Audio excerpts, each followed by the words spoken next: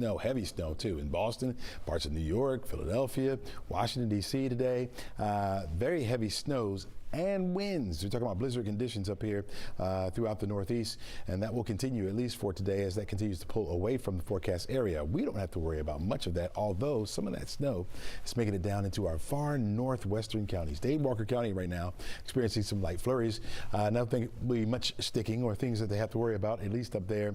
Here in the metro area, we got the clouds, but those clouds are starting to dry up, and so we'll get the sunshine in here as we head through the rest of the afternoon. There's a better look at some of that snow. Very, very light. Again, flurries at best up toward Chattanooga, down toward Kensington, over toward Dalton, if anything at all, right? We do have the cold air in place, which is why we have a cold air advisory. You can see all the counties highlighted in blue, except for our bordering counties with South Carolina. Our easternmost counties not under that advisory, but it's still on the cold side.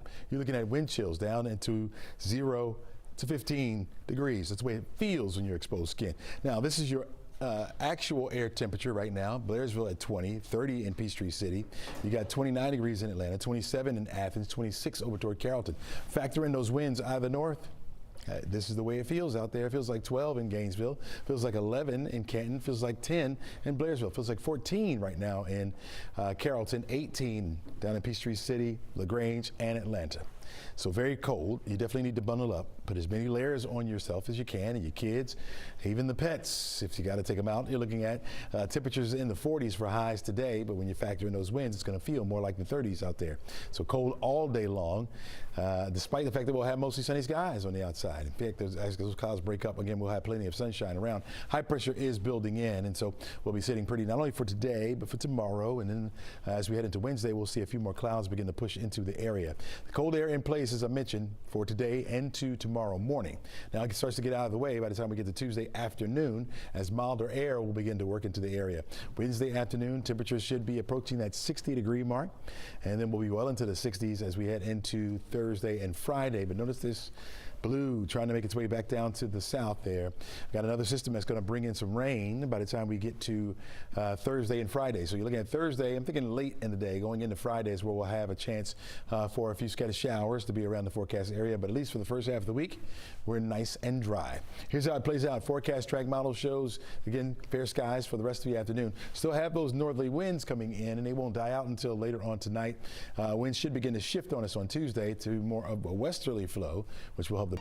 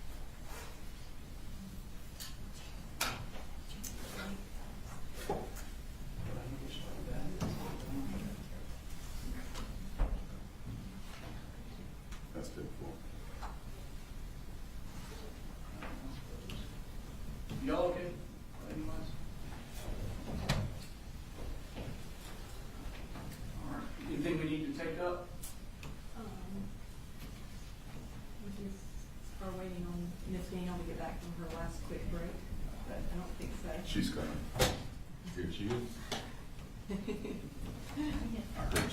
you.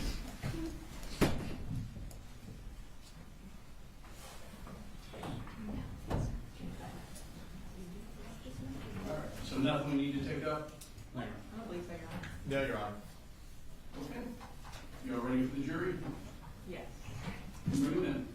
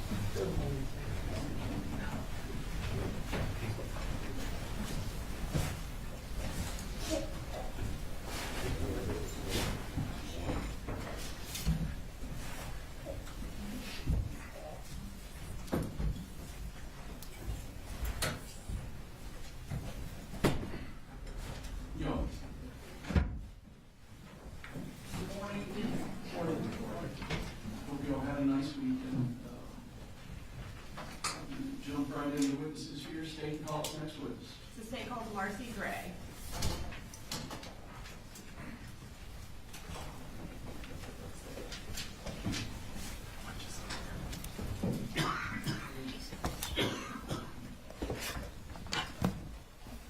Please raise your right hand. Do you swear to tell the truth, the whole truth, and nothing but the truth to help you God? I do. Okay. Can you introduce yourself to the jury? My name is Marcy Gray. I'm mother to Colt, Jenny and Colby Gray, and I'm married to Colin Gray. Okay. And that's okay. Is that good? Yeah. Can you spell your first name for the court reporter? Sure. Marcee. Okay. So you mentioned. Yes, we approach matter. Yes.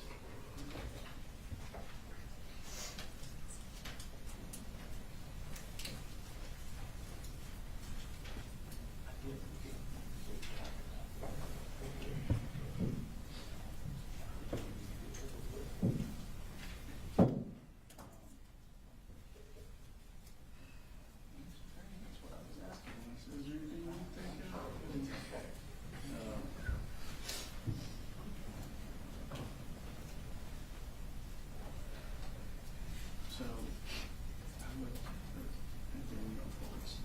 Cheater versus State, 300 Georgia Appeals 396, says this court has previously held that a trial court has no obligation to inform the defendant's spouse of the existence of the marital privilege. What a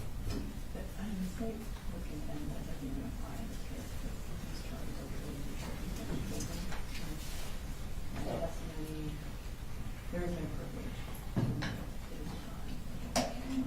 Thank you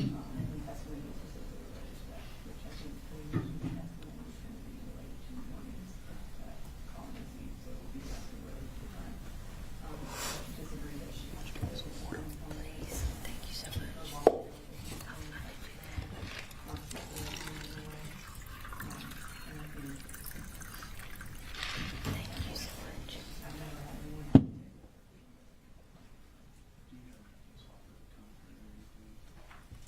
we just know that it's going to be an issue. We kind of looked at it.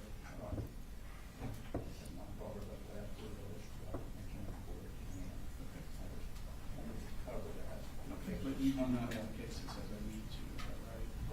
Okay. I'm going to proceed based on the Virginia versus State, just saying that having no obligation to inform the existence of the marital privilege. Thank you. Thank you.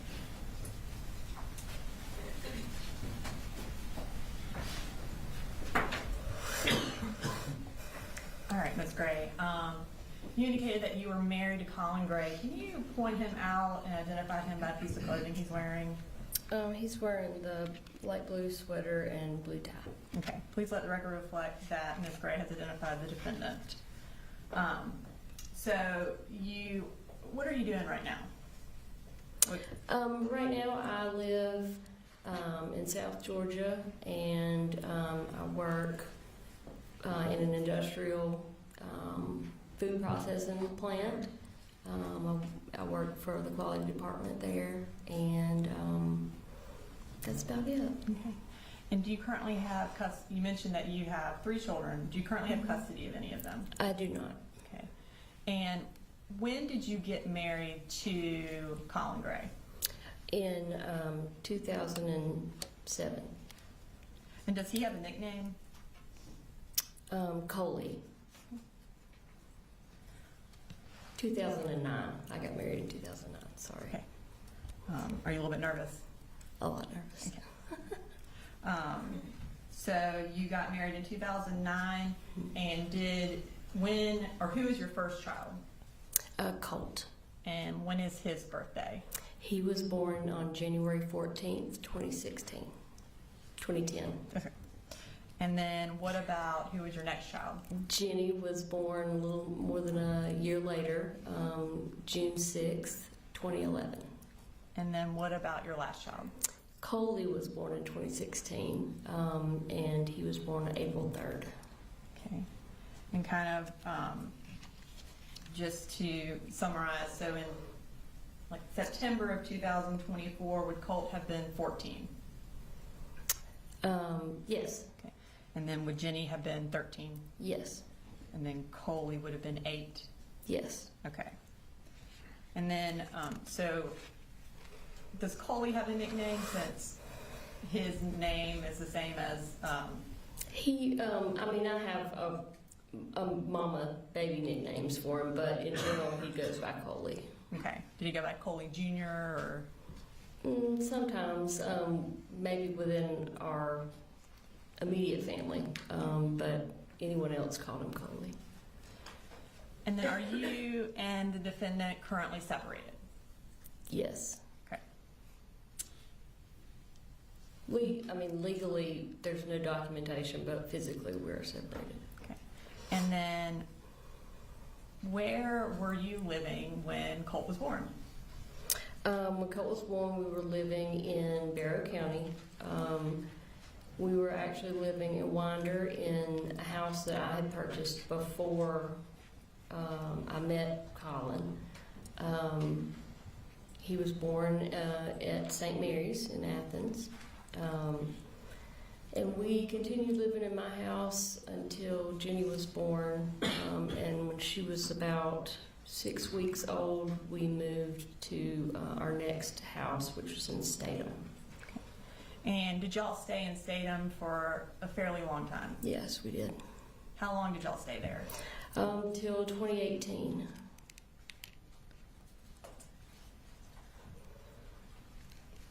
So I want you to kind of just summarize for us where y'all moved after then, up Sure. until y'all moved to Jackson County.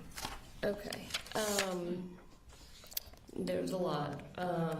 So we sold our farm in Statham in 2018.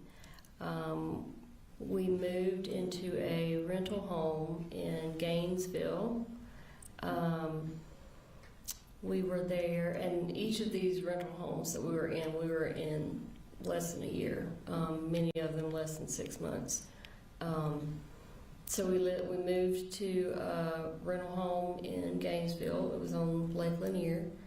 A couple of months later, we moved from that rental home into a second rental home. It was in Cumming, Georgia. We were there for, like I said, less than a year. At that point, in 2020, right at the beginning of 2020 is when we moved to Ben Hill County.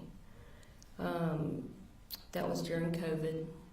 We were there for right at a year, at which point we moved back up to Jackson County.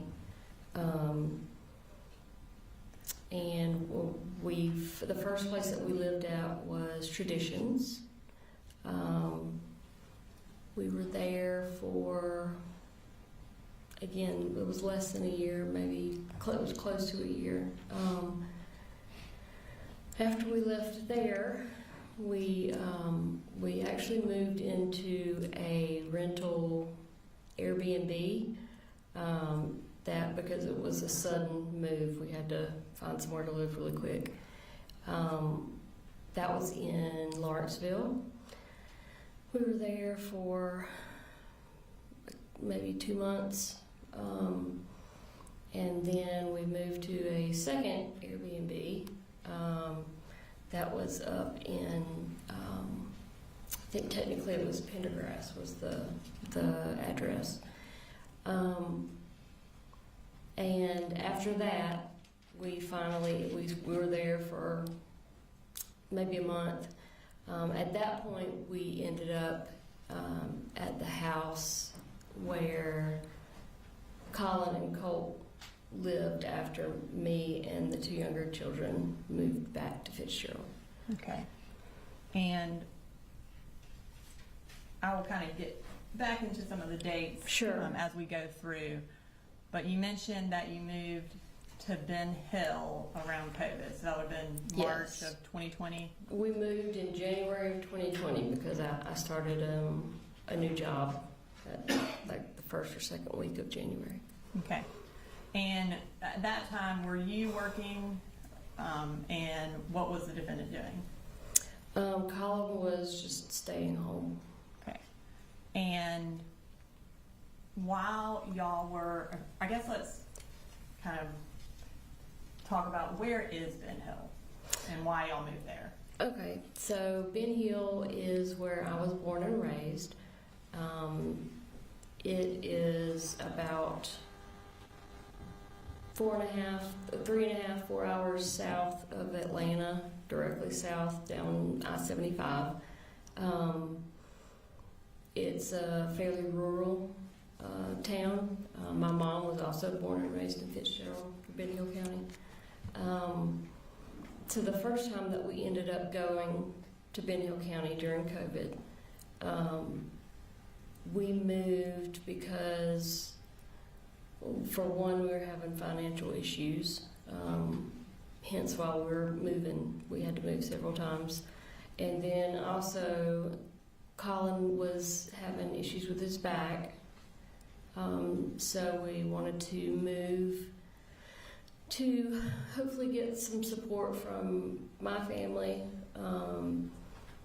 And we moved into my late grandmother's home. When my mom's mom passed away, she left her home to all of us grandkids to use as we saw fit. So we were going to move because we wouldn't have a mortgage and we could try to save some money and get back on the right path. And that would also allow Colin to get his back healed, so he wouldn't have to work. So y'all moved to Ben Hill right before COVID. I want to fast forward to Colt's 6th grade year, which would have been the fall of 2021. Okay. At that time, were they still doing digital learning for a period of time? Yes. Was Colt attending classes from home in September of 2021? Yes. Okay. Yes, all 3 of them were. Around September 10th of 2021, did the school contact you about something Colt had done while doing digital learning? Yes, they did. And how did they contact you? The school counselor, she called me on the phone and said that basically she wanted to give me a heads up that they were sending some resource officers to the house. She told me basically what it was in regards to, and that they wanted to talk to me or Colt's dad, and they wanted to speak with Colt as well. Okay. And when the school resource officers arrived at your house, what did you learn about what Colt had done? Well, they basically reiterated what the guidance counselor had already told me on the phone, which was that Colt had basically found a way around the school's firewall and security software so that he could get on the internet and basically look up whatever he wanted to look up. And then they told me that he had researched, he had typed into the search bar how to kill my dad. Okay. And at that time, did you tell the defendant about that search? No, Did you later tell him? I did. Okay. And do you remember around when you told him? Not really, but it was several months later.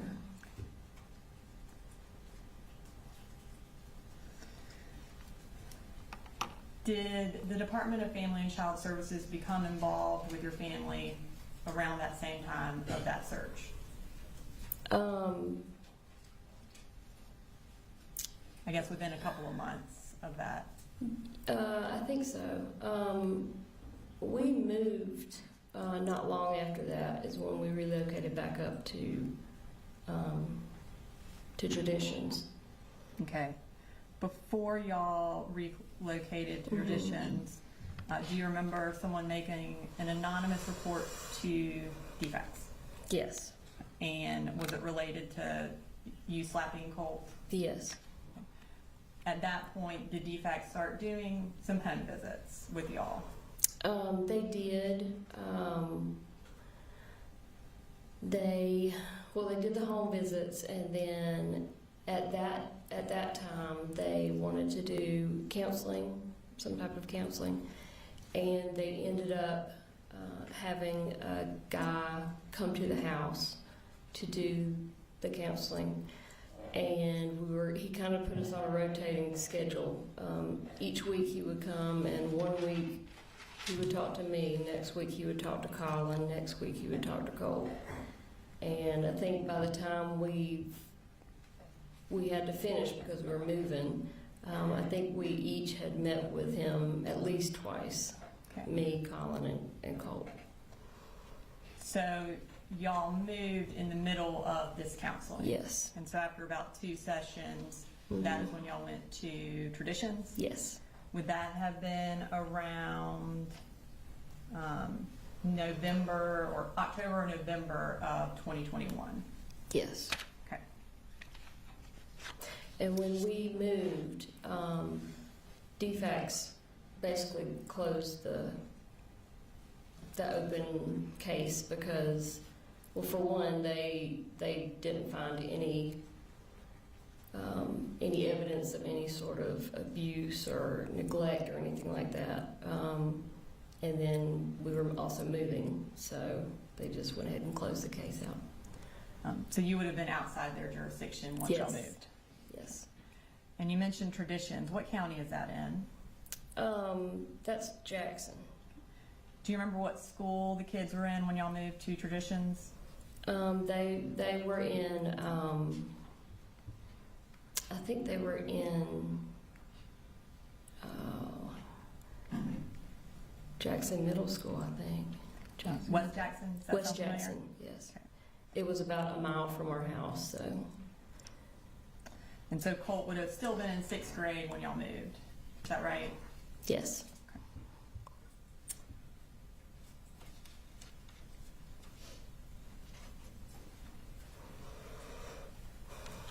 Now, you mentioned earlier that you had to make a quick move from Traditions. And that would that have been around August of 2022? That sounds about right, yeah. And why was it a quick move? We got evicted. And is that when y'all went to a few Airbnbs like you mentioned? Yes, ma'am. Okay. So then eventually you moved to Jefferson. sometime kind of in that fall of 2022? Yes, ma'am. Where did the kids start going to school then? Oh gosh.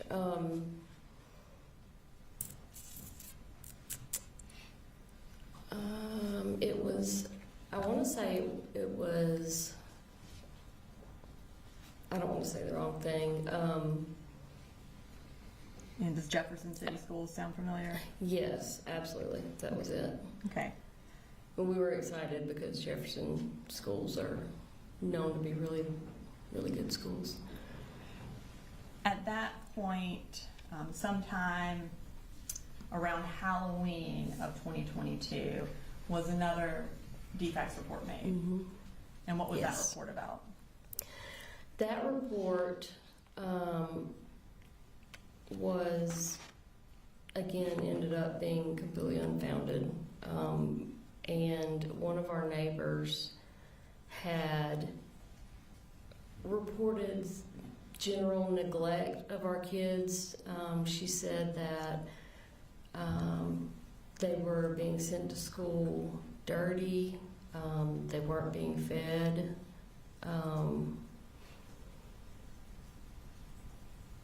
I think she made claims that I was sitting in my car drinking alcohol, something alcohol related. And I think there were a couple of other things that she claimed as well. When that defects report was made, did you move? Did I move? Yeah, eventually, or within a couple weeks of that, did you move? Well, me and Jenny and Coley left and moved in November of 2022. And where did the defendant and Colt stay? They stayed there at the same house. Why did Colt stay with the defendant?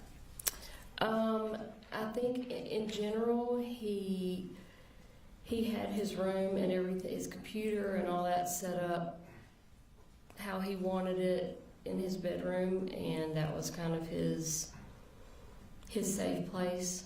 And I think a big part of it was he didn't want the change. He wanted to keep everything in his room the way it was. He didn't really give a concrete reason as to, hey, I don't want to go to Fitzgerald, I want to stay here. It just kind of went that way. When you and Coley and Jenny moved down to Ben Hill, did Colt have a phone? Yes. Okay. Were you able to have contact with him while you were living in Fitzgerald or Ben Hill? For the most part, no. I was not able to have much contact with him at all. And did you have much contact with the defendant at that time? It varied, but in general, not really. Other than texts. And there were a couple times where I tried to facilitate him visiting his younger son. His daughter at the time didn't want to have anything to do with it. Objection. This is getting into hearsay, and it's not relevant. We'll move on. All right, just saying. So, at any point did he, or how often did he visit you in Fitzgerald, or did you visit Colt and the defendant in Jefferson in that time frame where they were living alone? I think Colin visited us in Fitzgerald twice, and I drove Coley up to visit them maybe 3 or 4 times. It was right towards the end.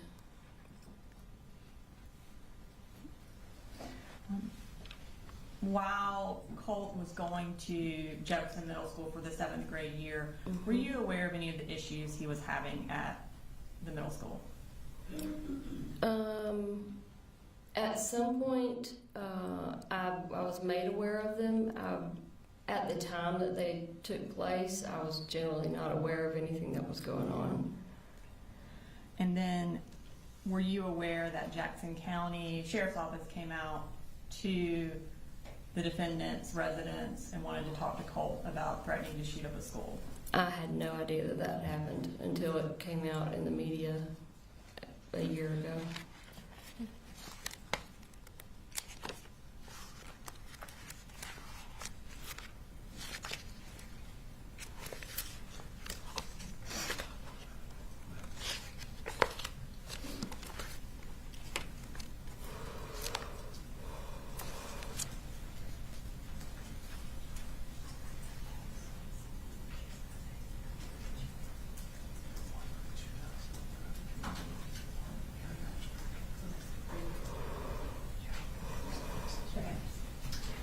So at this time, you said you weren't aware until after everything happened. At this time, I'm going to display a text message from State's Exhibit 150.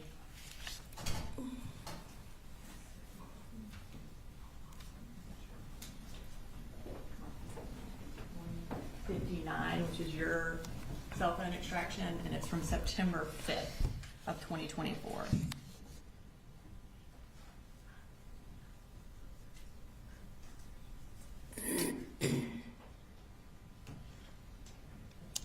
Can we do the first one? What was the exhibit number? It's 159. Marcy's cell phone extraction. So on September 5th, you said, "What the heck is this? I keep reading that the FBI investigated Colt last May about making online threats about a school shooting. It says they talked to you too." Is that the text message you sent to the defendant? Yes. Okay, and then he responded, "I told you about that, and so did he. Someone in a chat room said it, not Colt. I had no idea what the chat room even was. More importantly, why do you have an open warrant?" Was that his response? Yes, that was his response. Okay, and had either of them told you about it? No. Okay.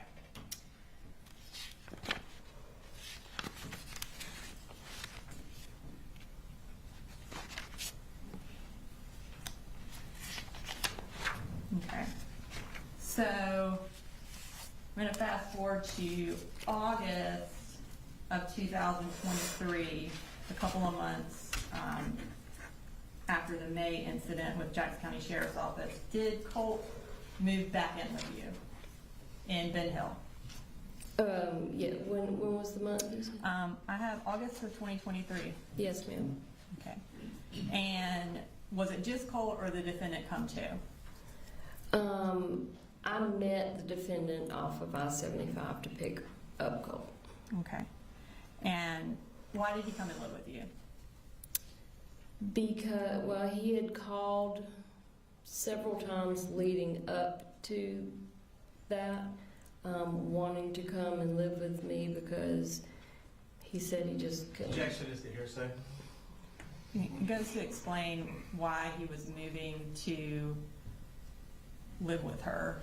It goes to explain conduct and not for the truth of the matter, sir, not to explain. I don't know exactly what she's going to say, but essentially she's going to explain why Colt wanted to move and also why the defendant allowed it to happen. Of course, if it's the defendant's statement, then it would be admissible. All right. I'm gonna have to hear what it is. Ladies and gentlemen, I'll just step out.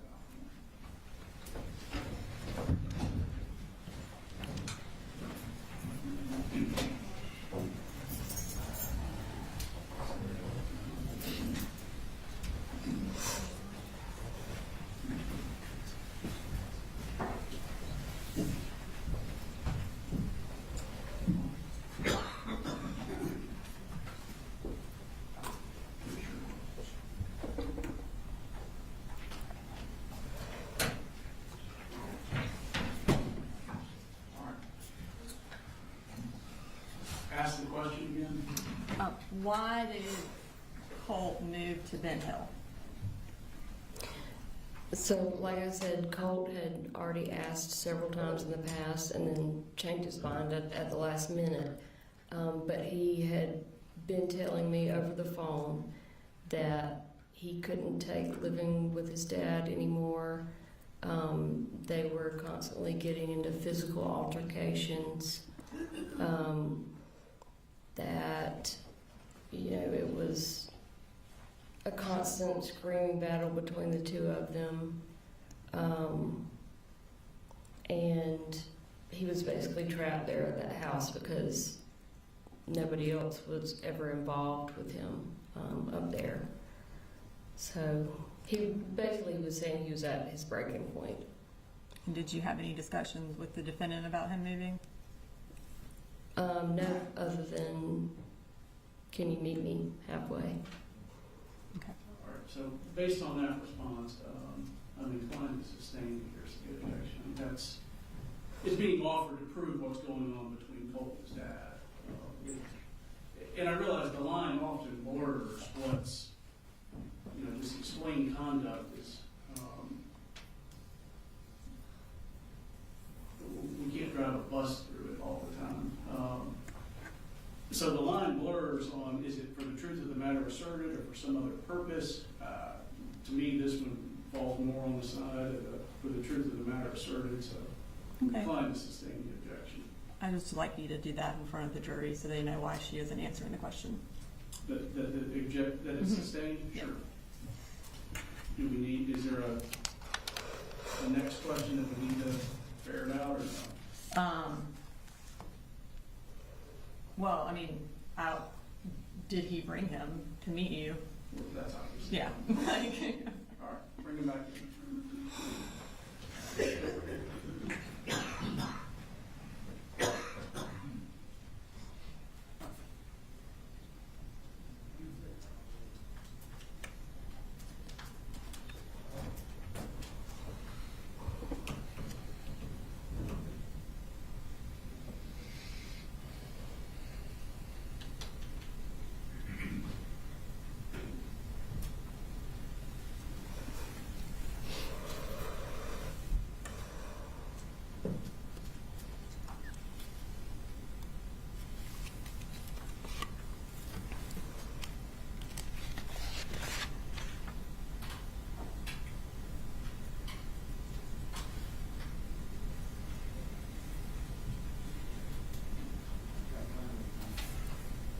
One in the restroom.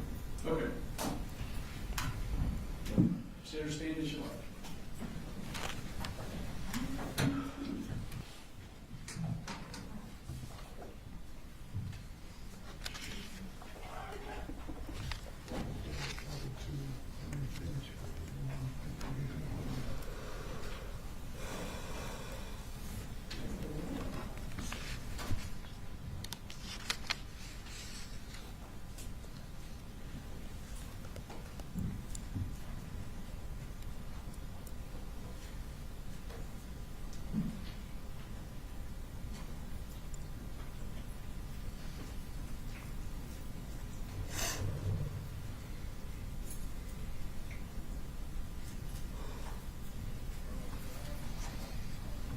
We're ready, sir.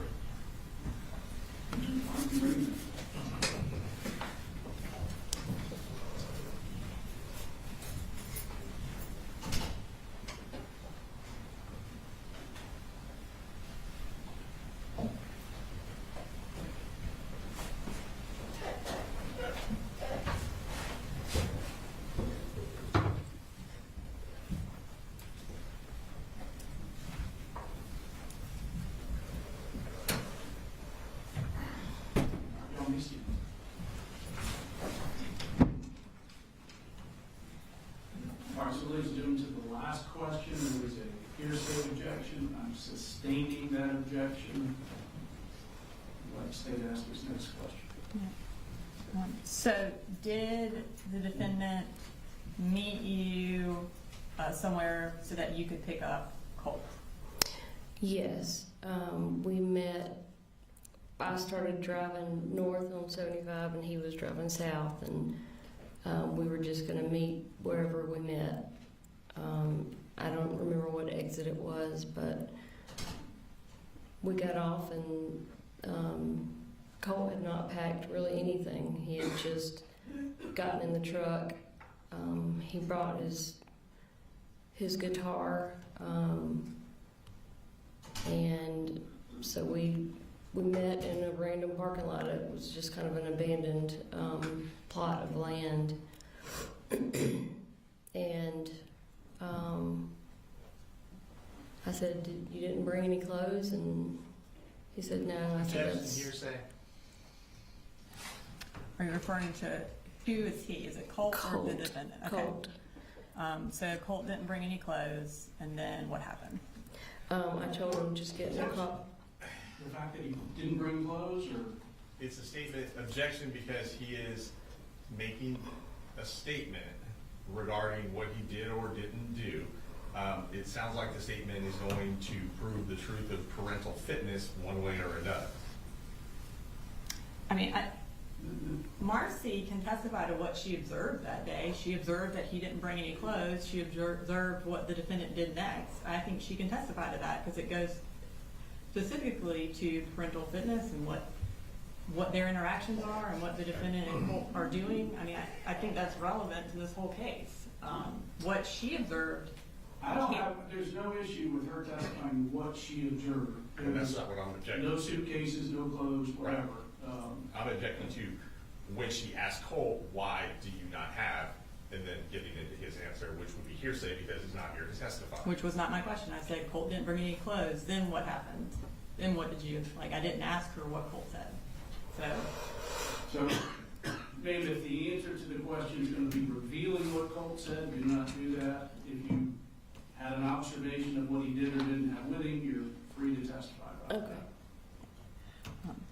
So just, you observed he didn't have anything with him. Yes. Except for his guitar. Yes. Then what happened? So I told him to get in the car. I would buy some new clothes for him, underwear, whatever.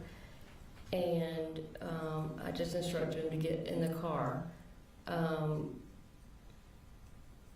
needed to get his guitar, and Colin threw it across the parking lot. He was very aggressive towards Colt. And again, I told Colt, just get in the car, please. Please, just get in the car, let's go. So I went and got his guitar, put it in the car, and we left. When y'all got to Ben Hill, was Colt supposed to be in the 8th grade? Yes. Okay. And did you enroll him in school that August? So he was only with me for about a month. When I picked him up, I told he wanted to try online school. And so I started the process of enrolling him in online school. His sister then she wanted to do online school too. She was already enrolled and attending school in Ben Hill County with her little brother. But I started enrolling her as well. Again, Colt was only with me for about a month, so he never got the opportunity to start the online school. What was Colt's behavior like in Ben Hill? Cole's behavior was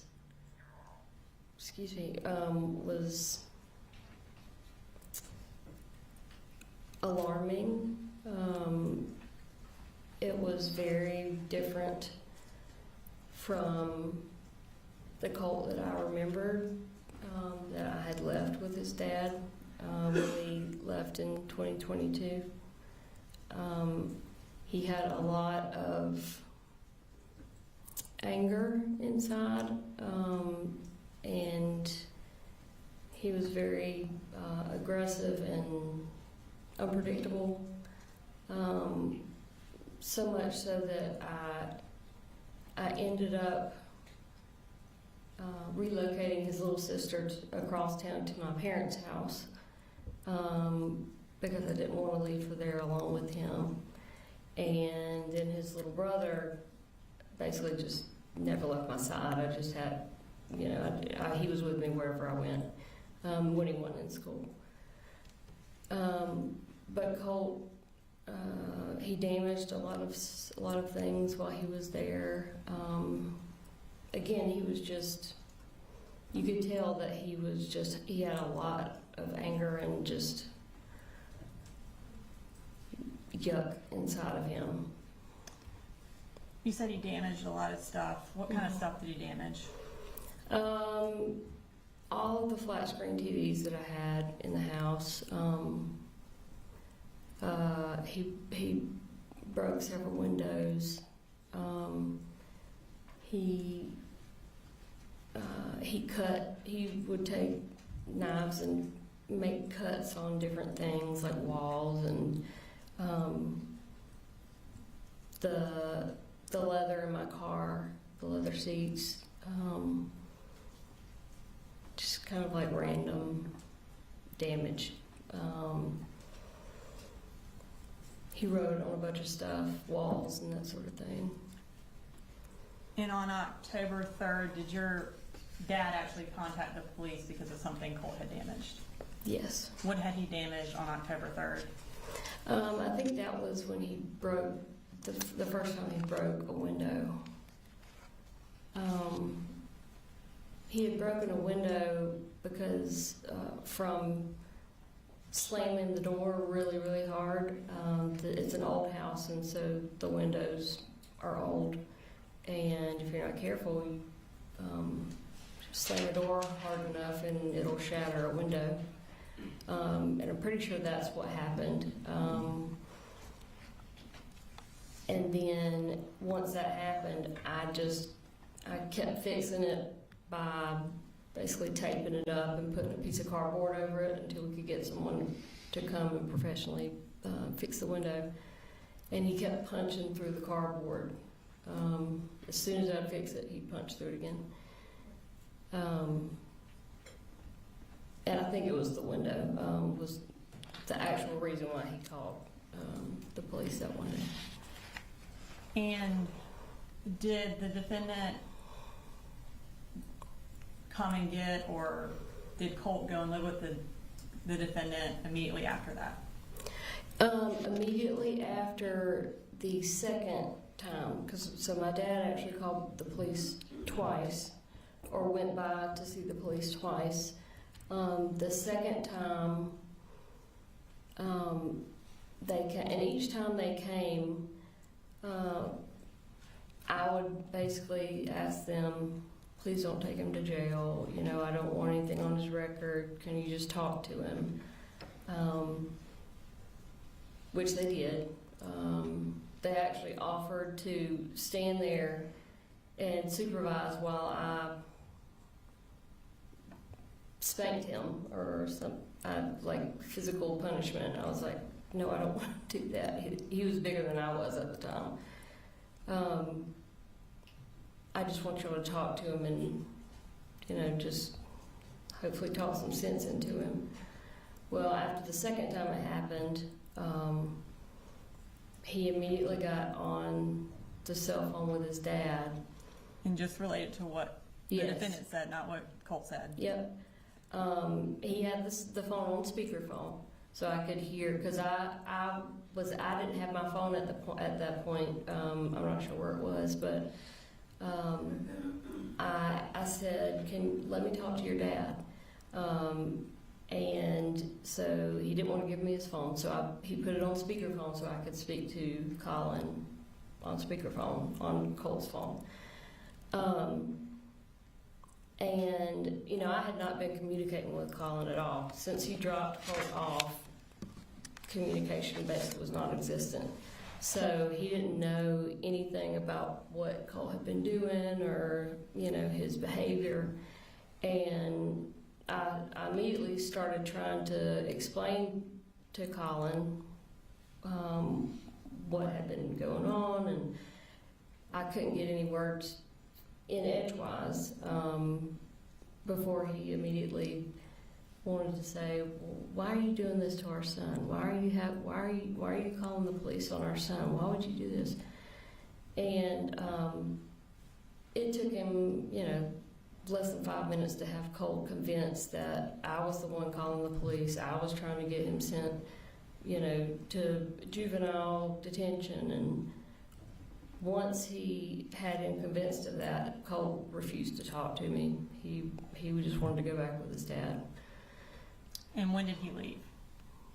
I To go think back he with left that. like the next day after that second time the police were called.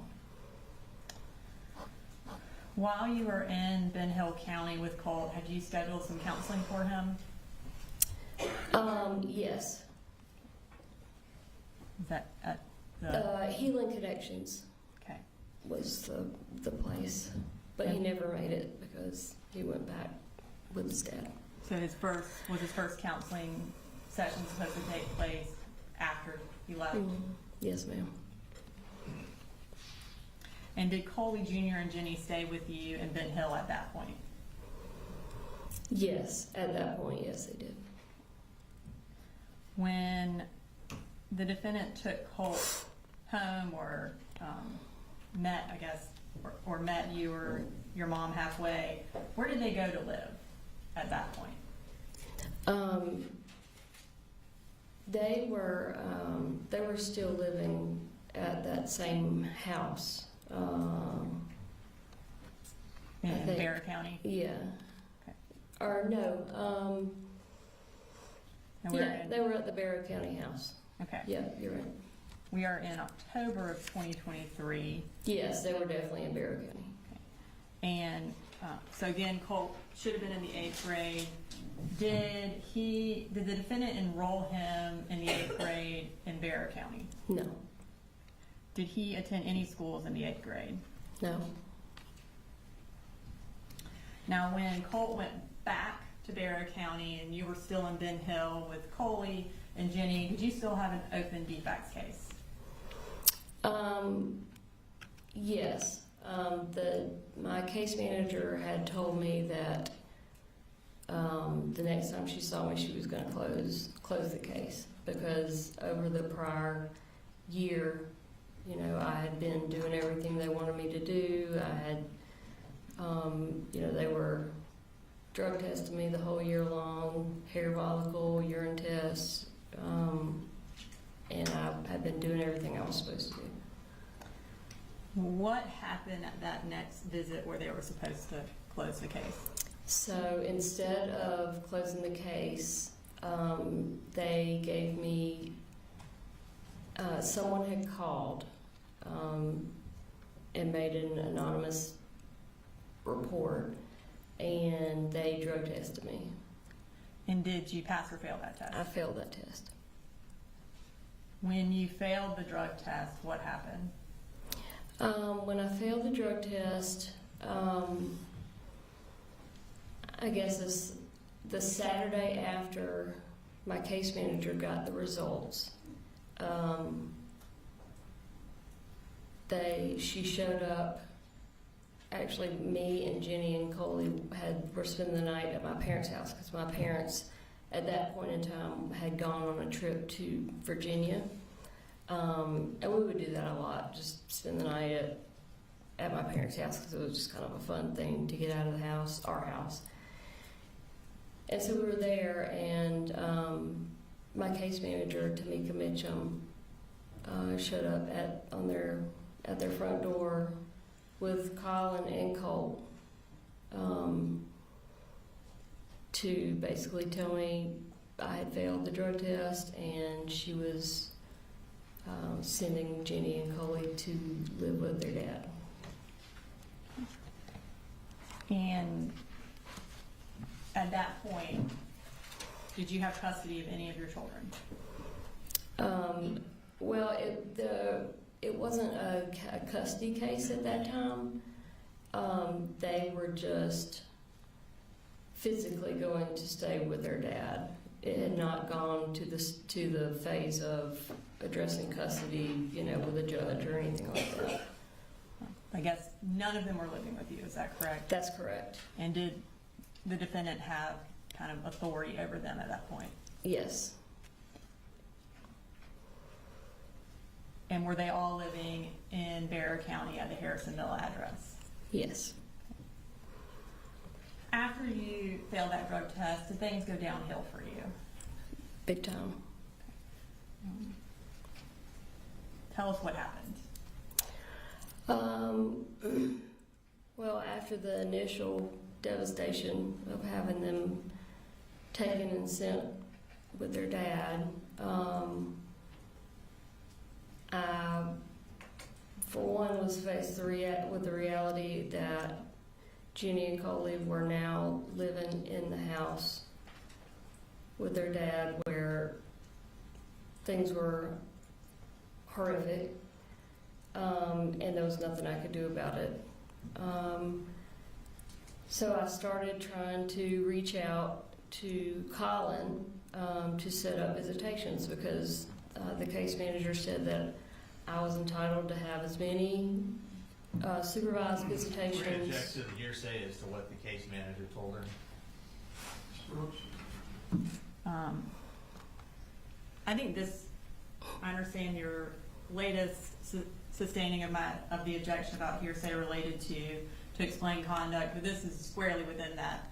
She is trying to set up visitation because she was told she was allowed to have visitation. So I do believe that fits within that exception. I believe our harm is also very low, where the caseworker already testified to that fact.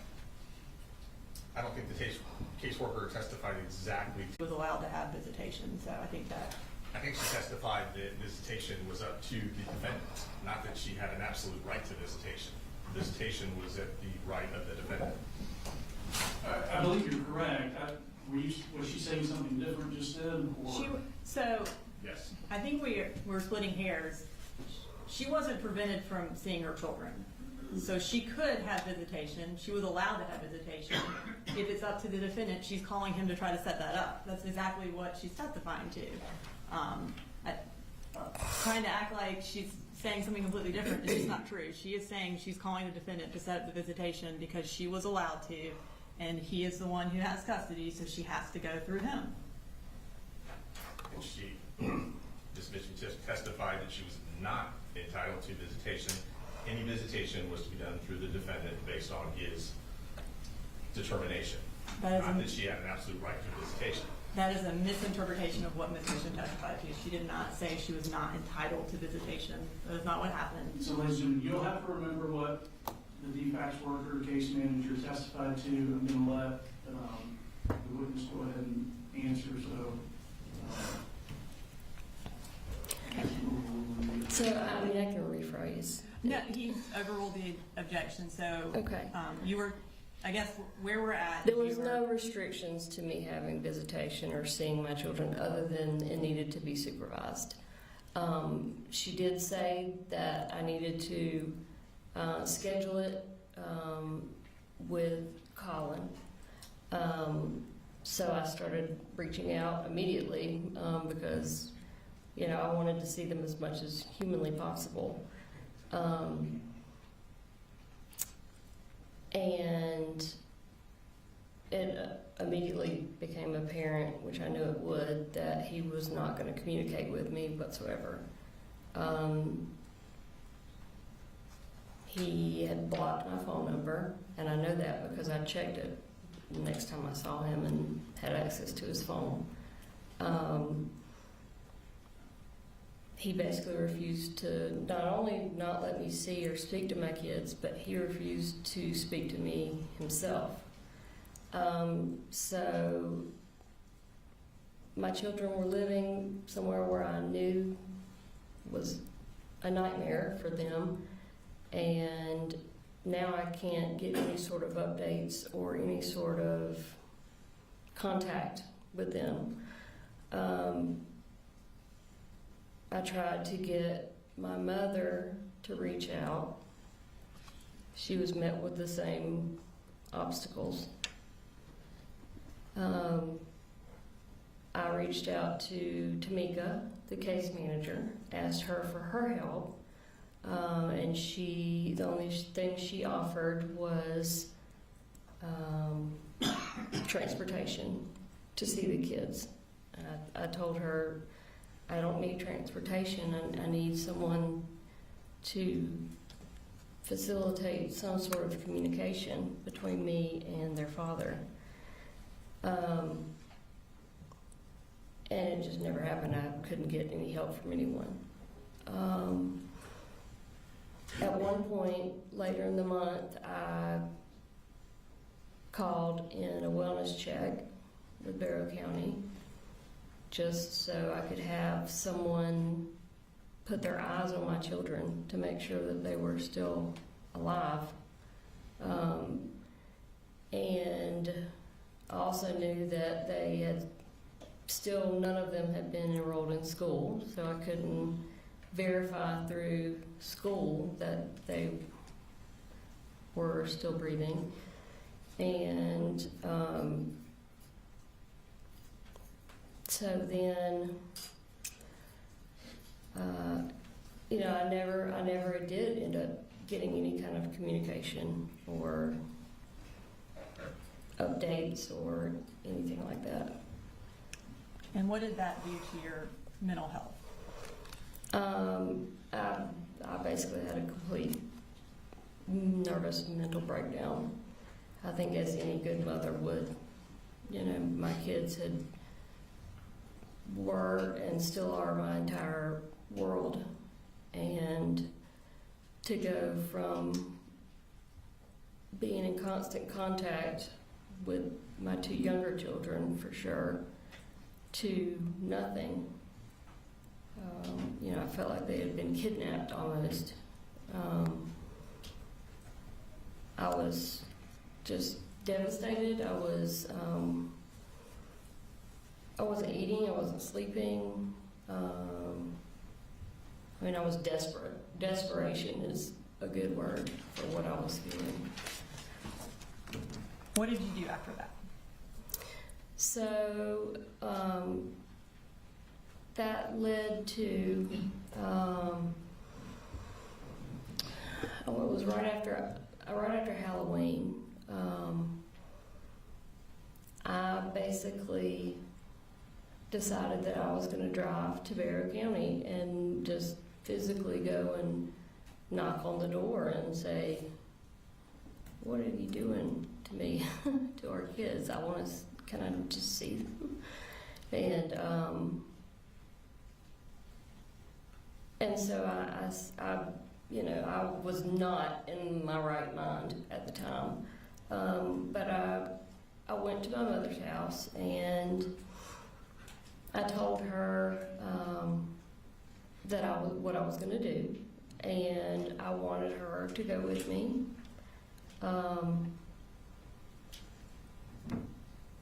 Just to be another person, to be there to observe what takes place, and to be there, to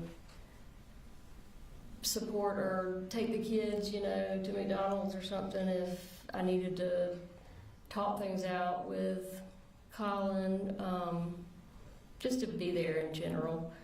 And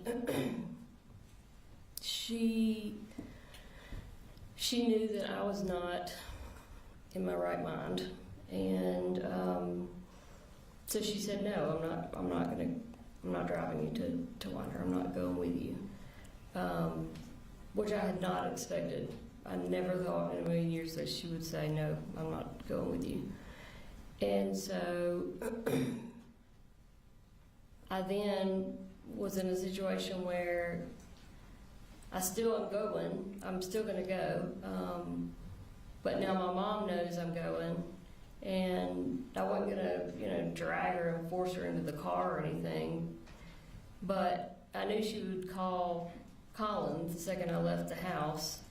And, then I'd never see the kids. It would be a wasted trip. So,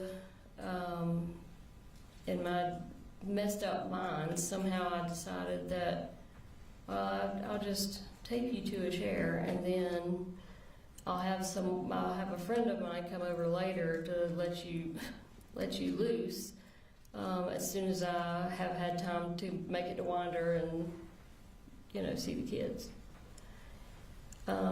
This is obviously completely irrational and inexcusable behavior.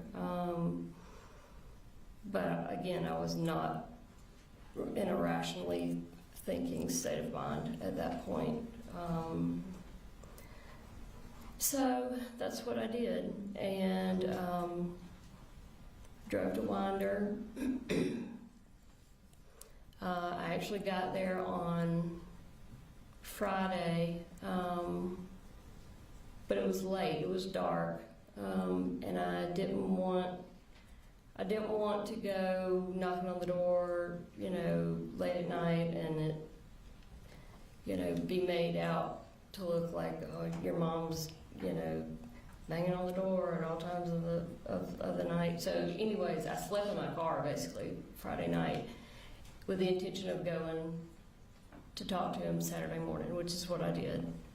I tried knocking on the door first, and nobody was coming. It was kind of early, especially for a Saturday. But I had been there before, so I knew which bedroom was his. So I walked around to his bedroom window, and it was open. He sleeps with his bedroom window open a lot. And are you referring to Colin? Yes. Okay. Sorry. It's okay. And so, but I didn't want to scare him, so I just kind of tapped on the window. And it was dark, looking from outside into the bedroom, but I could kind of see, the outline, and I could see that he sat up in bed. And I kind of knocked again because he didn't say anything. And he said, who is that? And I said, Coley, you know who this is? I'm your wife. I would like to see or talk to our kids, please. And then I saw little Coley jump up, excited, because I was at the house, and he immediately tried to take off running because he wanted to come out and see me, and his dad told him, no, stay right where you're at. And so I said, you've blocked me from your life for the last month, and that's not fair. I would never do that to you. I'd like to see the kids. And he said, you can't, this is not right. You can't do it this way. You have to call and set up a time, and I'm calling the police. Get off my property. I'm calling the police if you don't leave right now. And I immediately started crying, and I said, please don't do this. I've been trying to contact you for a month. You know that, and you know what you're doing, and it's not fair, it's not right to me or our kids. And but he didn't care. So he said, get off my property or I'm calling the police. And I knew he would, so I turned around and left. And I drove just down the street to the Dollar General and just sat there, just booing, not knowing what to do next, because I didn't want to make any kind of scene or anything with the kids there. Not that I would make a scene anyway, but I didn't want to give him the opportunity to make it look like I was acting crazy or anything. So a couple hours later, I had actually brought some of Jenny's electronics, some stuff that she used with her iPad and like an Apple Pencil and stuff that I wanted to leave with her because I knew she would want them. And so I decided to drive back to the house to just drop that off, which I did. I drove back, and I didn't even bother knocking on the door. But I took all of her stuff and set it on the roof or the hood of Colin's truck. His work truck was there in the driveway. And turned around to leave, and I ended up keying the side of his truck, which is the first time I've ever done anything like that. But I just had so much just resentment and anger and I wasn't going to do anything in front of our kids, and that was just, I was physically walking past the truck, and I had my keys in my car, in my hand, and it just like happened. I was just like, and so I scratched a couple words in the side of his truck, and then got in my car, and I didn't try to go back after that. And were you eventually arrested in Barrow County? I was the next day.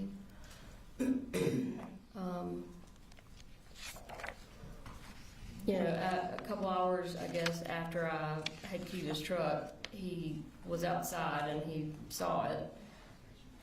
And so he called and made a police report.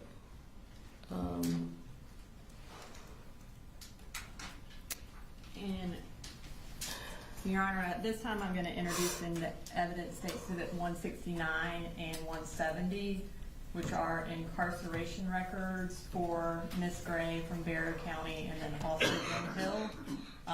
They just established the period of time that she was incarcerated. When we're displaying it, we've redacted her personal information so that it is not viewable from the screen. You said those were 169 is records from Barrow and 170 is from Ben Hill? Yes, Your Honor. Mr. Hobbs, any objection? Yes, sir. 169 and 170 are committed. Thank you, Your Honor. And these are self-authenticating, so I'm just going to go ahead and display them for the jury. So we're going to start with Barrow County. The records show, Ms. Gray, that you were incarcerated from November 6th to December 22nd in Barrow County. Does that Yes, sound ma'am. accurate? Okay. Before you left Barrow County, did you plead guilty? Did I what? Did you enter a guilty plea before you left the Barrow County Detention Yes, I Center? took a plea. And Your Honor, at this time I'm going to introduce in the evidence State Exhibit 208, which is Ms. Gray's plea of guilty to use of a license plate to conceal identity. No objection. All right, 208 is committed. And so ultimately, you pled guilty to the misdemeanor use of a license plate to conceal identity, and you received a 12-month sentence. Is that correct? Or for? No, I used my first offenders for, there were several other charges besides the license plate. I guess what the sentence actually has is just the use of a license plate to conceal identity. And then it has it as a 12-month sentence. And then during that 12 months, it shows that you were barred from Barrow County. Is that accurate? That was one of the stipulations, but it actually, they made a modification to that. And that was after September 4th? Yes. Okay. So once you pled guilty in Barrow County, did you then get transferred to Ben Hill County's detention center? I did. And was that related to the charges against your mother? Yes. And are those actually still open? They are still open. Sorry, at this time I'm going to go ahead and display your incarceration records from Ben Hill. Okay. It shows as you being there from December 22nd to April 12th of 2024. Does that sound accurate? Yes, ma'am. Okay. So you were released on April 12th. Is that why were you bonded out? Is that why you got released? Yes, ma'am. Okay. So what were you supposed to do upon release from Ben Hill on April 12th of 2024? With regards to like what my parents wanted me to do. Yes. Where were you going to go? Okay, so I had found a rehab facility, and I was going to go there. And what rehab facility was that? I forgot the name of it. It's Promise of Hope. Promise of Hope, yes. And did you ultimately go to Promise of Hope? I did. Yeah, I stayed home over the weekend just to visit with my parents, and then I went, I think, on that Monday. Okay. And so, Your Honor, at this time I'm going to introduce an evidence, State's Exhibit 171, which is Ms. Gray's attendance records at Promise of Hope. No objection. All right, 171 is admitted. And Your Honor, these are self-authenticating, so I'm going to go ahead and publish them to the jury. So it indicates that you were at Promise of Hope from April 16th of 2024 until July 6th of 2024. Does that sound accurate? Yes, ma'am. Okay. So, in that time frame, while you were incarcerated and then also in rehab, what kind of contact did you have with the defendant? Most of that time period, most of the time period when I was incarcerated prior to rehab, I had no contact with him or the kids until maybe the last month, at which point he started doing FaceTime. They're not actually iPhone FaceTimes, but video calls. Was able to do those. Yeah. And then, did you ever get emails or anything from the defendant or your kids? I did. Mm-hmm. I'm going to pull up what's previously been introduced in evidence as State's Exhibit 111.13. Is that a poster that your family made for you? It is. Okay. Now I'm gonna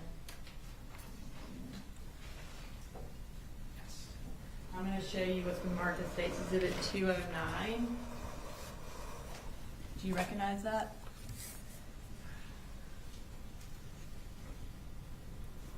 Yep. And what do you recognize that as? This was an email from Colin met to Mandy, who was basically the owner of Promise of Hope. But it was basically a letter that he had written to me, but he sent it through the email, Mandy's email. And did he attach pictures of that poster to it? Yes. And was that email sent to you on May 13th of 2024? Yes, ma'am. And was that either Mother's Day or around Mother's Day? Yes, ma'am. Your Honor, this time I'd like to introduce an evidence, State's Exhibit 209, and publish to the jury. House. No objection. All right, 209 is admitted. All right, so the subject was Marcy's Mother's Day. It was sent on May 13th, 2024 at 12:15 from Gray Coley 444 at gmail.com. And it says, Mandy, thank you so much for this. Pretty girl, we all love you and we are very proud of you. We can't wait until the day we can just hug you. Quick update, Coley Jr. made the honor roll for 2nd grade. Big Coley finally got my job with Kevin Price. Just be patient with Jenny Ream. She gets it honest. See you soon. I see you. And then let's display the attachments. Okay. And the next one. Okay. So while you are in treatment, they sent you something for Mother's Day. Did you eventually leave rehab? I did. And according to the records, that was on July 6th. Mm-hmm. How did you leave? Colin came and picked me up. And when he came and picked you up, where did you go? We went back to their house in Barrow County. Now, at that point, did you move in to the Bexar County house? I wouldn't call it moving in, but I did stay there for approximately 5 weeks. Okay. And was it ever your intent to remain there permanently? No, my intent was to find either a rehab or a sober living house close to them, like in Athens or something like that, and pursue that sort of living arrangement, or possibly my own apartment or something. And at this point, you're still banned from Bexar County, is that right? Yes, ma'am. When you moved to Bexar County, did you have a driver's license? No.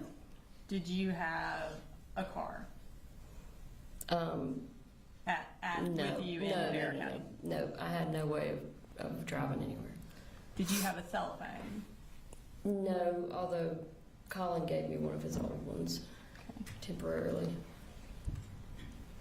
And was that a phone that Coley had been using? Yes, yes, ma'am. And does Coley sometimes go by Boo Boo? That's my nickname. I call him. Okay.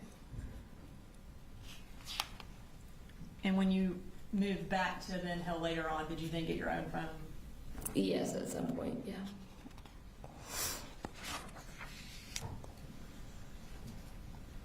So while you were living there, what were you doing during the day? Obviously, you didn't have a car and couldn't drive, so. So I basically just went back into the role that I'd always had, which was, first I just went room by room and started cleaning, organizing, because the house was a disaster. So that was several weeks worth of work. I also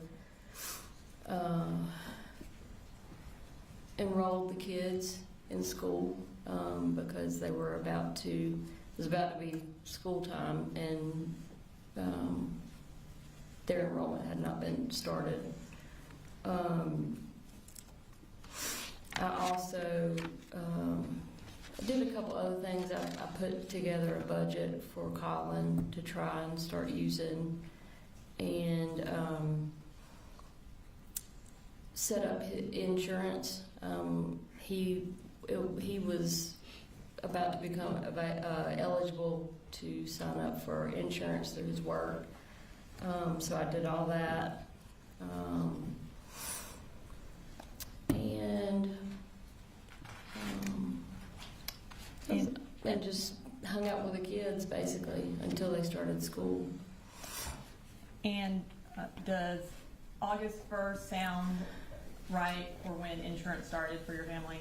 Yeah, it would have been the beginning of the month. Yeah. And you mentioned you enrolled the kids in school. Did you enroll them under Colin's name? Yes, since they were living with him? Yeah, I would have used my name because I was doing it. I think I was using his email and that sort of thing. Okay. And so now at this point, I want to move to talking about Colt while he was in Bexar County. Did Colt have any friends that you were aware of in Bexar County? Like at what time? In this time frame of July to August of 2024? No. When was the last time he had any friends that you were aware of? The last time he had friends that I was aware of was when we lived in Statham before we sold our farm and started moving around. So that would have been early elementary school? Yes. Yeah. He had a really good friend back then. And when we were in Fitzgerald, in the little bit of time that he spent physically at school, he had a couple of, I guess you could call them friends, not friends to the point where they did anything like after school or anything, but he did really good in school, up through elementary school. Never had any kind of issues, no behavioral issues once he got into elementary school and middle school. I mean, he was fairly normal. Until middle school? Until, yeah.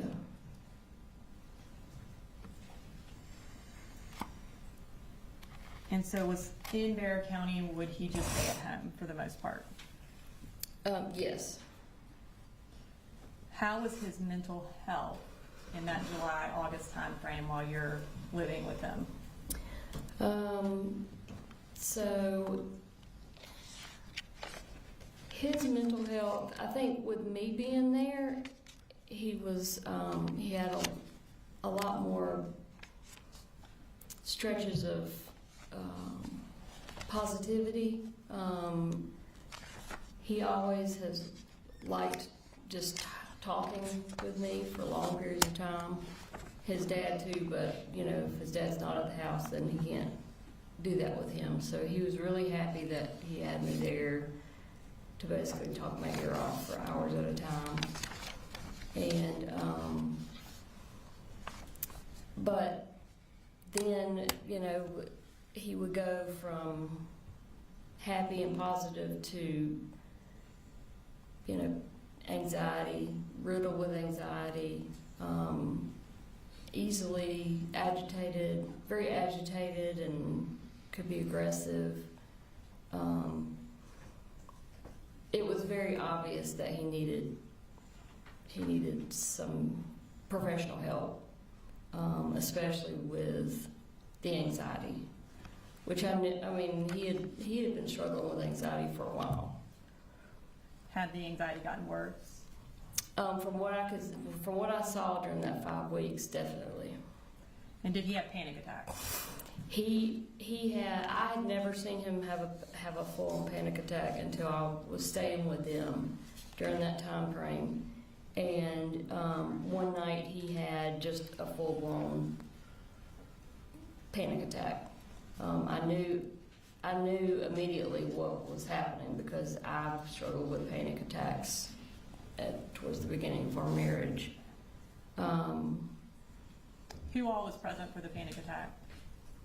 Me, Colin, and Coley. And what was Colt doing during this panic attack? He had walked into the kitchen. His dad and little brother were standing in the kitchen. I was on the couch in the living room. And he walked in to the kitchen and said something and then started like crying, kind of like I don't know what you would call it, but he was crying out. And it scared the crap out of me because I didn't know what was going on. So I jumped up off the couch and ran into the kitchen. And he was standing up, but he was just kind of hunched over and crying out. And I just knew what was going on immediately because I knew he had been struggling with anxiety anyway. And so I went over to him and put my arms around him and said, come on. And so I walked him down the hall to the back bedroom where Colin and Coley were sleeping, and got him to lay down on the bottom bunk. They slept in bunk beds. Got him to lay down, and I said, I want you to just breathe with me. And so I lay down kind of beside him, but I was kind of holding him in the bed. and just started counting and breathing with him, and he would breathe with me for a couple seconds, and then he'd start crying again, and then he'd breathe with me for a couple seconds, and then he'd cry again, and we lay there doing that for probably 10 minutes before he finally was able to relax and get it under control. At which point he almost immediately fell asleep. And so I just covered him up and went out of the bedroom, shut the door, and told Colin, don't go in the bedroom, leave him alone. He needs to sleep for as long as possible, because he had not been sleeping very well either. During that time frame when he's having the panic attack, did he ask for y'all to call 911? That's what he said when he first walked in. Because I'd heard him say something, but I wasn't sure what, because I was in a different room, and then he immediately started with the crying thing. But yes, apparently that's what the first thing he asked for. And then do you remember the date that it happened? No, I don't. Okay, I'm gonna show you some text messages to see if it refreshes your recollection about the date. You can kind of look at those and tell me if based on those, if you remember the date that it happened.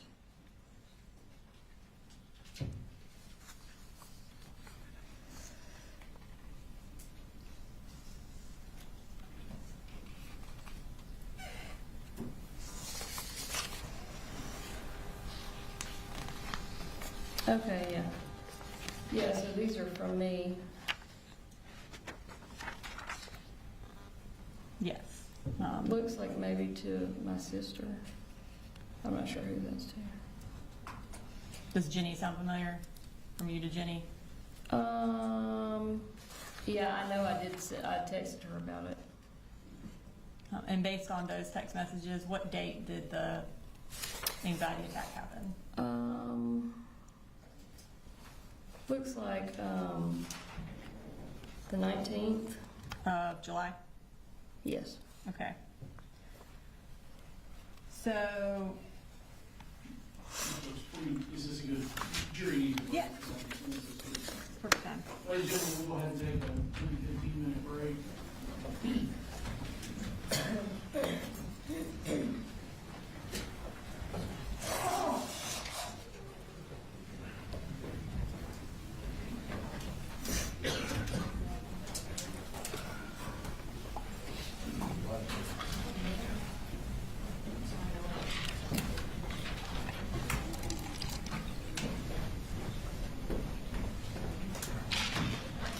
Marcy, do you need a bathroom break? Yeah, you can go down. All right, we'll be in recess.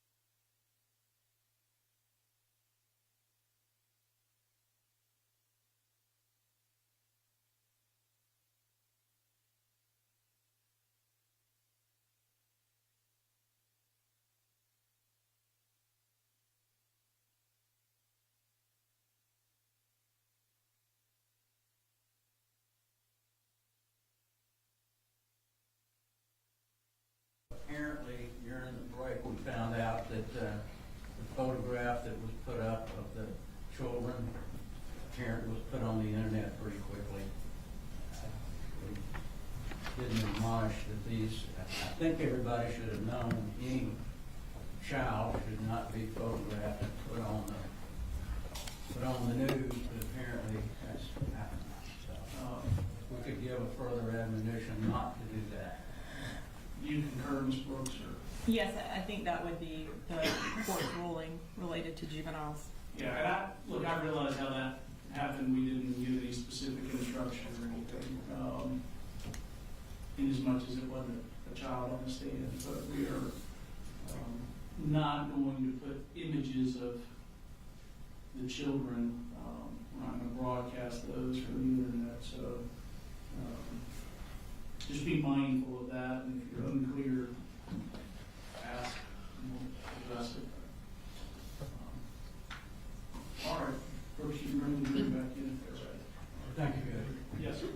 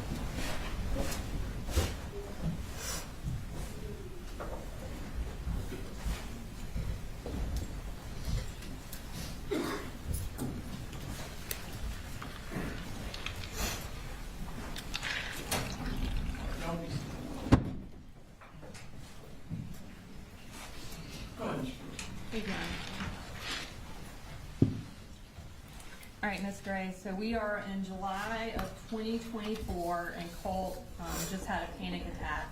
At this time, where did Colt feel comfortable sleeping?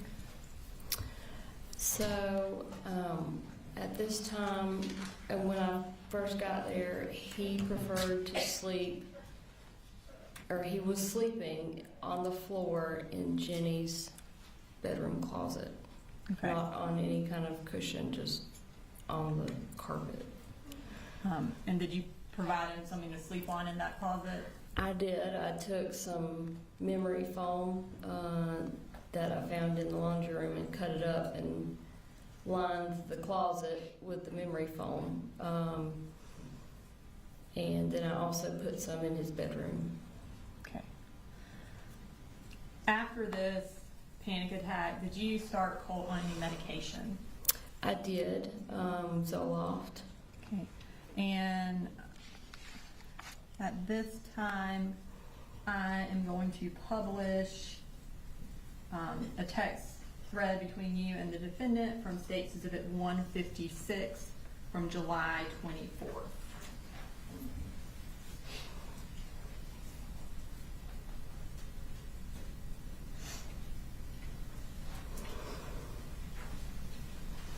No issues. No, Judge. All right. Thank you. All right, so you, at 5:34 p.m. on July 24th, that second one, you said, I started Colt on Zoloft today, don't say anything about it unless he brings it up, and and the defendant's response was K. So does July 24th sound accurate around the time you started him on that? Yes, ma'am. Did he have a prescription for Zoloft? No, ma'am, he didn't. How did that come about? The decision to start him on it? Yes. I had been taking Zoloft for over a decade, and for basically the same issues that he was having. And I had talked to him about trying it. I had talked with Colin and with my mom about the decision to try him on it. And we decided to go ahead and try him on it because we had not gotten insurance yet. And that was kind of one of the big holdups. So I was on a relatively high dose. And so I knew from just talking with my psychiatrist and just researching it myself what the initial starting dose for, well, really anybody, but specifically a child, would be. And so I just started him on that super low dose. And how would he get it? Would you give it to him, or did he have access to it? While I was there, I would give it to him. And do you know where the Zoloft was kept? While I was there? While you were there, yes. In my purse.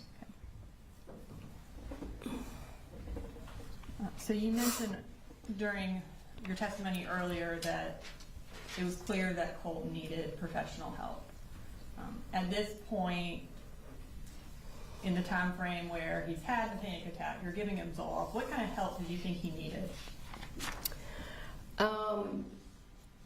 I felt like, especially after the panic attack happened, I felt like he needed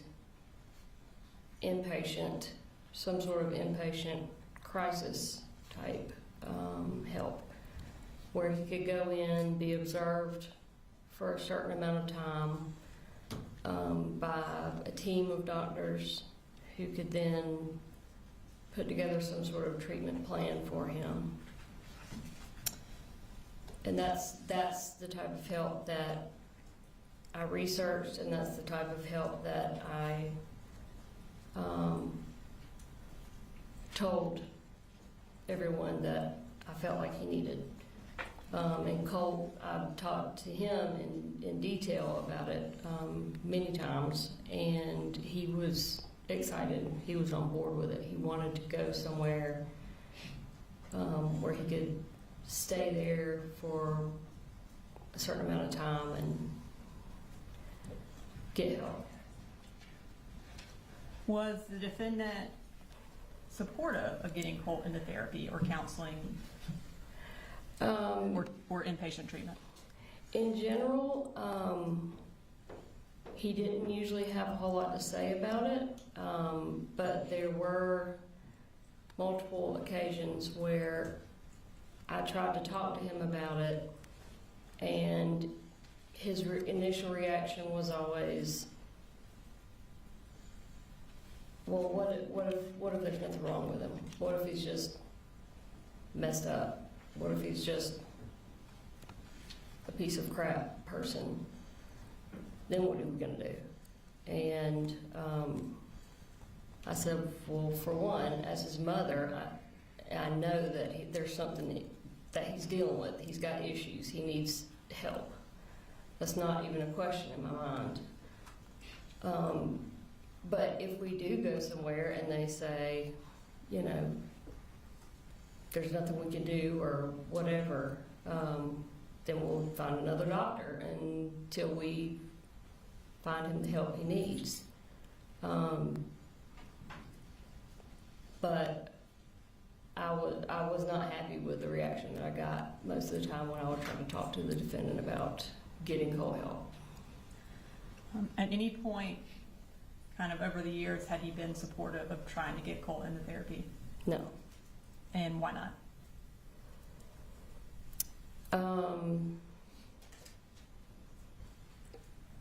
Different reasons. I mean, nothing that really I felt was a valid reason. I think in general, the defendant just didn't want to deal with it. He just wanted to not pay attention to it and hope it would go away. And also, I personally think that he was afraid that Colt was going to go and talk about what the defendant was doing. speculation objection, what's your response? I think if she, based on her interactions with the defendant and her discussions with him and her observations of him, I think she can say why he didn't want to get Colt into therapy. I think speculation is when you don't have a basis for your testimony, but she lived with him for over a decade and she tried to get Colt into therapy and she was there when the defendant had discussions with her about that. So I do think that she has a basis for why the defendant did not want to get Colt into therapy or counseling or inpatient treatment. Ma'am, what's your answer to the question? My personal opinion is that he was afraid that Colt would go in and start talking about the emotional, mental abuse that he was suffering at the hands of the defendant.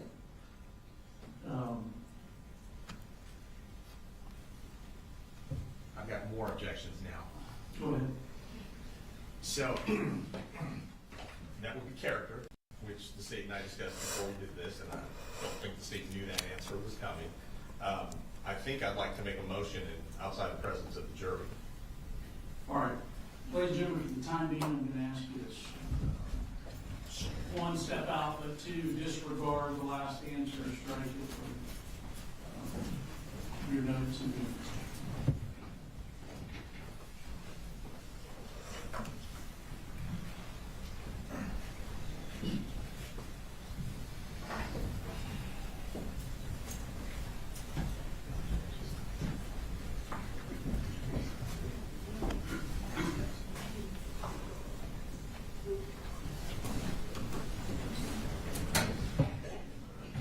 Go ahead. Yes, sir. Judge, at this point, we would move for a mistrial. The witness has put the defendant's character into issue. She stated that he was physically abusive and mentally abusive as part of her speculative answer as to why, in her opinion, that the defendant was against mental health treatment. She said that in the presence of the jury. As the court knows, they're not allowed to introduce character evidence, specifically bad character evidence, unless we open the door to it, which we have not. And under 24404A, evidence of a person's character or a trait of a character shall not be admissible for the purpose of proving action in conformity therewith. So based on all that, Judge, we would move for a mistrial. Mr. Burroughs. So bad character evidence would be related to something different from what he's charged with.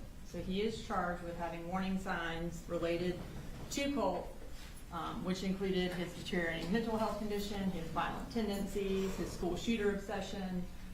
There's going to be testimony that the defendant and Colt were physically aggressive with one another.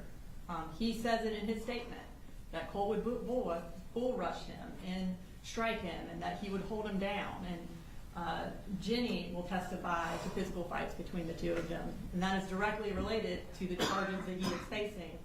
And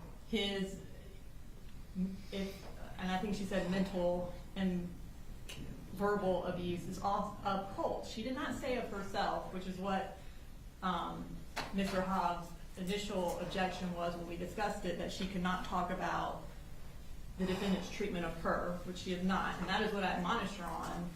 You cannot talk about the defendant's treatment of you, and she has not done that. She hasn't violated any sort of admonition from the state.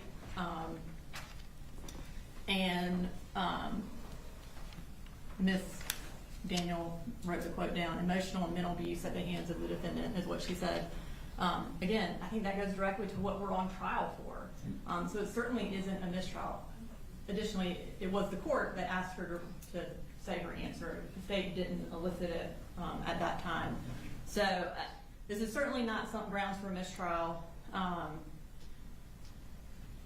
Again, I made my argument already about she has a basis for why he didn't want to get treatment. She's made statements about what he actually told her about not wanting to get treatment, which is that, what if our son is just messed up? Which is essentially kind of along the lines of, he doesn't want him to go in and tell people what's going on in their house. And that's what she's saying. He doesn't want him to get treatment for his son because he doesn't want Colt to tell people what's going on inside the house. And him not getting treatment for his son is directly related to why he is charged. Like, granting this trial on this would be completely out of line.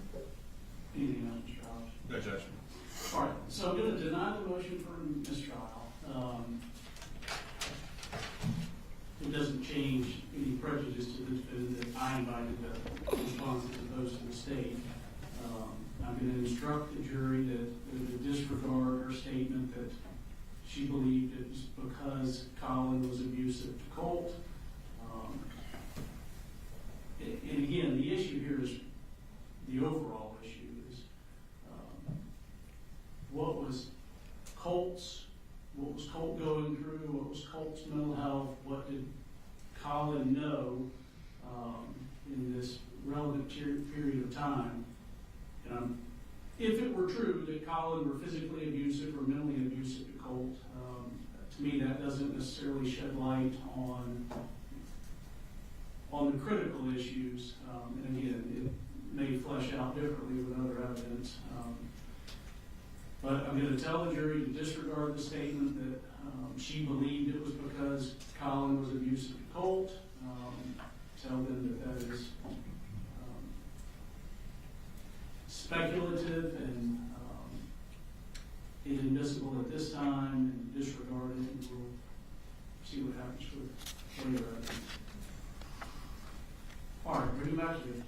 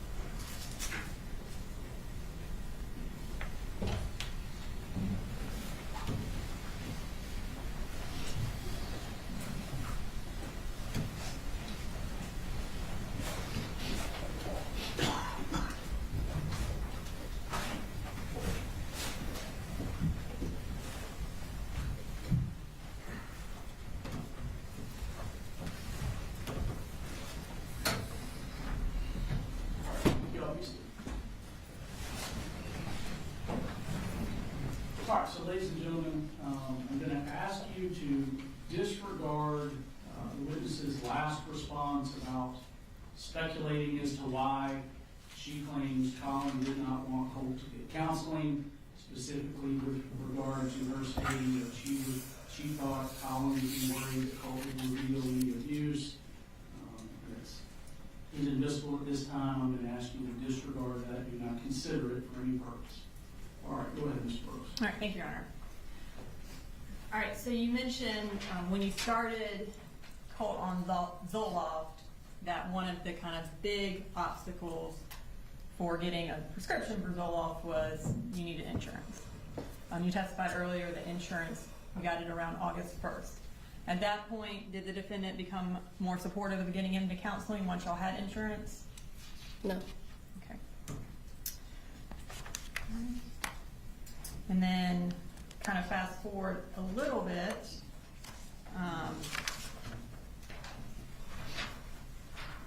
You testified earlier that you ended up getting, I guess, all the kids registered for school that year. Just Jenny and Coley. And then Colt eventually. I guess he started later. He did, yeah. Okay. We ran into issues. I ran into issues because of him not attending school the year prior. And I'm going to, at this point, introduce or display for the jury, which is from State's Exhibit 156, which is the defendant's cell phone extraction. It's text message thread between Ms. Gray and the defendant from August 12th. Any, no No objection? objection. No, sir. Okay. And you texted the defendant, we officially have a registered ninth grader. Would that be the date that you registered Colt for ninth grade? Yes, ma'am. Okay. All right. So now I want to talk a little bit more about Colt. In this time frame, or even before this time frame, did he ever express an interest in mass shootings or school shootings or the individuals who perpetrated those shootings? He had. Okay. Tell me about that.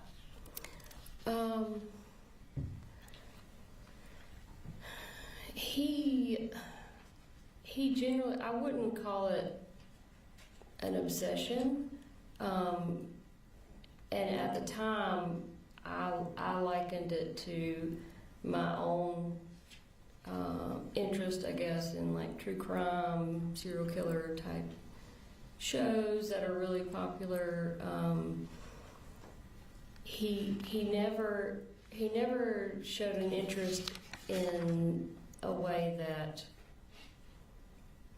led me to believe that he was idolizing anyone or wanting to follow in their footsteps or anything like that. It was just because typically what he would talk to me about would be like their home life or, you know, what their interests were. And this was all pretty much conversations that were had right there towards the end, like right before the shooting happened. We watched a lot of documentaries, him and I specifically. But there was no definite focus on just school shooter documentaries or anything like that.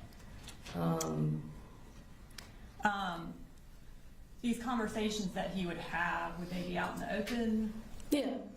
Would the defendant ever be around for them? I'm sure he was, yeah. And you said that they started becoming more prevalent closer in time to the shooting?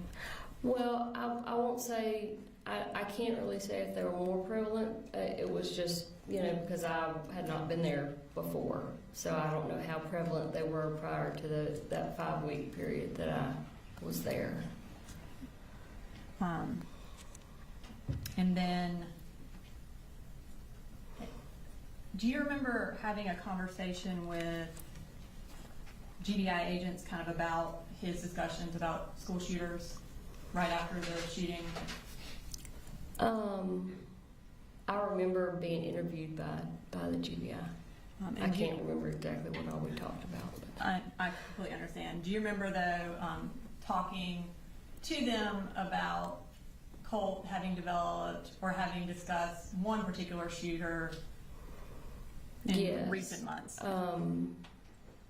Nicholas Cruz Okay. was the one that I remembered that name specifically. Did Colt ever make any references to wanting to look like a school shooter or to dress like one? I don't remember him specifically saying anything that he wanted to look like them. I know he talked about their looks, but from what I remember, it was typically almost kind of like making fun of them or, you know, their crazy hair or whatever. Kind of, do you remember in that same GBI interview talking about a specific discussion you had with him where he joked about completing his school shooter outfit? I do. He was talking about a vest. His dad buying him a vest.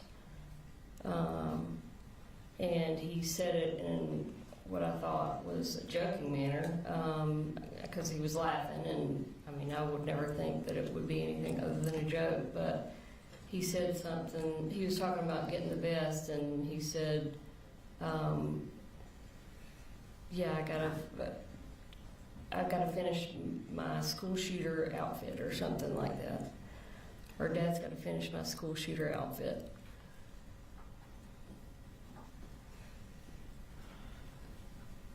And I said, like, that's not very funny, and of course he was like, oh, it's fine, I'm just kidding, I'm just messing around.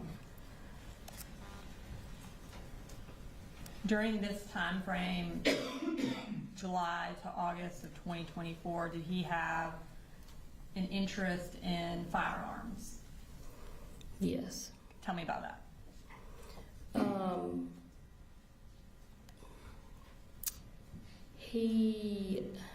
Well, I know it was a shared interest that him and his dad, you know, they would go to shooting ranges to practice, and they had gone deer hunting. And so, like I said, it was a shared thing that between them, I guess, kind of like a bonding thing. And I think that was the start of it, I guess. But then as he got more items, I guess you could call them, he got more interested in it. And yeah, I mean, to the point where when I was there for that 5-week period, he was just involved with his gun a lot. Like, he would clean it all the time, and he was always asking his dad to take him to the shooting range and that sort of thing. He definitely had an obvious interest in guns. When you say he was cleaning it all the time, where did he, or I guess did Colt have his own rifle? Yeah, the rifle that his dad bought him for Christmas, that Christmas. And where did he keep it, Colt? Where did Colt keep it? When I was there, it was generally in his bedroom. Do you remember where in his bedroom? I really didn't go in his bedroom, but I mean, he didn't have anywhere really to set it, so I guess it was like leaned up against the wall, or I mean, when he would clean it, he would sit at his desk, because I could walk down the hall and look in and see that he was cleaning it.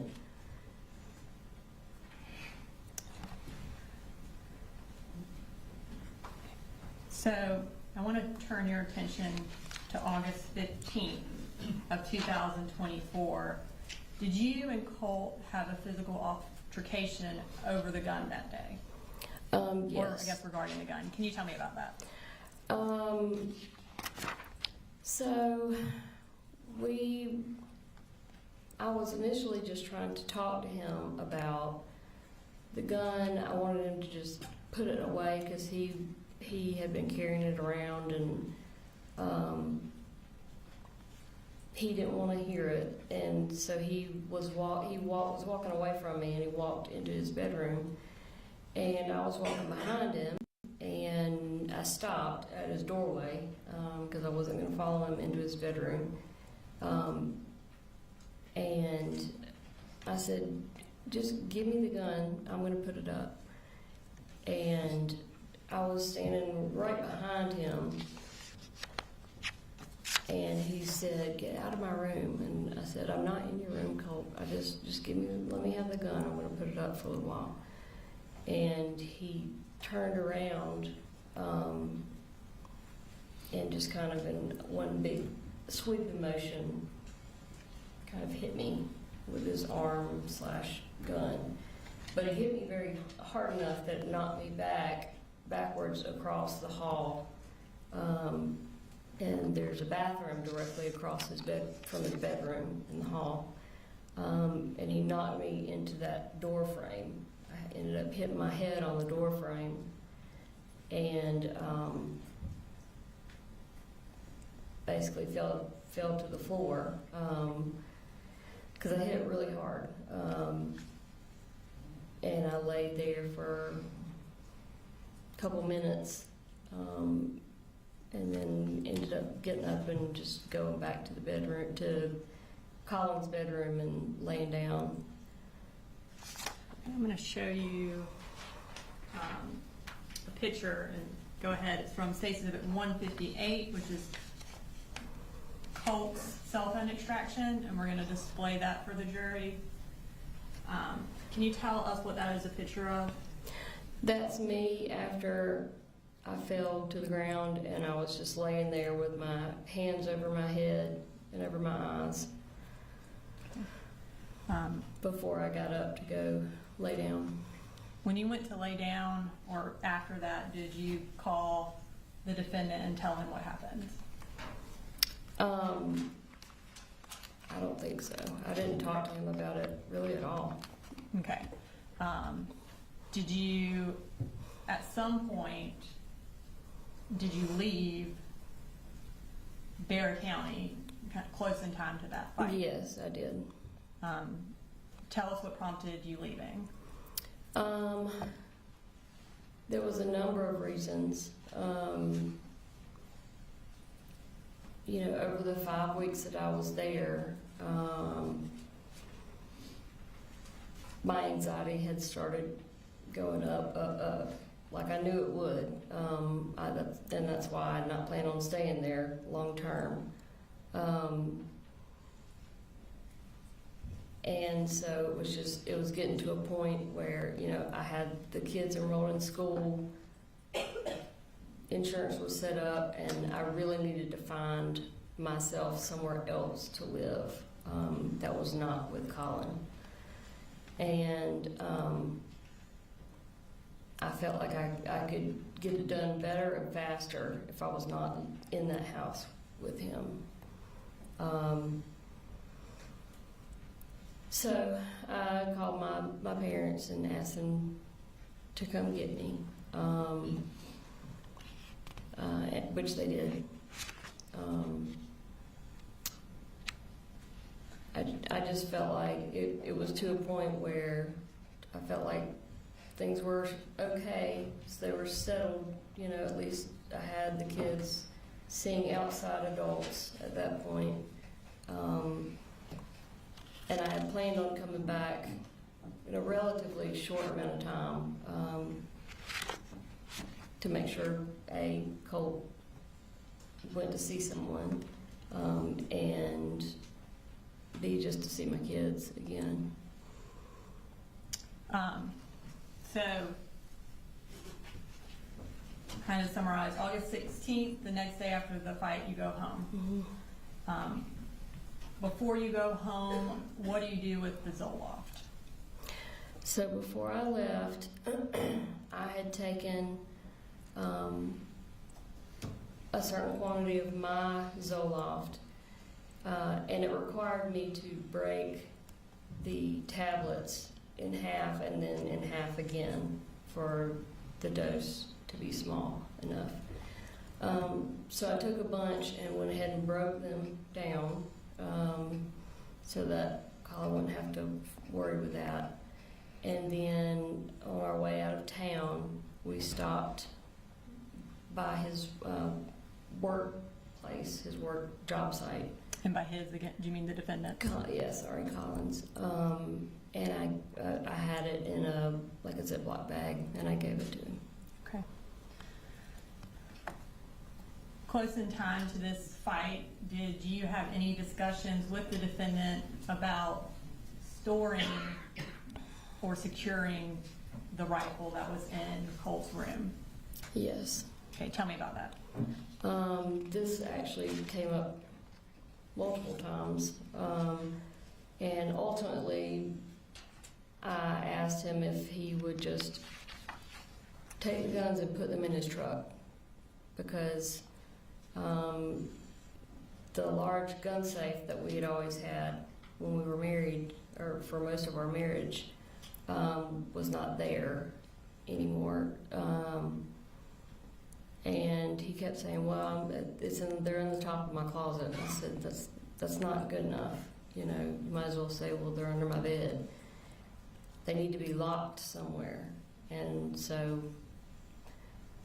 I thought the best answer, without him having to go out and spend money on a new gun safe, was to lock them in his truck.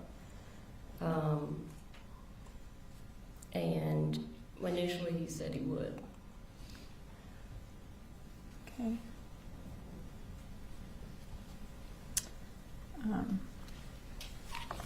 And circling back to Colt's anxiety issues, earlier you mentioned that you wanted to get him into an inpatient treatment place. At this time, I'm going to display some text messages between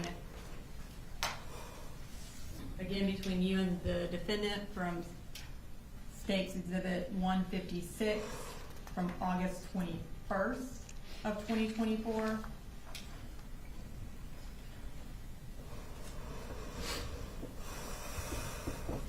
Motion, Judge. No objection, Judge. Okay, and we're going to bring up that second text message. Okay, so it says it's from My Pretty. Was that what Colin called you? He called me pretty girl. Okay.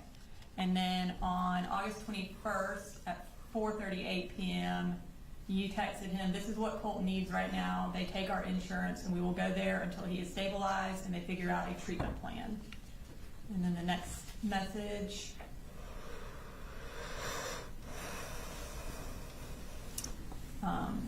This is where you sent the defendant the website for Advantage Behavioral Health Systems, Crisis Stabilization. And that was at that same time of 4:38.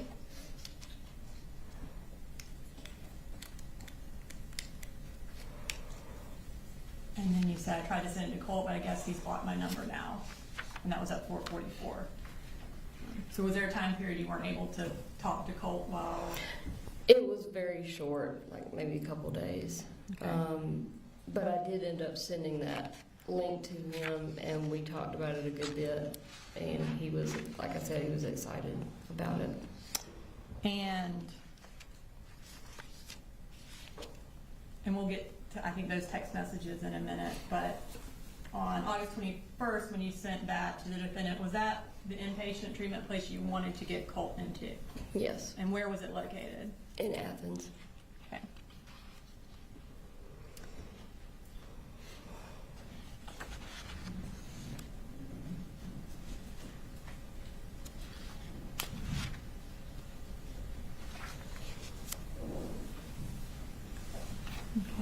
And when you sent that to the defendant, did he ever respond or follow up with anything related to that? No. Okay. When did you plan on taking Colt to Advantage Behavioral? So initially,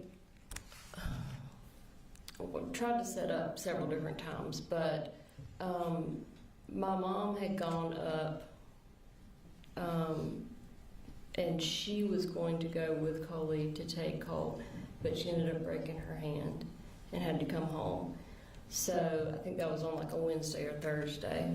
Well, that Saturday, the defendant and I had been planning all week for me to come up to visit the kids, and primarily on that Saturday to take Colt to Advantage Behavioral in Athens.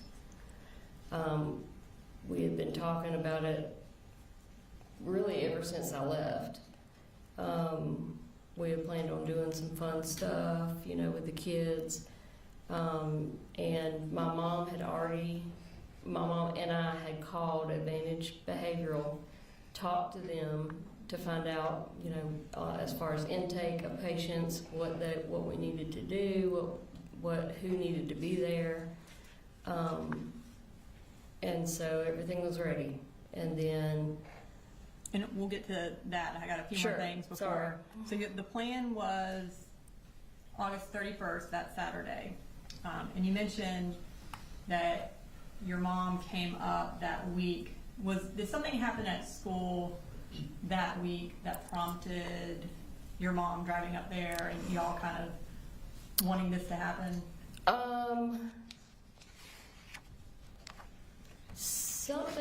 My mom had a conversation with Colt about, I think, having a panic attack at school.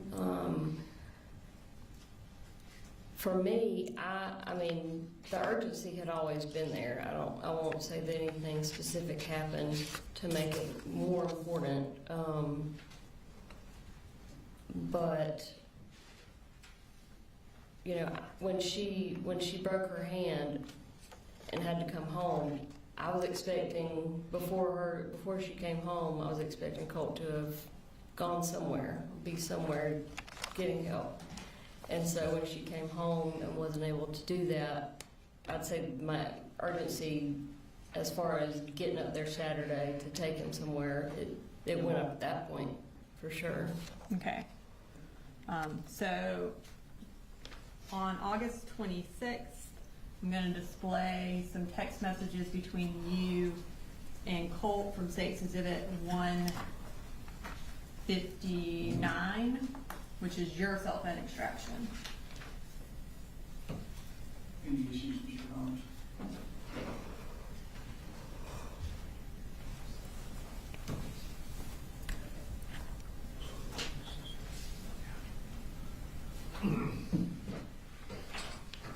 Judge, we would just object to the messages that are from Colt as hearsay.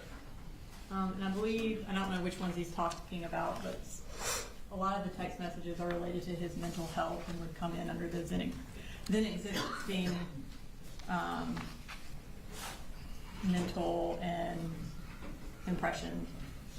Can I see? I can't remember the exact wording of it, but that hearsay exception. Can I see? Oh, yes.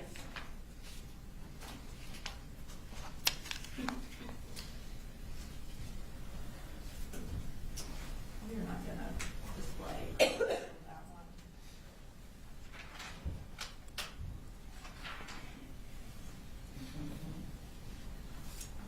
He's on it. That one's not. He's He's blue. blue. So you're not on this one. Just this. Okay. And we'll display some of these, not the ones that are just generic, but the ones that talk about maybe.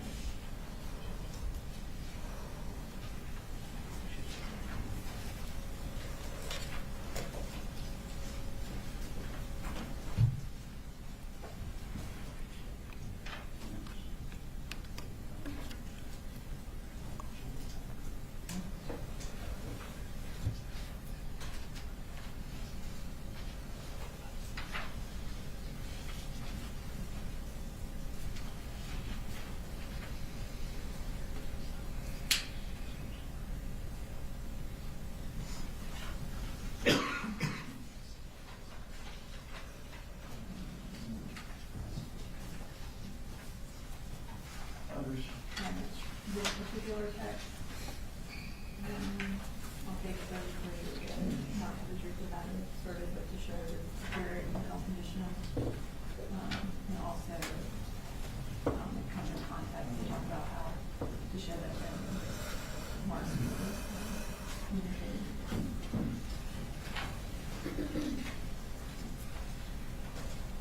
All right. Let me just have y'all step out. And then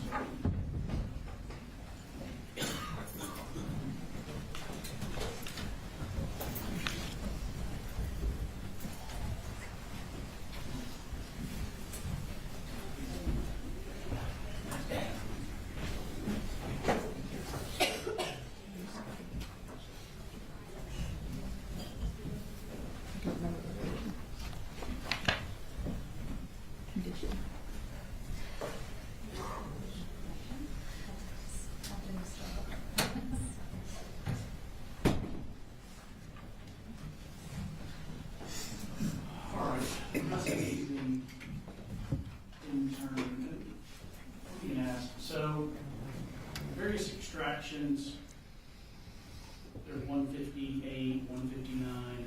charge. The individual pages that are being displayed, is there a sort of a subset numbering for them or not? No. So in preparing for this trial, we determined it would be very confusing to try to do that. So instead, the notebooks that we've created are organized by time and type of message, and type of information. So State Exhibit 158 has a tab for, say, 828, and has a tab for text messages that we're introducing.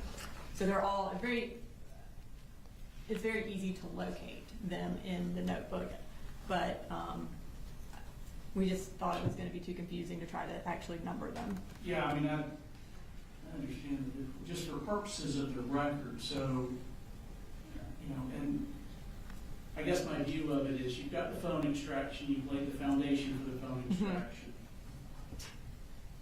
But then individual parts of the extractions may be admissible and other parts may not. Something may be irrelevant or something may call for hearsay. So if we're admitting or excluding, just for the record, how will the appellate court?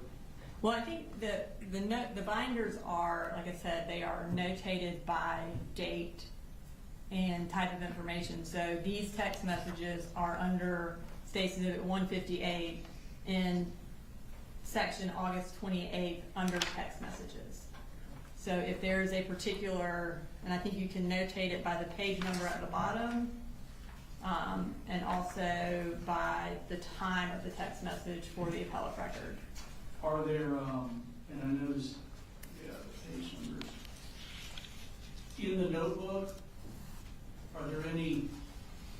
are all the page numbers sequential? Or, for instance, are there 2 number 1s in there at all? Or so within each section, there may be 2 number 1s. But if you want, I have all of the text messages that I've introduced also separated. So if you want me to make a packet out of these and say for court's record, 1, we can do that, and we can put like a X over what wasn't displayed to the jury if you want to make it. I'm not attempting to create extra work for you. I understand. And we tried to simplify it, like I said, because we didn't want to have 700 exhibits. So we did our best to make it easily accessible and simplified.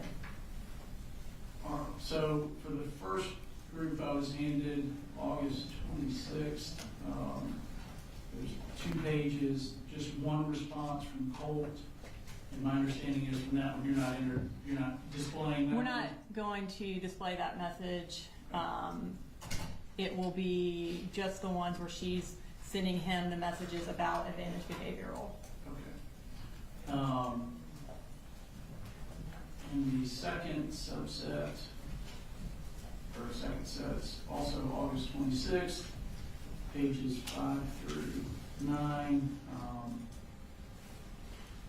So Colt's responses, that's really good, so proud of you. I don't know that those are... Those sections in that particular test. The third one, acute mania sucks.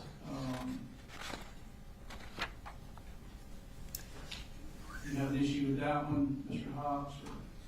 Just in that we believe it's being admitted into evidence to prove that he was suffering from acute mania. And the purpose of admitting that, one, would be to explain Marcy's text message where she later says that she heard about acute mania from the defendant. So it goes directly to what the defendant knew.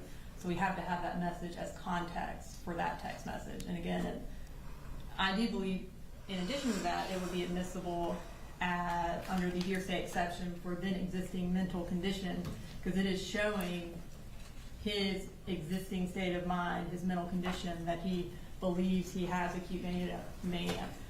We're not introducing to prove he does have acute mania. He wasn't ever evaluated to show whether or not he had that. But texting of it shows that he definitely has a deteriorating mental state. And then again, it puts in context when Marcy says, hey, your dad told me about it. And the whole defense is that the dad didn't know anything. So I think it would be 100% relevant. All right, you're saying that Mr. Gray told her somewhere in here that, She responds to Colt's text, because Colt is like, how do you know about acute mania? And she's like, your dad told me about it. Like, your dad talked to me about it. So it's a prior consistent statement of hers regarding that. It is something that she is discussing at that time. And so we believe that text message puts it in context, and we do believe the other text message would be admissible for that purpose.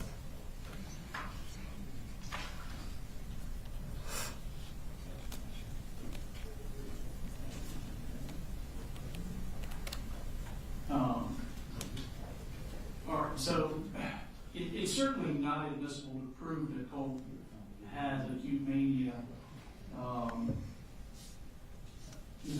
My interpretation of the hearsay exception for then existing mental emotional condition is like a describing of mental pain or physical pain, sort of like what we saw with the original messages from Colt. This one is more just in line of he's just having a regular conversation and discusses it. I'm going to overrule the objection so long as you pause or have me point out to the jury it's not being offered to prove that Yes. it in fact has acute mania.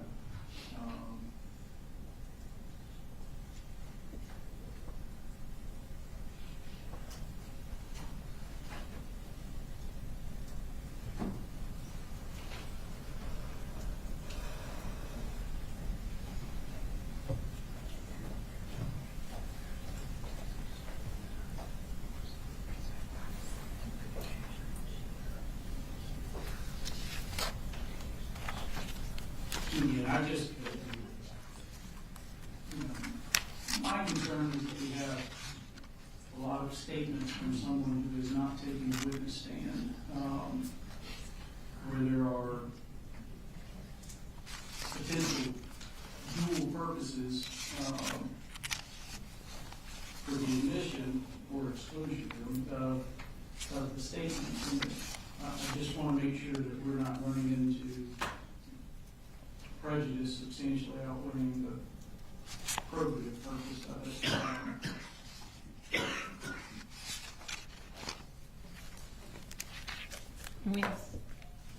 I don't know that, and again, I mean, so it would be consistent here, but on page 9, I have a concern with Colt's response there. I don't have a copy of that. Do you have my copy? So can you? I have a list on my computer of every self-diagnosed disorder I'm likely on the spectrum to have. Yeah, in that list of text messages, I think the only texts I'm going to show are where he says acute mania and where he asks Marcy if she has prior knowledge or if Mamu told her, and her response, which was, I have prior knowledge and your dad told me. Those are the 3 text messages, I believe, from that spread that we were going to show.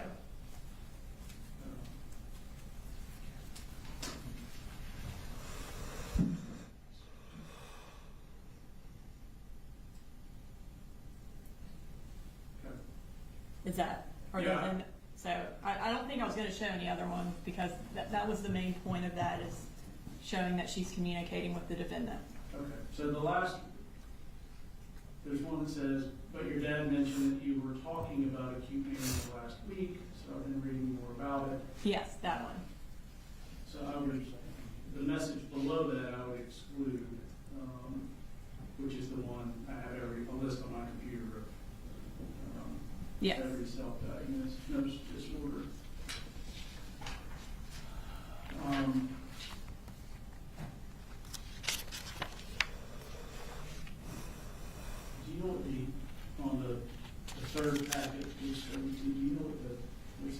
screenshot of some image. Do you know what it is? I don't know what that is. I definitely. And in that grouping of text messages, I believe the text message we wanted to get into was where he talks about his teachers. Because we have a text thread with Marcy and the defendant where Marcy tells the defendant, he told me about his teachers. So it shows that they're communicating. So the text, Mr. Yes, yes. I don't know if you have it in front of you either. There are people after me and I don't like it. My teachers, I feel as if they're plotting against me. Somehow I feel like they'll hurt me. And again, we are not offering that for the To truth. prove that teachers Yeah, were in fact no. plotting against him or trying to hurt him. Nonetheless, as the court pointed out, there are dual purposes that can be taken from the messages. We would still object to that particular text message coming into evidence, as it does seem to cast light on his existing mental state, without obviously giving us a chance to cross-examine him. I'm going to overrule the objection on that one. To me, that is non-hearsay.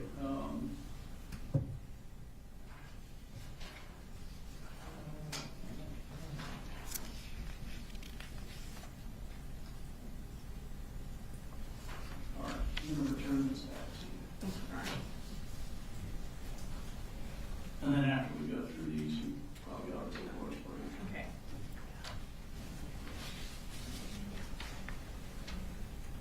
All right, you can bring the jury back to the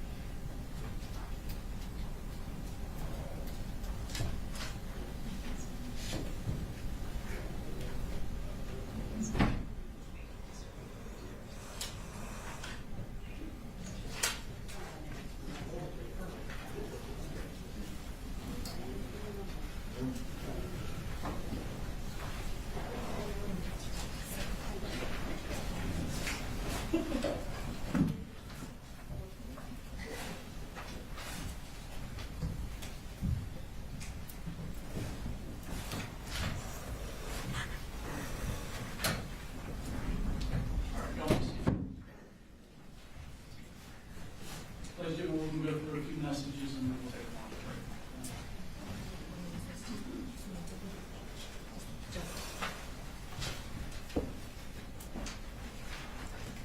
All right, so I believe we were at the point where we're going to display some text messages. I'm going to start with text messages from States Exhibit 159. They are located in the August 26th section under text messages, and they are between Marcy Gray and Colt Gray. So you texted Colt on August 26th at 3:35. Hey Colty, it's Mama. I just realized I had the wrong number for you. Daddy called and told me what's going on. Me and Mambo are going to do whatever we have to help. And then you go on, Mama is going to drive up tomorrow.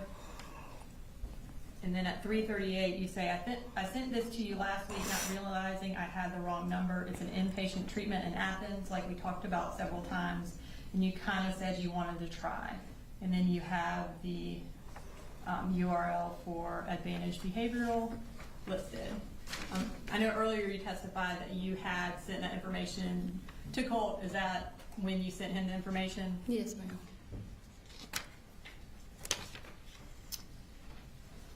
Okay. And then, had you and the defendant talked about acute mania as related to Colt? Yes. And what had the defendant told you? He had just told me about Colt telling him about it, and he also told me about what Colt had told him about his teachers. Okay. And I'm going to show what's also from State's Exhibit 159 from the August 26th section in text messages. And we're going to start with a text message from Colt Gray to you at 3:47 where he says acute mania sucks. And ladies and gentlemen, just understand that's a message, as I understand it from Colt. It's not being offered to prove that he in fact has acute mania, just words he said. Okay. And at 3:47 you respond, acute mania is no joke. And then at 3:48 Colt says, did Mahmoud tell you or do you have prior knowledge? And at 3:50 you respond, but your dad mentioned that you were talking about acute mania last week, so I've been reading more about it since then. So it sounds like you and the defendant are talking about Colt's mental condition, or mental health, is that accurate? Yes, definitely. Okay, you mentioned the defendant also taught you about Colt's teachers. Yes, ma'am. I'm going to display some text messages from August 28th, which was also from your cell phone extraction. It says Exhibit 159, and they are in the August 28th section under text messages. And there is a text message from Colt to you at 1:52. Colt says, there are people after me and I don't like it. My teachers, I feel as if they're plotting against me. Somehow I feel like they'll hurt me. Okay. And then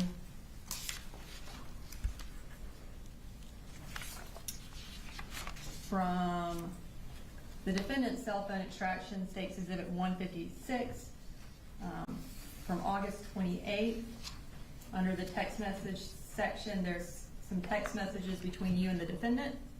We're going to go ahead and display those. So at 10:16, the defendant texts you, hey, did you make contact with? And you respond, not with my memu, but I'm texting with Colt.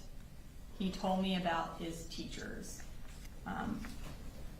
So you there tell the defendant that Colt told you about his teachers.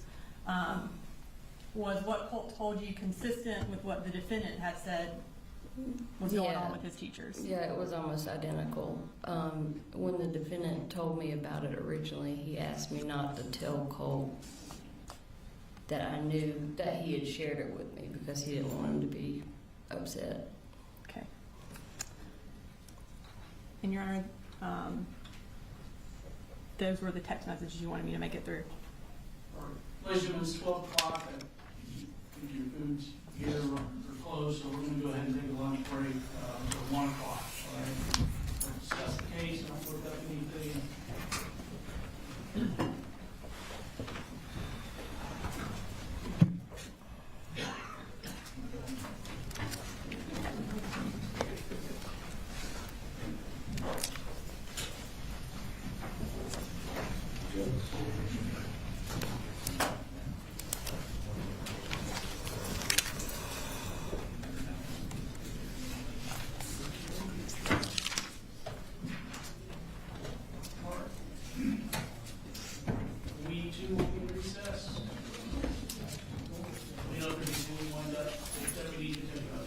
Okay.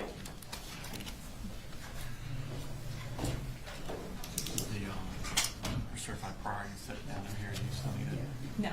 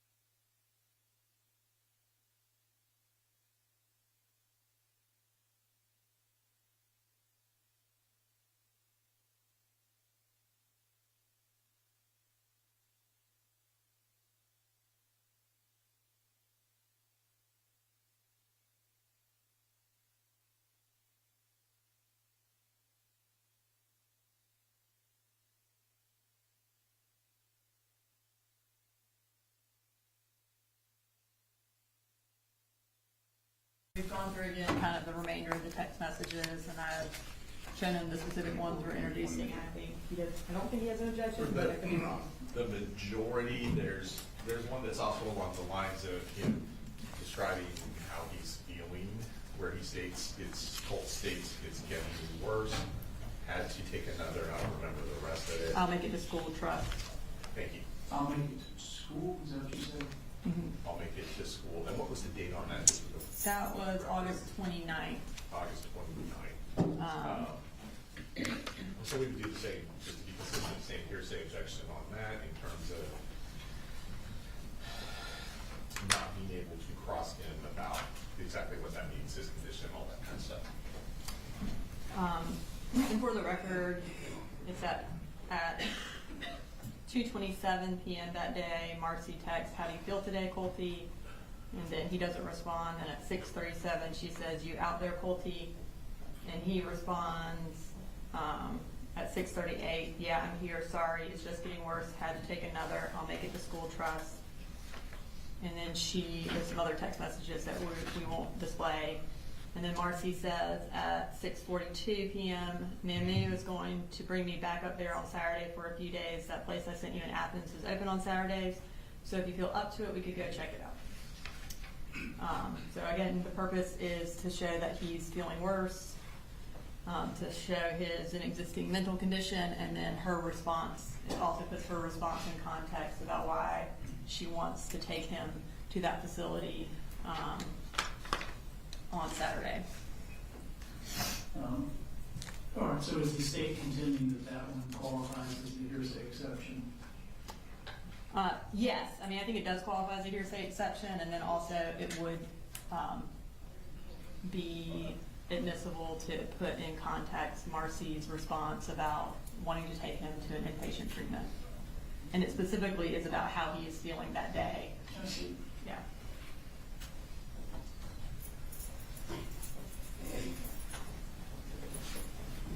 Is this circled one?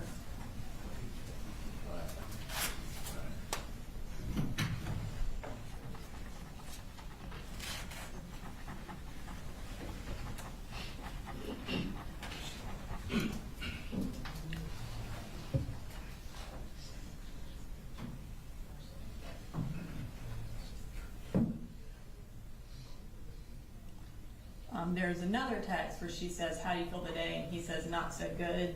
I don't have a preference on which one we show. I just want to show one of those, so if we find that less prejudicial, that's fine.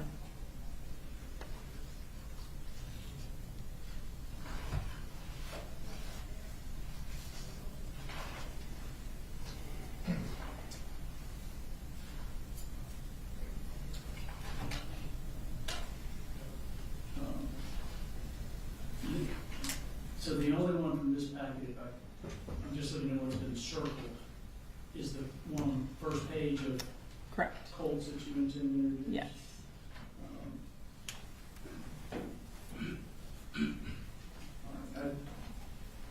I do believe that you qualify as the hearsay exception in existing emotional physical condition, 8033.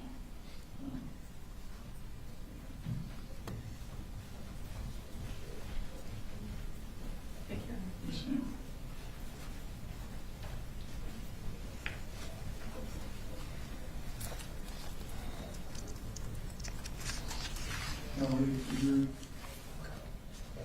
Yes, Your Honor.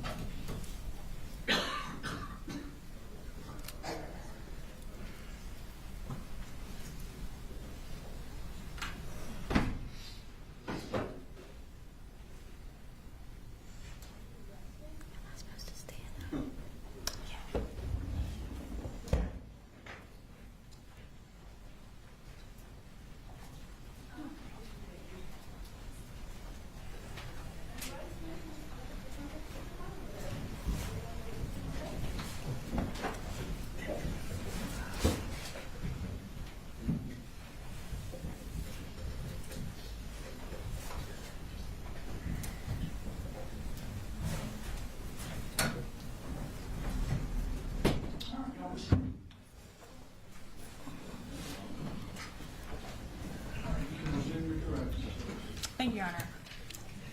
All right, so on August 28th, you and Cole were texting about how he thought his teachers were plotting against him. And then we moved to August 29th, the next day. Was Cole doing better or worse that day, or the same? I don't remember off the top of my head without looking at my texts. I'm gonna go ahead and display what is from State Exhibit 159, which is Marcy Gray's cell phone extraction from the date August 29th, starting at 2:27 p.m. So you text Colt, how do you feel today, Colty? At 2:27, he doesn't respond, and you text about 4 hours later at 6:37, and this is actually UTC time, so this would be 10:27 and 2:37. So you text, you out there, Colty? And then he responds, yeah, I'm here, sorry, it's just getting worse, had to take another, I'll make it to school, trust. And then you send him a text at 6:42. Mamu is going to bring me back up here on Saturday for a few days. That place I sent you in Athens is open on Saturdays. So if you feel up to it, we could check it out. So I guess he tells you things are getting worse, and then you send him another text about going to Athens Behavioral on Saturday. Yes. Is that accurate? All right, so that Thursday, after you text with him, did you try to call the school? Yes.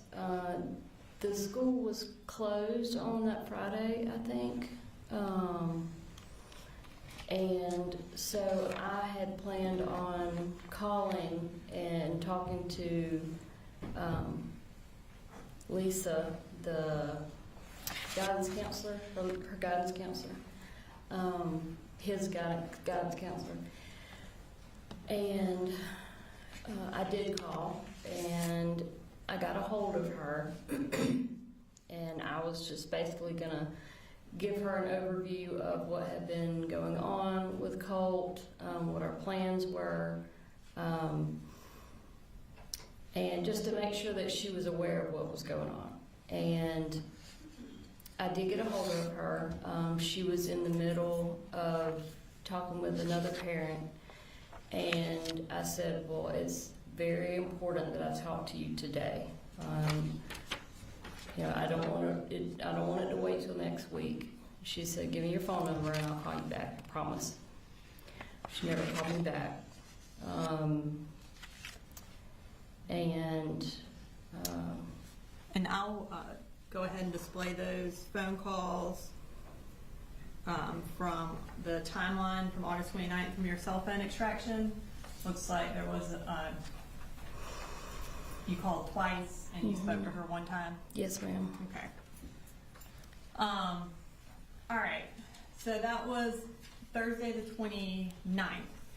On Saturday the 31st, you were planning on taking Colt to Advantage Behavioral. At this point, were you still living in Fitzgerald? Yes, I was staying in Fitzgerald. Had you been in Fitzgerald ever since August 16th? Yes. Okay. And Colin, did he have all of the children up here in Bexar County in his custody? Yes. Okay. So, tell me what the plan was for you getting to Bexar County to go to Athens Advantage Behavioral. So originally my mom was going to drive up to Wander with me. She broke her hand, so that plan was off the table. And so I had asked her if she would maybe meet Colin halfway so he wouldn't have to drive all the way down to Fitzgerald. At first she was going to do that, but again her hand was really bad. And so I ended up asking Colin if he would drive the whole way to come and get me. Again, we had been planning all kinds of activities and stuff that we were going to do with the kids, and we're going to go to the Athens crisis on Saturday. And then out of nowhere, really Friday night, Colin's mood completely changed. He was not really even wanting to talk about the weekend. Then Saturday morning, he basically said he wasn't going to come get me. He didn't have money for gas, even though we had planned on doing all of these things that cost money, as well as my mom was always giving him gas money. So gas wasn't an issue. I don't know what the issue was, honestly. But he said he wasn't coming to get me, and then he went silent. He, again, with no texts, no calls. I was talking to the kids on their phones all weekend, but he basically ignored me the rest of the weekend. And you indicated that Friday night when y'all were talking, his mood changed. Did y'all get into kind of a verbal disagreement about something? Yeah, I think I want to say the guns came up again. The storage or putting away of the guns. And when you say that came up again, does that mean you were talking to him about putting the guns up again? Well, I asked if they were put up, and because he had said he was going to put them up. By put up, I mean lock them in his truck. And when I asked him about them, he got really defensive and angry, and basically said no, they weren't locked up. And I said, if you don't lock them up, I'm going to call in another wellness check with Barrow County. I'm going to have Boo Boo go in your bedroom and look and see if the guns are still in the top of the closet or whatever, out on the dresser. And of course he didn't like that. So I'm sure that played into why he didn't want to come get me on Saturday. And at this time, I'm going to display text messages from August 31st that morning between you and the defendant. And they are in the August 31st tab of State's Exhibit 156 under text messages. So you send the defendant a text message at 10:24 that says, about the leave Fitz. Mamu isn't coming to stay because my daddy's birthday is tomorrow. Can you and Boo meet us halfway so she doesn't have to drive all the way up and back in one day with a broken hand? And then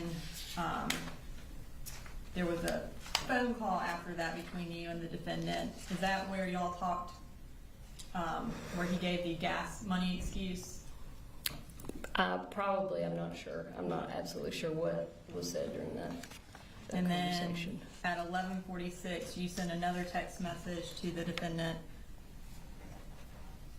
or 11:35, that says, so that's it, you were prepared to spend money on gas and everything else to go to Lake Blue Ridge, but you can't spend the gas to drive 2 hours and pick me up. That's BS and you know it. And then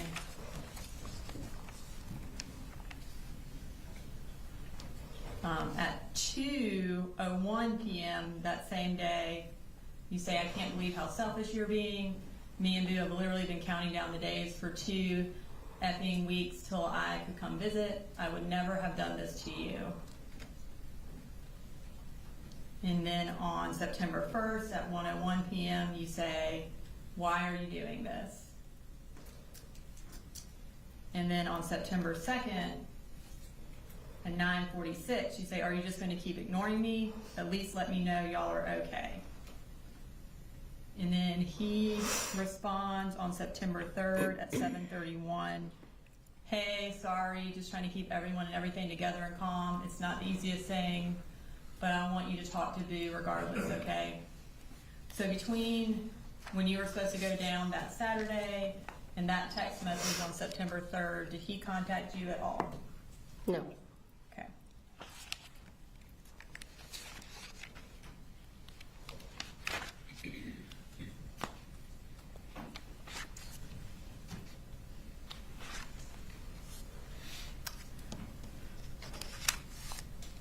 So is it fair to say that you, up until that August 31st, you and the defendant had been communicating about your concerns about Colt and his concerns about Colt? Yes. Okay. That weekend, August 31st, did the defendant take Colt to Advantage Behavioral? No. Okay. Now we're going to move to September 4th, the day of the shooting. Were you again still in Ben Hill? Yes, And ma'am. Did you talk to the defendant that morning of September 4th? Yes. And what happened when you talked to him? He basically told me that Colt had sent him some strange text messages. I told him I had not gotten any text messages from Colt, and so he sent me what Colt had sent him. At the time, I was in the car with my mom. I don't even remember what we were doing, but I shared them with her, and from there we just kind of discussed what the text messages were, and I wanted, to find out what was going on quickly, because reading the text messages, just like he could tell, I could tell there was a tone to it, and they were like kind of really short, and they weren't normal Colt texts, so you could tell something was not right. So I tried texting Colt, I think first, couldn't get a response. I never actually got a text from Colt himself until after I had started trying to call the school and talk to the school. And when you called the school, were you able to talk to somebody? Yes. And who did you talk to? I talked to Miss Lisa, his guidance counselor that I called on Thursday the week before. And at this time, I'm going to display that phone call from State Exhibit 159, Marcy Gray's cell phone extraction, and it's from the timeline portion of that exhibit.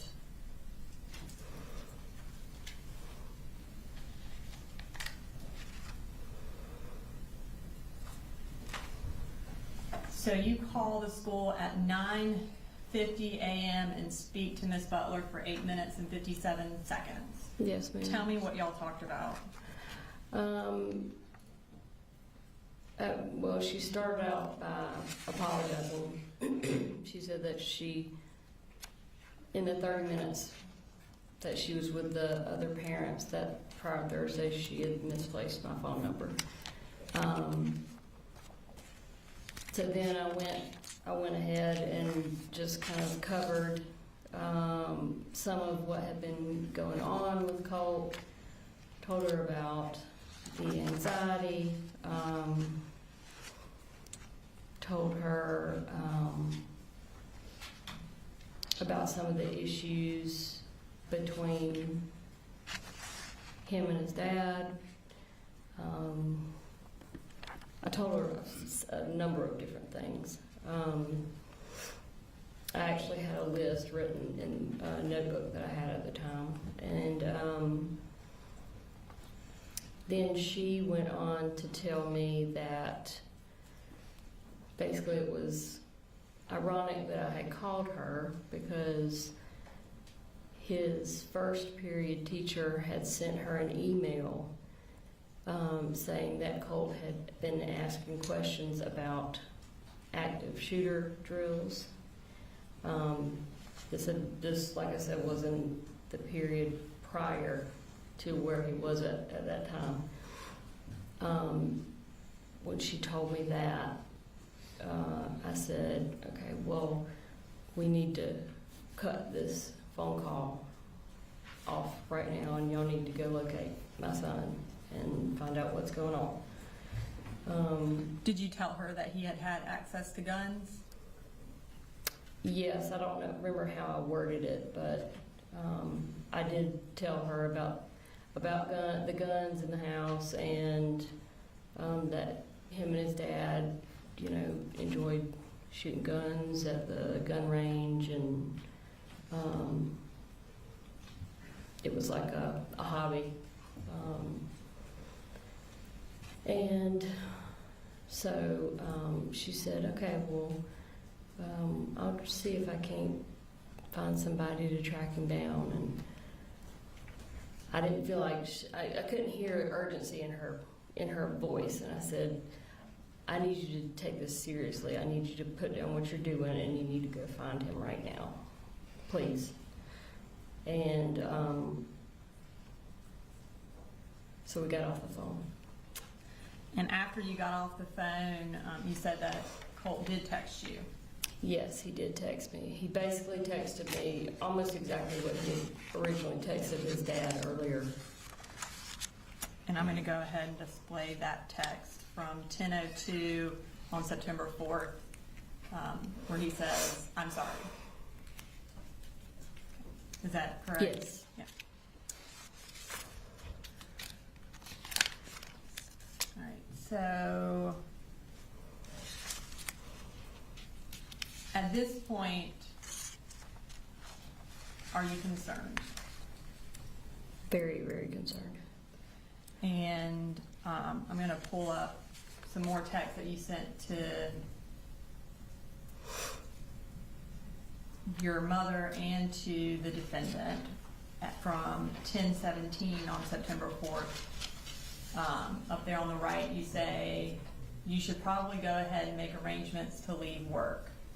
And then at 10:18, you text the defendant, they're going to need you at the school. So at this point, y'all, that the school shooting has not started. Tell me why you're telling him he needs to go ahead and go to school. I think primarily it was just because I knew something was going on with Colt. What that something was, I had no idea. Whether he was just having another panic attack episode, because in the month or so leading up to this, there have been several times where he was having really bad anxiety at school, and so he would leave class and just go sit in the guidance counselor's office. I didn't know if he was going to hurt himself, hurt someone else. I really had no idea what was going on, but I knew something was not right, and I knew at the very least the defendant was going to need to go to the school to find out what was going on with Colt. Okay. And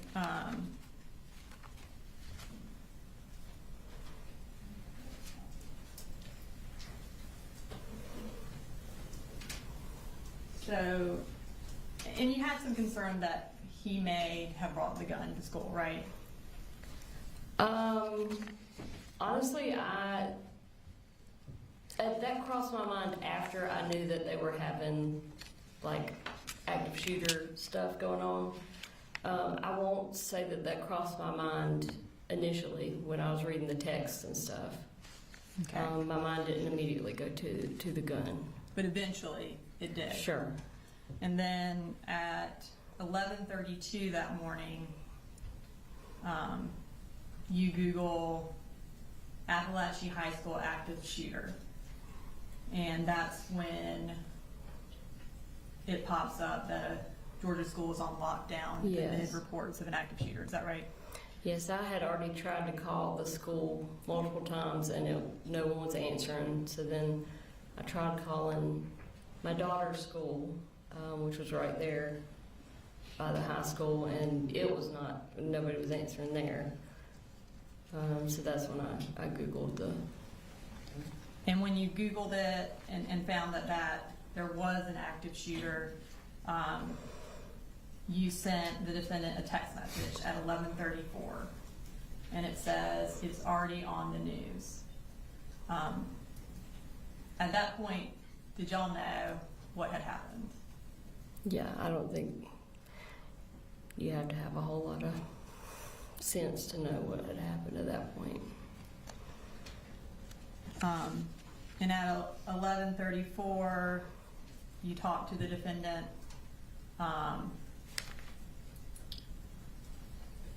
And then you talked to him again at 12:22. What did y'all talk about?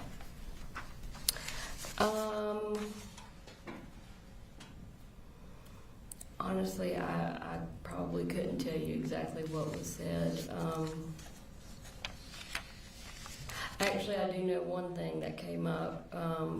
I called him at one point to find out if he was at the school, if he had made it to the school or not. And he said, well, I didn't go to the school, I'm going to the house, or I'm at the house. And I said, why are you at the house? And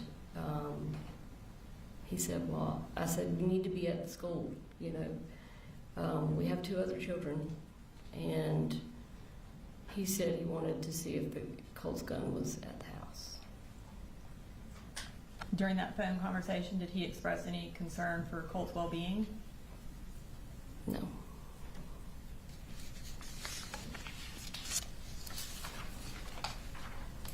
Did you drive up to Bear County that day? Yes, my mom drove, but I rode with her. We left pretty shortly after it was started being reported on. And is it fair to say before Colt's name was released, you knew that Colt was the shooter? Is that fair to say? Pretty much, yeah. Okay.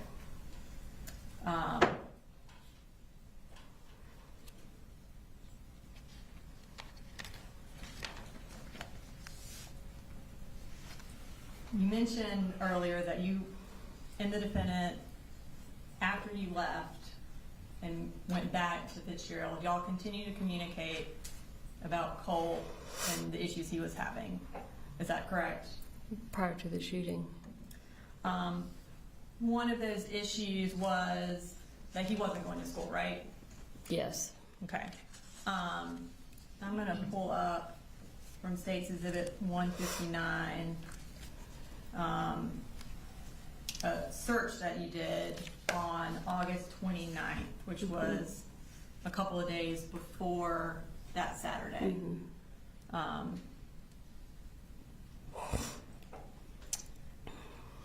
We'll go back to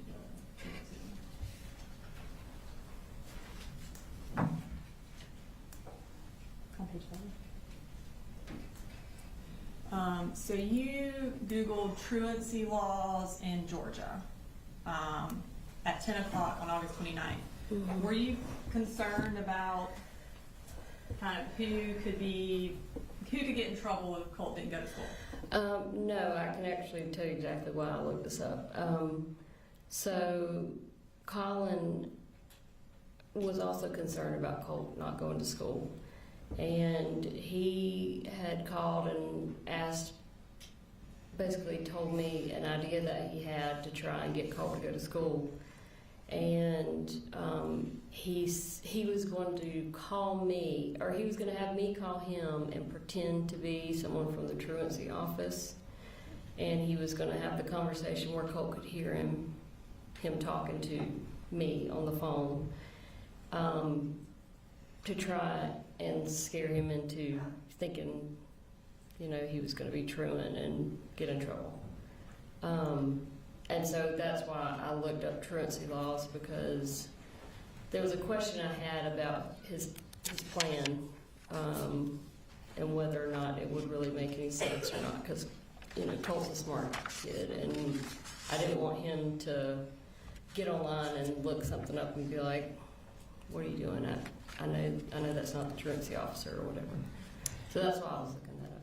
So that was around 10 on August 29th, and then at 2:30 is when you text Colt and ask him how he's doing.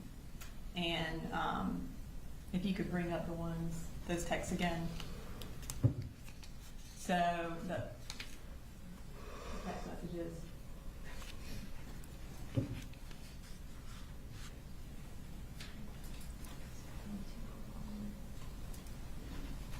Page 25.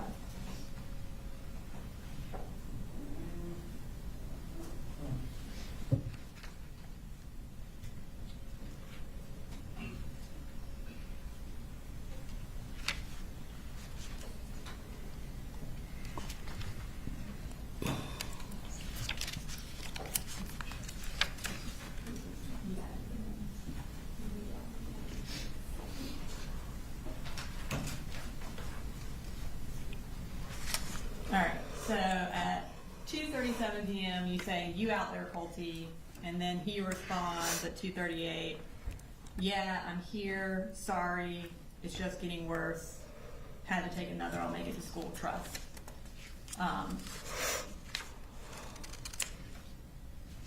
About 20 minutes later, at 3 o'clock, you Google school shooter parents charged with manslaughter. And then at 3 o'clock, you read an article that says what James Crumbly's manslaughter conviction means for parents. And then at 3:05, you search again, school shooter parents charged with manslaughter.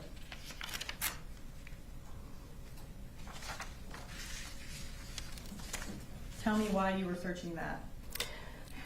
They had just come out with a documentary about those parents, and Colt and I had actually watched it before I went home and had some discussions about it. And I think the reason I looked it up is because we didn't know what the outcome of it was. So you had seen a documentary with Colt before you went back to Fitzgerald Yes. about the parents. I think And- Mom. Go ahead. Oh, sorry, and it talked about why the parents were charged. Ethan Crumbly's parents were charged? Yes. Okay. So if that's what the documentary was about, then why at 3:05 did you Google why were Ethan Crumbly's parents charged? If you learned that from the documentary. I have no idea. I mean, I obviously had more questions about it even after the documentary, you know. And then you went to an article that said what led to James and Jennifer Crumbly's guilty verdict and read that. Does that sound accurate? Probably. I mean, once you Google something, it comes up with a million different things, and just click on everything you see. Okay. And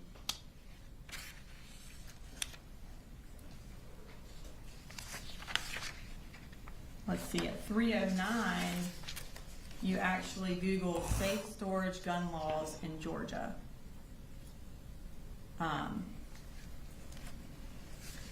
Why did you Google that? It could have been something that came from what I was reading about the Crumbly parents. It could have been me looking for a way to get Colin to store the guns legally. I don't know. I can't tell you exactly. Okay. Because the Crumbly parents were charged because they didn't secure their weapons, right? Yes. Mm-hmm. And Objection, Judge, the DA's testifying. I I asked her if that was correct, and she said yes, I'm trying to give context to her searches. Objection, leave. Well, I think in this particular instance, I think it's okay to leave. Well, I'll sustain the legal objection, asking the question. Okay. Next, you visited a website for safe storage gun laws in Georgia. So you were specifically looking up gun laws for Georgia. Can you tell us why you wanted to know about that? Probably because the guns in Colin's house were not being stored in any way. Okay. And then you went to a website that says secure storage or child access prevention required. So you went to a website specifically about preventing children from getting access to firearms. Yes. Was that the same reason you went to that website? Yeah, obviously. I mean, because my kids are in the house with the guns. So after you Googled why the Crumbleys were charged with manslaughter and then also looked at safe storage laws in Georgia, you had a conversation with the defendant. And that would have been at 3:55 for 14 minutes. Surely you brought up what you had found out in that conversation. Is that accurate or not accurate? Probably. Honestly, I can't remember what we talked about.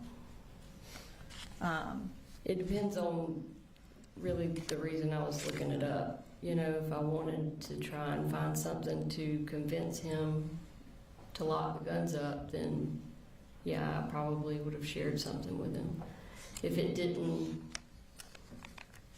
didn't prove my reasoning for wanting the guns put up, then I probably didn't bother sharing it with him.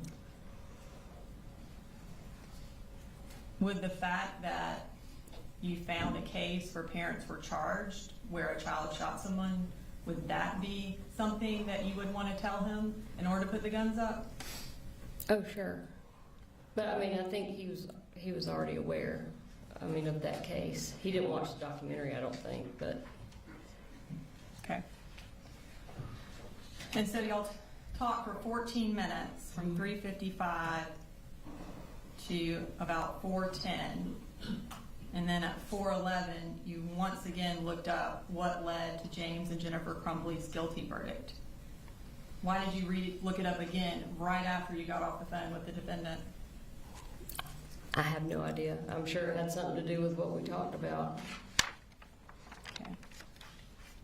And then you had 6 more conversations with the defendant that day. August 29th into the evening. So you have at 4:19, at 4:21, at 5:03, at 5:12, at 5:31, and at 5:41, you're talking to the defendant. You testified earlier that when you talked to the defendant on Friday, August 29th, in the evening, his attitude changed because y'all got into a disagreement about him putting the guns up. Did your searches prompt that discussion? Probably. Okay.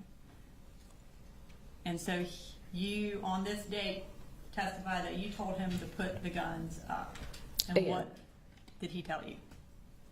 He told me, well, one comment that I remember specifically, he said that if he went in Colt's room and tried to take his gun to put it up, that it would basically cause a shitstorm, indicating he basically didn't want to take his gun away because he didn't want to deal with it.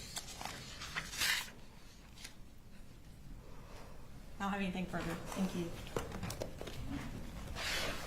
Cross, Mr. Hall? Yes, yes.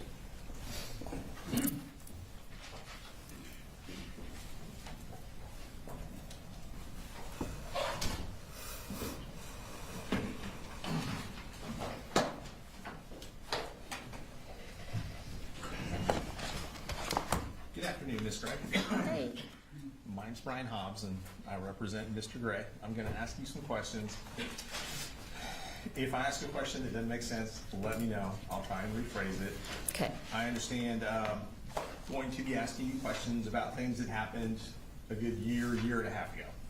Okay? Yes. I know you made some previous statements, so if it would help to refresh your recollection, let me know, and I can kind of show you some of these statements to help see if that'll help. Okay. All right. Now, you've been testifying for a while, and you've told us a lot of stuff, so I definitely have some questions for you. Okay. Maybe we'll work backwards a little bit. So,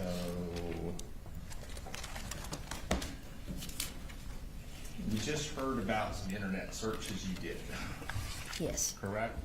Back on August 29th, right? Yes. And it sounds like you have a bit of a memory about those conversations, but maybe you don't remember everything that was said between you and Mr. Gray that day. Yeah. All right. And I'm going to bounce around a little bit, so just let me know Okay. if I'm getting kind of confusing or anything, and I'll try and slow down. All right. So, you first called Lisa Butler, and I'm orienting you to kind of that last week of August in 2024. You called Lisa Butler on Thursday afternoon, is that right? Yes. Okay. And your mom had met with Miss Butler, what, about 5 days prior to that? A week prior? Yeah, I think it was on a Tuesday, maybe, or Wednesday. Tuesday or Wednesday of that same week? If you know. I I'm don't not know. asking you to guess. I would be Okay. guessing. It was either that week or the week prior. I think it was Okay. that same week, though. So you called Miss Butler on Thursday afternoon and you spoke to her, it sounds like very briefly. Yes, very briefly. Said you had some more information you wanted to share with her, but it sounds like you needed more time to do that. She needed more time. Right. Yeah. So yes. you just simply asked her to call you back and left your Yeah, number with her, yes. right? Okay. And then it sounds like the next day, Friday, would have been a school holiday. Yes. Is that what your memory is? Yeah. And then the following Monday was a school holiday as well, correct? If you remember. I'm not positive. That's okay. And obviously, we heard about these conversations you would have had on the 29th, which, would that have been the same day you talked to Ms. Butler, or was that the next day? I talked to Miss Butler on Thursday, so the conversations were on Friday. Conversations with Mr. Gray Yes. were on Friday. So those internet searches were on Friday as well. Yes, according to, yes, what the prosecutor just said. Gotcha. And those searches that we just saw, those would have been on Friday too. Yes. The internet searches about truancy laws, about the Crumblies, all that stuff. Okay. Do you remember any Google searches you would have done on your phone around that same day about Nicholas Cruz? No. Adam I mean, I Lanza? wouldn't be surprised, but Well, I'm just asking if you remember. I'm not asking you no. to guess. I Google all kinds of stuff every single day, so there's no way I Okay. can remember. You remember Googling Adam Lanza, No. Parkland, No. Sandy Hook? Mm-mm. Okay. All right. Do you remember receiving information that day, and I'm not asking you what anybody else said, but do you remember receiving any information that your son Colt had been trying to get in touch with Nicholas Cruz? Receiving information that he had been trying to get in touch with him. Trying to communicate with Nicholas Cruz. Did you receive any information around the same time regarding Nicholas Cruz and Colt reaching out to him without telling me what anybody told you? I don't know if it was at that specific time. Okay, we'll circle back with that. Maybe Okay. some text messages might help refresh your memory. Sure, absolutely. Okay. Now, all right. This all kind of seems to happen over a real short period of time, within about a 30-day span, that things accelerated based on what you're telling us. But it also sounds like from the testimony we've heard, there was a lot going on for quite a while, a much longer period of time than 30 days. So let's start, all right.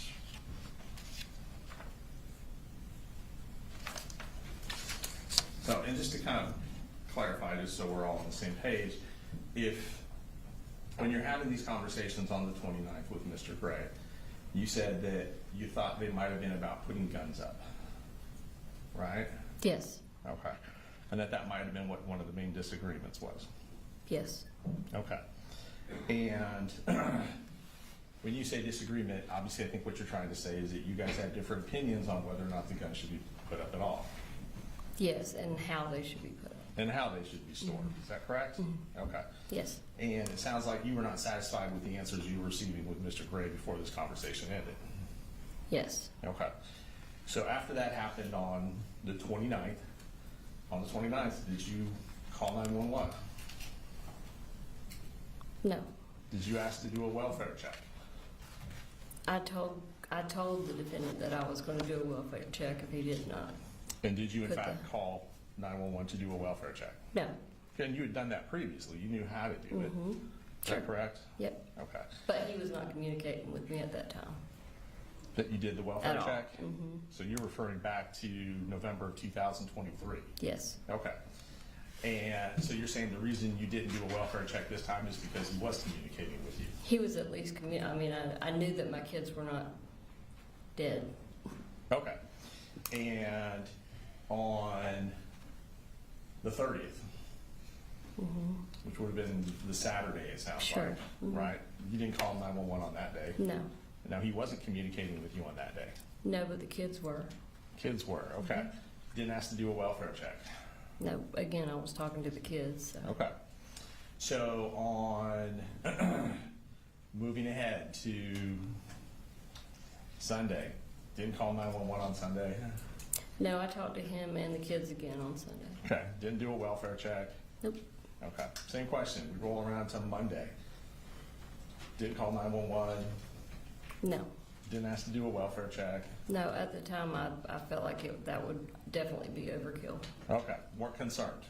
Mm. Is that right? And you have to say yes or no for the court Sorry. reporter. That's okay. Everyone does it.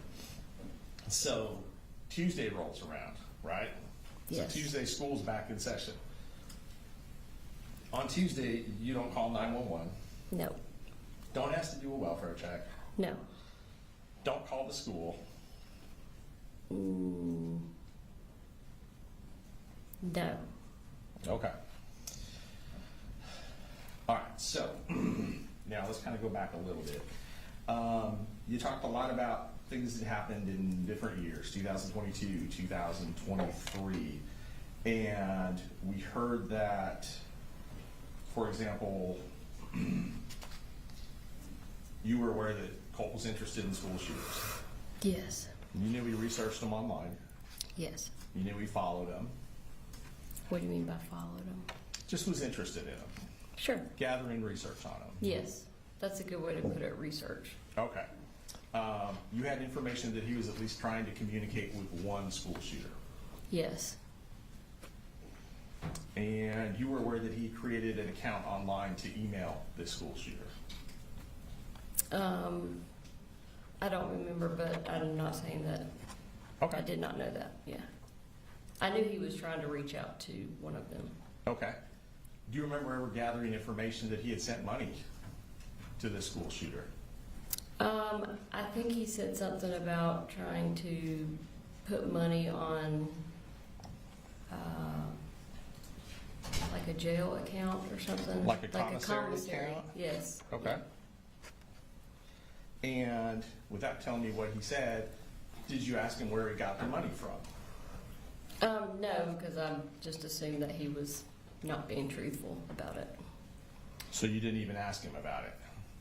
No, Okay. I don't think. Okay. Honestly, that's. Let a me very ask you long this. time Would ago. this information that we are now discussing that you received have been over a year ago?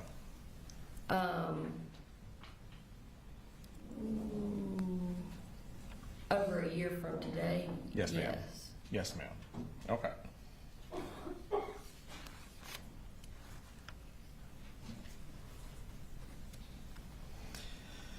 Now, when you learned that Colt was trying to communicate with this school shooter, do you remember which school shooter he was trying to communicate with? I don't. Okay. Do you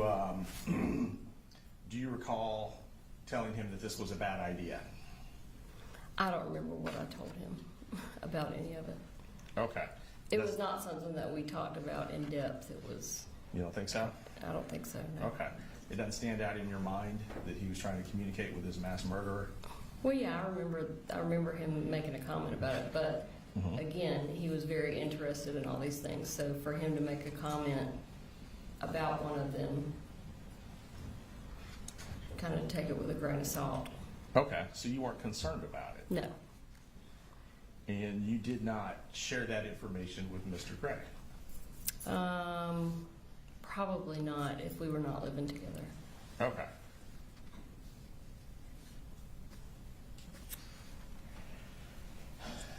This didn't raise a concern to you such that you would have reached out to law enforcement, for example? No, You wouldn't have tried to immediately intervene with mental health treatment at that point, based on that? no, because he Just based wasn't. on that? Yeah, he wasn't talking about it, from what I could tell, in any kind of serious manner. Okay. So you thought that the tone in which that you guys were talking about this was more joking than concerning? Or just like a random interest. Okay. Not an obsession? No, And based on that, you didn't tell him it was dangerous to do this? I can't remember what I told him, like I said. You wouldn't have told him this is unacceptable? Again, it just depends on what he said and how he said it. Okay. And it sounds like If you it don't was have a lot said of in memory. I mean, if I took it in a more of a joking, way, then no, I wouldn't have told him that because it was a joking way. Without reviewing really our conversation, I can't No, really tell we'll you much circle at all back. about it. Sure, sure. Okay. And pull some of these out.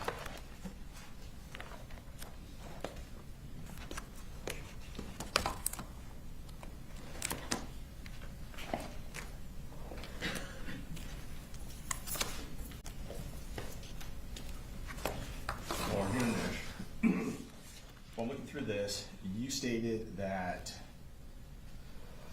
it would have been October of 23 that DFACS took the kids and gave them to Colin. Yes. Is that accurate, roughly, that Yes. month? Yes. All right, and Colt had come to live with you, it sounds like, in September of 23? That's when you had the exchange where the guitar got thrown, based on your testimony?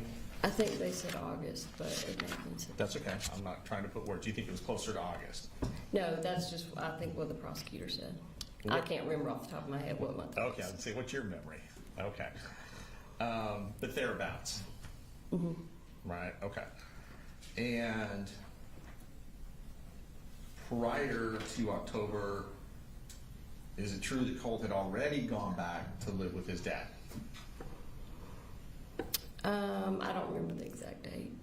Okay, so when DFACS took the kids away, do you recall, Colt Yes. Jr. and Jenny, do you recall if Colt was still there No, with Colt you? had already gone back to stay with his dad. Colt had Yes. already gone back to stay with his dad? Yeah. Okay, Because he rode with his dad down to Fitzgerald to get Jenny and Coley. he being Colt. Yes. Okay. Now, you said that was a difficult time for you, Yes. is that correct? Yes. And the kids were essentially removed based on your understanding without telling what anyone said because you failed the drug test. Yes. That accurate? Yes. All right. And like I said, you gave many statements, so I'm just gonna ask you about remembering certain things, and if not, I might be able to kind of point you in the right direction. Okay. Do you remember giving a statement to investigator Jason Smith from Barrow County? Mm-hmm. Does that make sense? Yes. Okay. So I believe you gave a statement to investigator Smith, but you also had a phone call interview with investigator Smith. Does that make sense? Makes sense. Yes. Okay.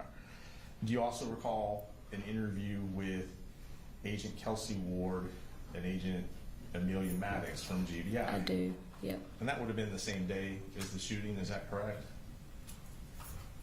I don't remember. It That's was okay. very close if it wasn't the same day. Very close, okay. All right. And, all right, let's go through some of these statements. We'll circle back on some of the text messages. So, and just kind of lock some other stuff in as well.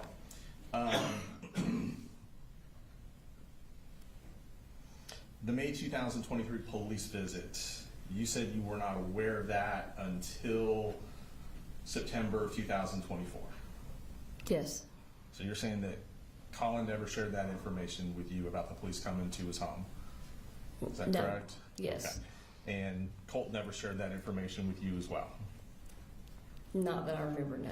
Not that you recall. Do you think that's something you probably would remember and probably stand out? Yes. FBI coming to his house or an FBI tip? Yes. Okay.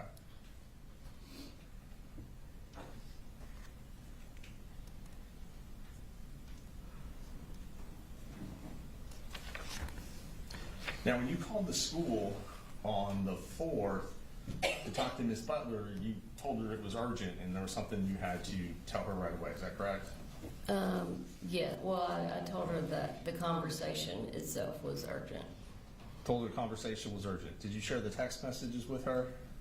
What text messages? You had received text message from Colin that were screenshots of text messages sent by Colt. Did you tell Miss Butler about those messages?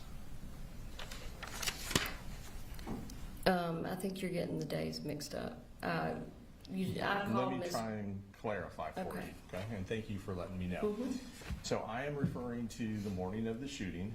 Yes. You got some concerning text messages screenshot by Colin that were sent to you. Yes. And then after receiving those messages, did you call the school? Yes. Did you at that time speak with Miss Butler? Yes. Okay, so now we're on the same page. Now we're on the I know same you page. talked to her a couple times, Yep. so that makes sense. All right. Did you tell her what those text messages said? I assumed that I would. Well, let me ask you this. Do you remember what you told her?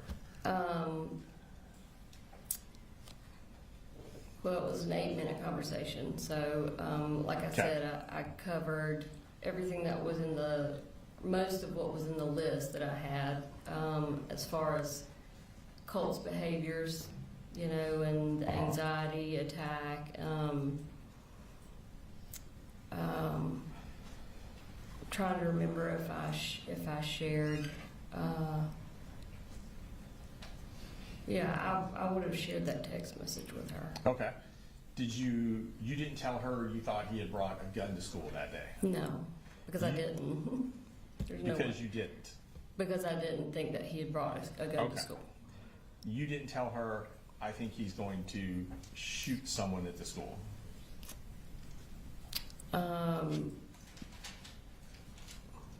I don't remember what I told her. I'm sorry. That's okay. If you didn't think he brought a gun to the school, did you think he was going to do a school shooting that morning? At the time, I didn't know what he was going to do. So it's very likely that I just started rattling off a bunch of hypothetical things that he might do, and I Okay. could have just been saying, I don't know if he's going to hurt himself. I don't know if he's going to hurt somebody else. I don't know if he's going to shoot himself, shoot somebody else. I may have said it in that way, but it doesn't necessarily mean that I literally thought he had brought a gun to school. And as I you was just- trying to get her to have some urgency about her actions.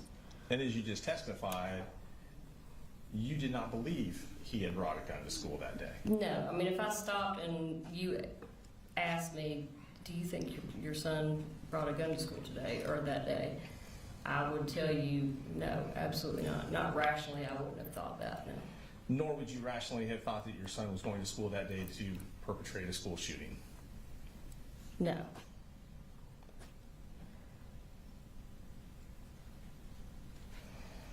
Now, prior to September 4th, you and your husband texted fairly frequently.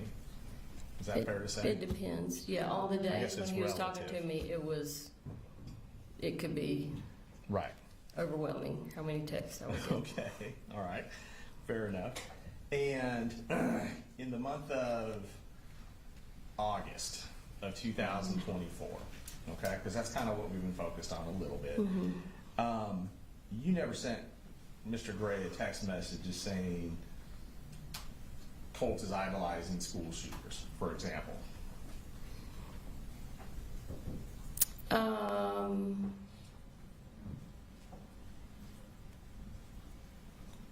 I can't tell you whether I said that or not. Okay. I may have not. Do you remember texting him that Colt was communicating with school shooters? I don't remember. There's no way I can remember all the texts that I sent him, especially about Colt and Okay. guns and everything. Okay. Well, we can go through your text messages. That's fine. And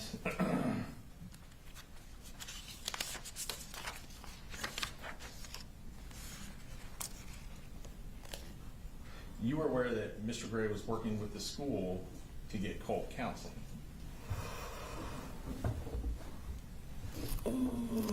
I know that he had signed a form allowing Colt to have counseling. Okay. And you're aware from conversations with your mother that she met with Lisa Butler Yes. in middle to late August, Yes. and they had talked about counseling as well at the school. Yes. You were aware that plans had been put in motion for Colt to see someone at the school. Yes. When my mom went up there, Miss Butler actually told my mom, because my mom told her about the crisis center that I wanted him to go to. And Miss Butler actually told my mom to hold off on taking him to the crisis center until he could meet with the state-appointed counselor that the school used. Okay. Unfortunately, that person is not there, every day. Only And on Thursdays, so- I believe. Do what? Is that person only there on Thursdays? I'm not sure. You may be correct, but that person, according to my mom, that person was not going to be able to meet with Colt until the following week, Right. which is not what I was told to begin with. I thought that it was going to be like next day he's going to get to meet with the person. And does it sound like the day he would have met with Colt would have been September the 5th of 2024? Yeah, if that was a Thursday, yeah. The day after the shooting, Yes. right? And that was the counseling that my mom set up. Not Colin. That's the counseling your mom set up. Yes, with Lisa Butler. Through the school, with Yes. Lisa Butler. And your testimony today is that Colin was not involved in that. I didn't say that. Well, that's why I'm asking. I want to make sure I'm not. He signed a document Okay. that allowed Colt to see a state-appointed therapist. Okay. But as far as scheduling and going to the school and meeting with Lisa Butler, my mom was the one that did all of that. Your mom's the one that met with Lisa Butler, but you're not sure how much communication Lisa Butler had with Colin. No, that's correct. Okay.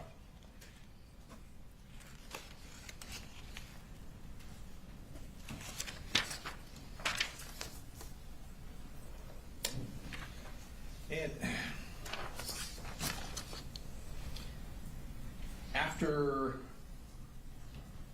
on September 4th, when you received these text messages from Colin, you told him to start heading back to the school. About what time was that?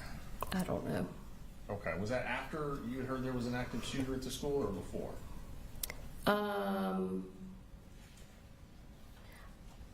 We didn't officially hear there was an active shooter until later.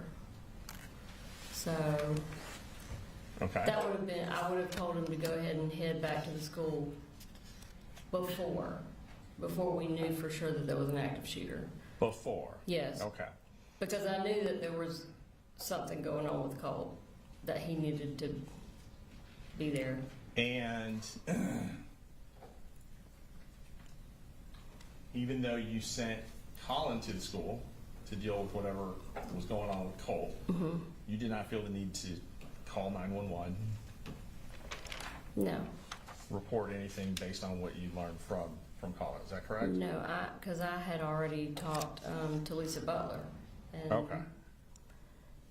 they were, And you thought that was enough to deal with the issue? yes. Now, and I know I'm bouncing around, so just That's okay. let me know if I'm not being clear on my dates. But you said you'd been contacted by a school counselor down in Fitzgerald back in September of 2021 regarding a Google search that Colt Yes. had done. Yes. Okay. So just do that, and then I'll know I need to give you more Yes. information to orient you. And it had to do with the search on Google, how to kill your dad or something in that line. Is that right? Yes. All right. And the school resource officers actually reported to your home. Yes. And I believe you testified that Colin Gray was not at home when they showed up. Yes.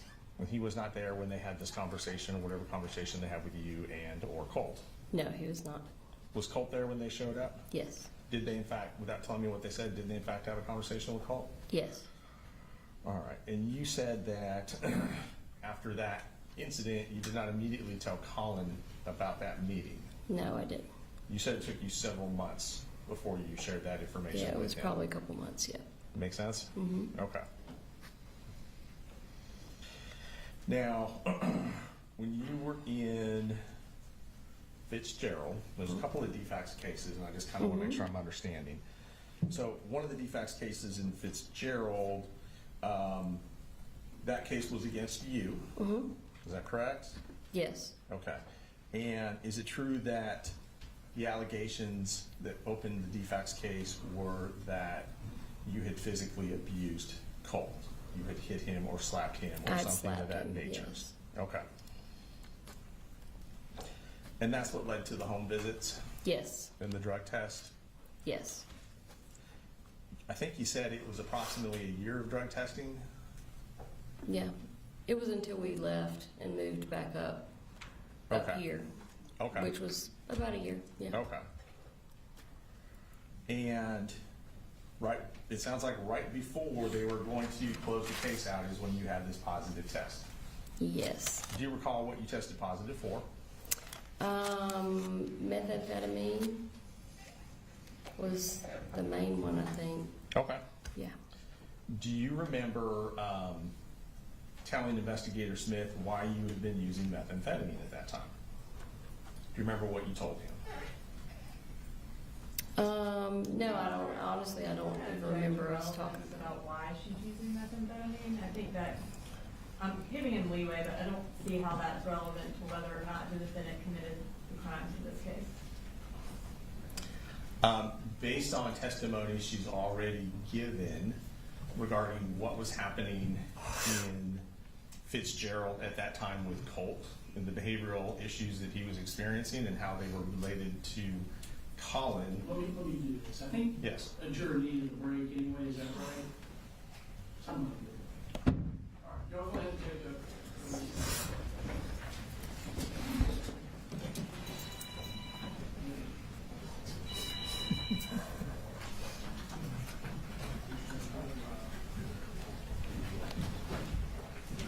Shame on you.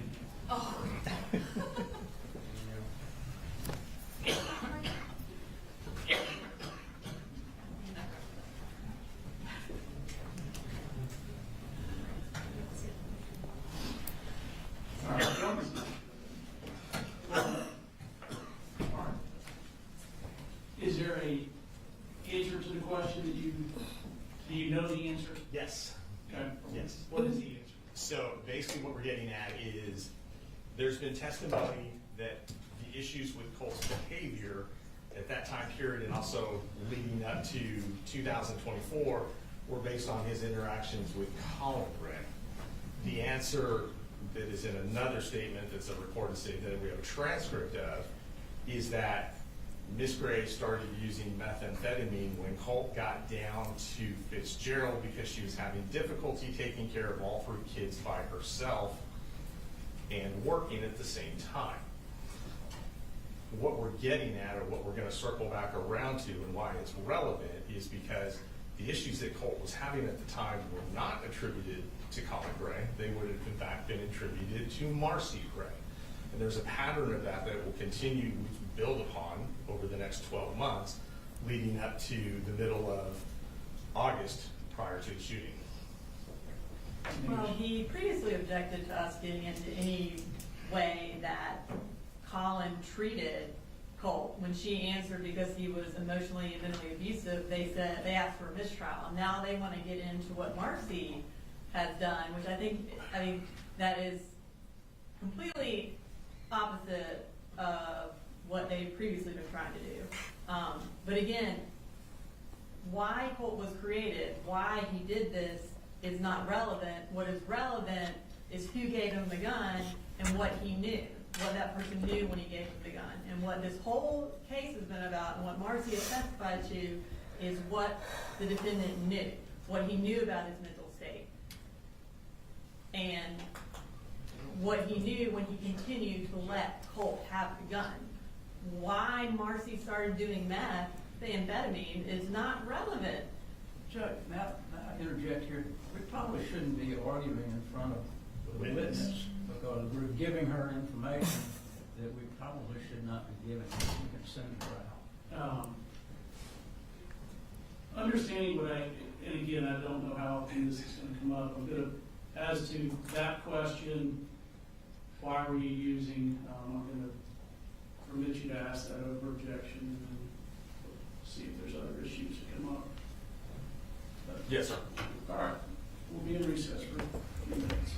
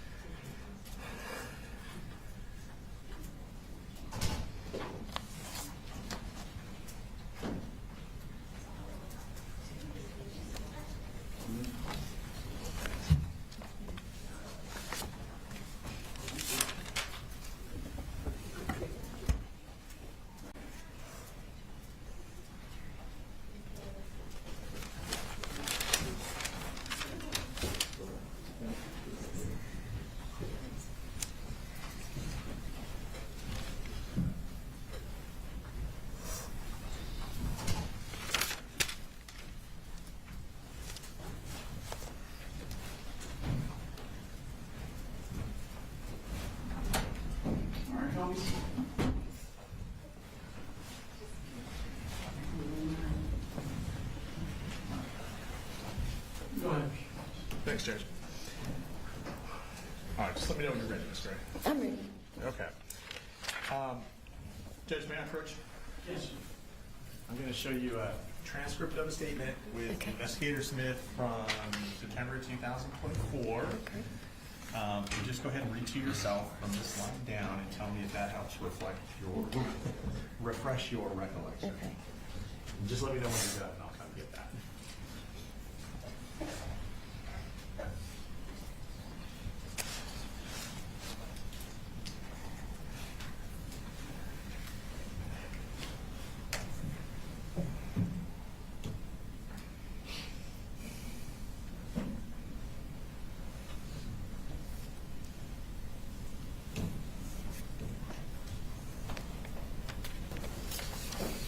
Yes, I remember saying that. Okay, thank you. Sure. And again, I know this is all a long time ago. Yeah. So, does that help refresh your recollection? Yes, sir. And do you remember telling Investigator Smith that you had started using the methamphetamine in September of 2020, what was it, September of 2023?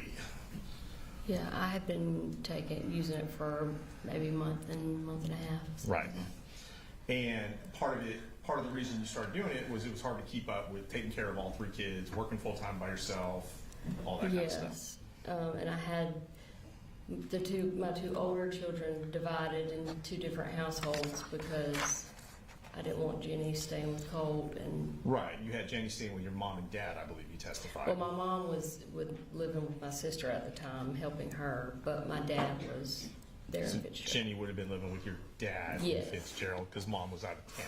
Yeah, she already Okay. had her own bedroom at my parents' house, and so I just was splitting my time between the two. Gotcha. And when Jenny and Coley Jr. were taken from you in October of 23, we heard testimony that you were pretty upset about that. Yes. Were you angry about that? I probably had every negative feeling that you could imagine at If some you can point. imagine. Okay. And I I was believe more so hurt and just sad. right. And I believe you mentioned that you kind of felt like they were kidnapped from you. Yeah. And I that mean, just I've never the had- absence of them, or Do it. was that the absence of them, or just how they were taken, or both? Yeah, probably a mixture of both. Okay. And it sounds like you were in a position where Colin Gray controlled how much access you had to the kids. Yes. And you were frustrated because he wasn't communicating with you at that time. Is that fair to say? Yes. So you're in kind of a rock and a hard place in that you can't see the kids unless he says okay, but he won't talk to you, so you can never even have a conversation. Yes.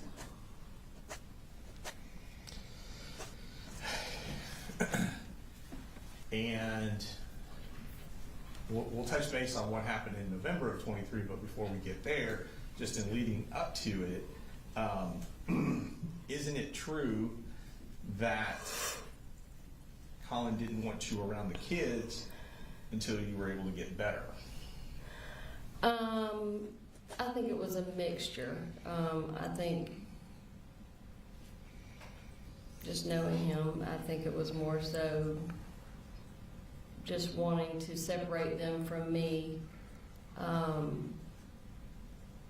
for a number of different reasons. Okay. I think, and without getting into attacking Sure. his character, I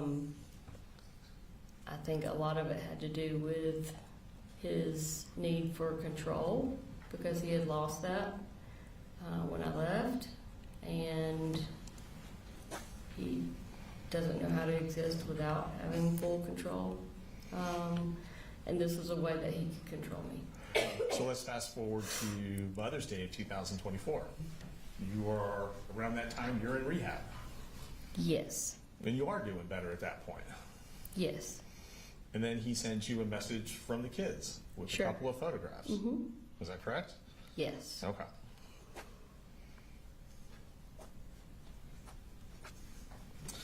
Now, you testified that in October of 23, you start going to a very dark place. Yes. Is that a fair way of characterizing it? Not a place that was normal for you. No, very much not normal.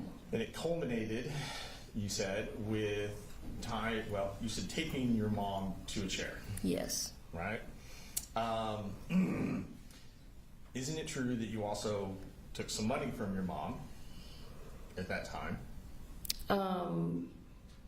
That day, Yes, ma'am. no, I didn't take any money from her. Okay.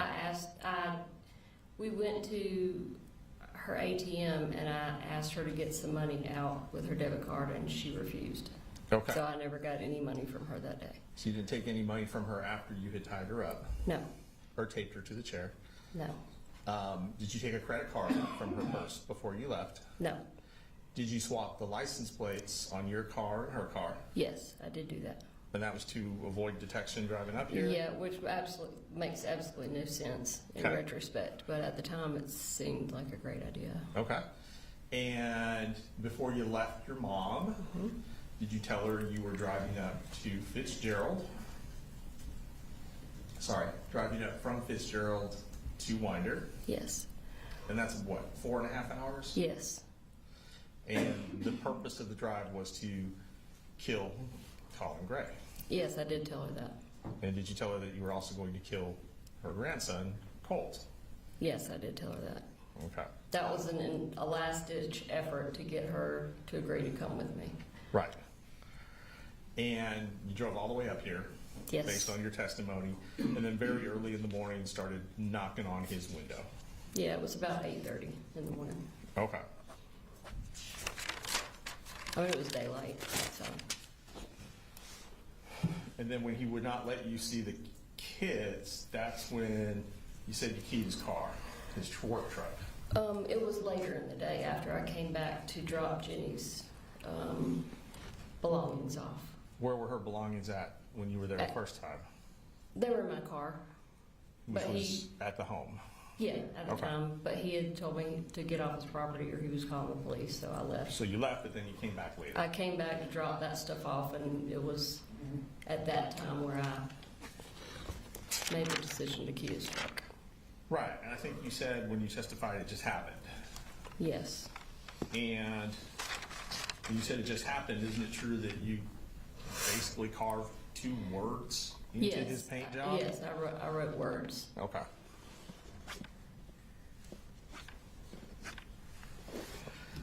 And then after your arrest here, you said you were transferred down to Ben Hill County for the incident with your mom. Yes, That you had remained in custody during that period of time from when you were arrested up here until you went to rehab. Is that accurate? yes, that's accurate. Okay. And when you were released from, well, released isn't the right word. At some point in July, you would have left, of 2024, you left rehab. Yes, And it sounds like there was a plan between you and Colin that you would leave rehab and move back up to Winder yes, temporarily. on a temporary basis. Yes.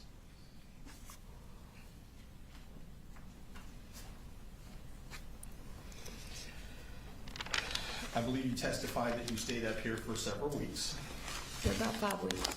maybe 5 weeks, I think it was about 5. and that would have culminated in the, probably around August 18th, the incident with Colt would have been your last day in Winder. Is that fair to say? Yes,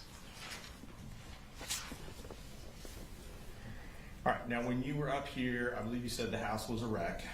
Mm-hmm. And it took you several weeks to get the house picked up.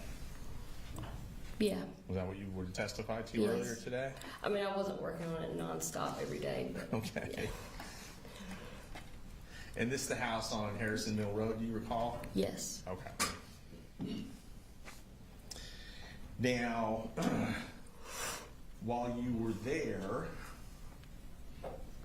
were you clean? Yes. You weren't using any opiates or drugs or anything? other than some THC caramel candies that Colin had bought at a store in Athens, Okay. which were legal.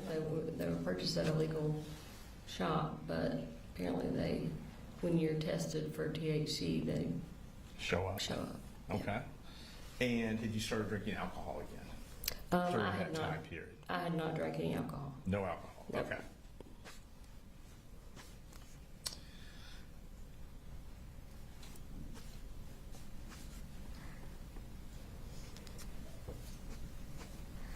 Now, you said that in the incident with Colt that led to you getting knocked down, to him Yes. pushing you down, just to kind of get us on the same page, that there had just been a argument between you and Colt. Is that correct? Yeah. I wouldn't say that it had escalated into a full-blown argument, Okay. but it was a discussion that he didn't want to have. Okay. Not a discussion that you didn't want to have. No. So the discussion, isn't it true, the discussion that precipitated that event was Colt wanting to talk to you about coming up here to kill him? Not that I remember. I don't remember that coming up. You don't remember that coming up? Mm-mm. Okay. And you testified earlier that you called your mom and dad and asked them to come get you. Yes. Isn't it true that Colt called your mom and dad and asked them to come pick you up? He did call. He was really upset about what happened. He felt, at the time, he was just angry in general, but a couple days later, he apologized for what he had done. But I think at the time, I think he kind of shocked himself. Like, I don't think that he really ever expected to do that, to lash out at me like that, because he had never done that before. And I think he went into panic mode. I'm going to call Memu and Papa Charlie before she goes, so I can tell them to come get her because she's acting out, Okay. before I had a chance to call them and tell them what really happened. And you testified that you never went into his room. Is that That's correct? right. So you're saying that you never touched the gun when it was in his room? That day? Yes, ma'am. Yes, that's correct. Okay. Because he was holding the gun. You didn't go try and get the gun first. I walked up behind him and I said, Colt, just give me the gun. And I had my hands out like this, but no, I did not reach for it or try to take it out of his hands. So I would not do that. And I just want to be clear, you didn't go into his room first, try and get the gun, and then he took it away from you? No, Okay. no, not at all.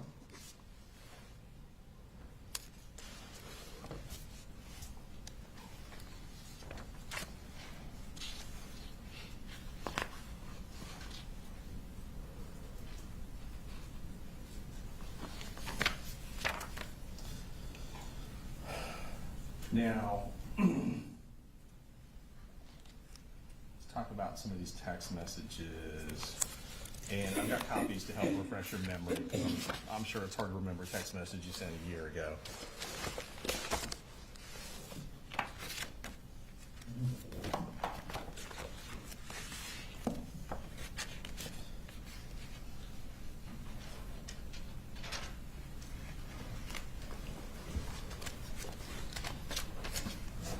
So we had talked about the text message. Well, we talked about some information you'd received about Colt being in contact with someone who was a school shooter. Yes, Okay. And you don't remember who that was or the Not- circumstances of that conversation? not off the top of my head, no. Okay. I'm going to ask you to review some text messages. Okay. See if this refreshes your recollection. Sure. Don't read them out loud. You have these ones? Okay. I don't. Oh, sorry, Ms. Brooks. Meetings are 8:30.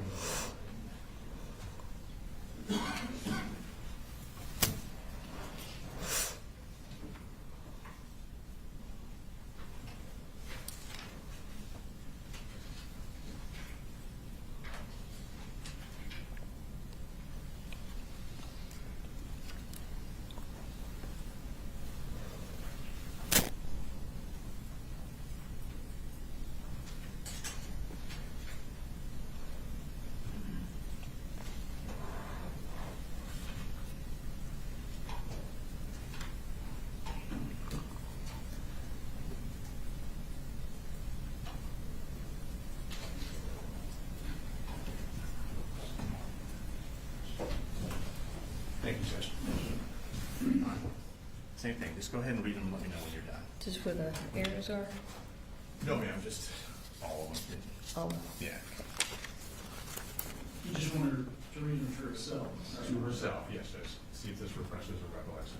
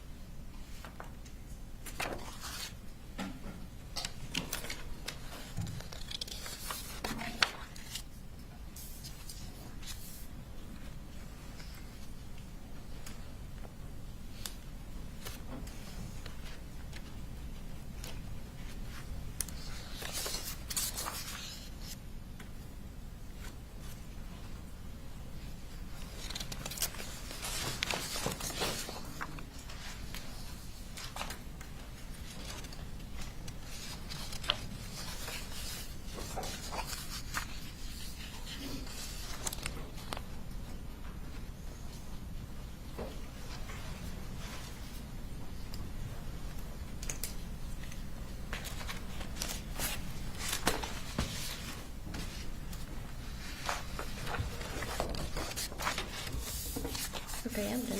All right, thank you. Does that help refresh your recollection? Yes. As to that conversation? And don't, let me ask you the questions I don't want you to Sorry, repeat. go ahead. Hearsay. Get me in trouble. So, you received information that Colt had been attempting to contact the school shooter, is that correct? Yes, And as you had pointed out, tried to put some money on his commissary, right? say that again. Tried to put, or had put some money on his commissary account. He had, Colt had, yes, not you. yes. Okay. In regards to that conversation and that information that you had obtained about that, you never shared that information with Colin Gray, did you? No, I wouldn't have shared that. Okay.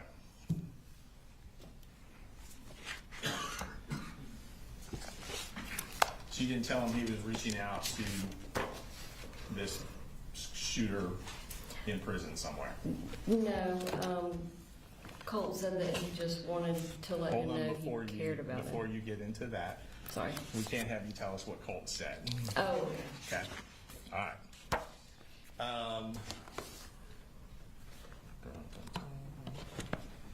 All right.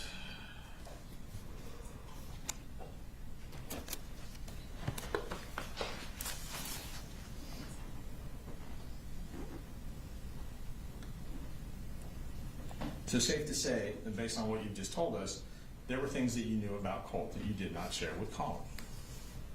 sure. And there were things that you knew about Colt that you didn't share with Colin immediately, but maybe ultimately shared with him later, Sure. right? Okay.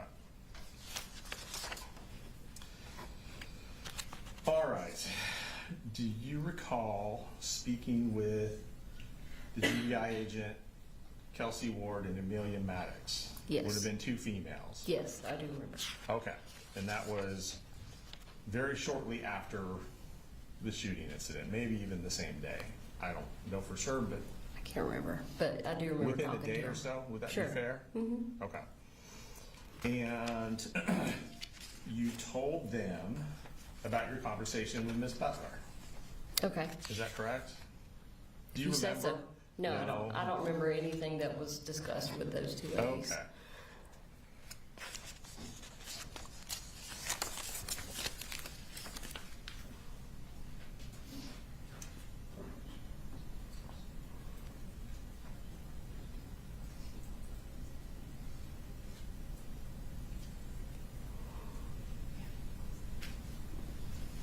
background business.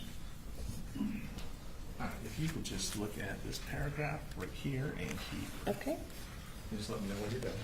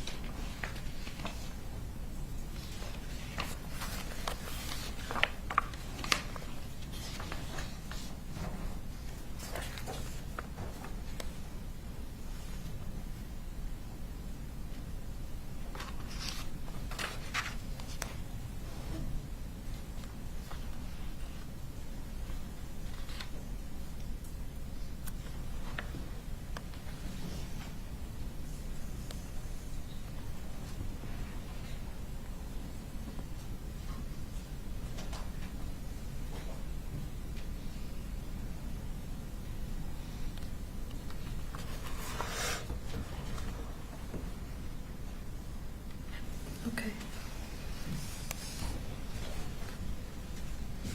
Some of it's kind of hard to understand.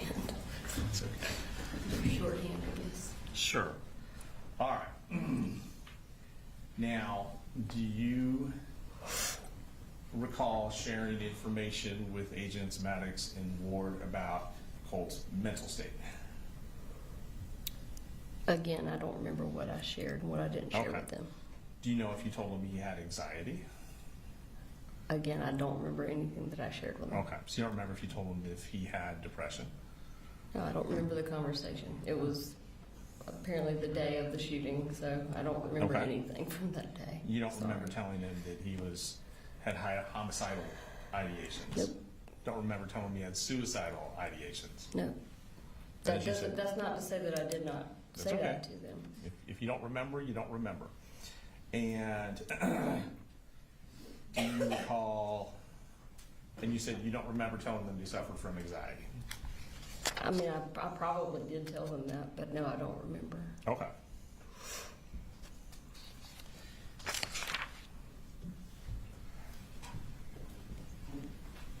You testified that on multiple occasions you asked Colin Gray to lock the guns up. Is that correct? Yes. Okay. Yet, do you recall, let me ask it this way, do you recall ever sending him a text message saying lock up the guns?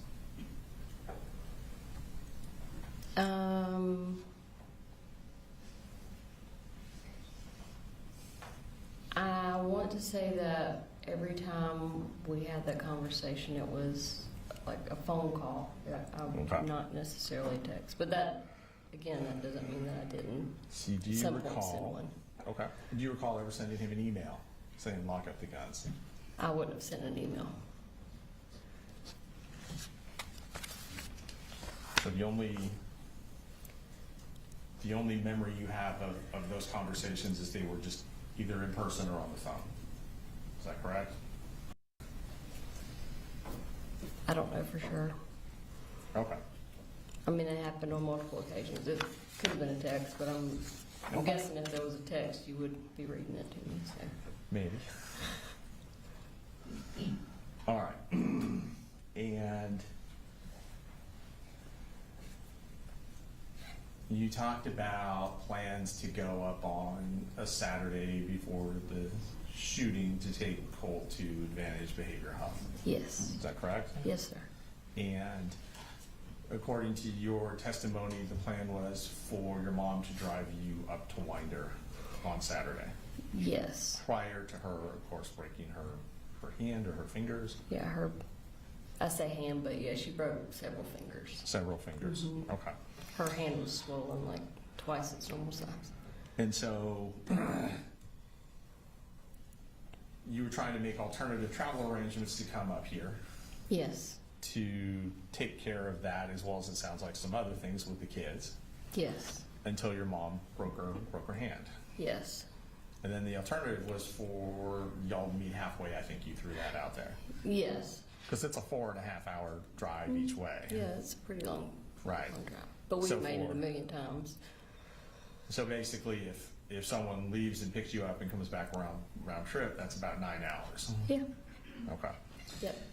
And you stated that you got a phone call, and I can't remember what you said, so just let me know. Was it Friday night or Saturday morning that you got a phone call saying, yeah, maybe let's not do this?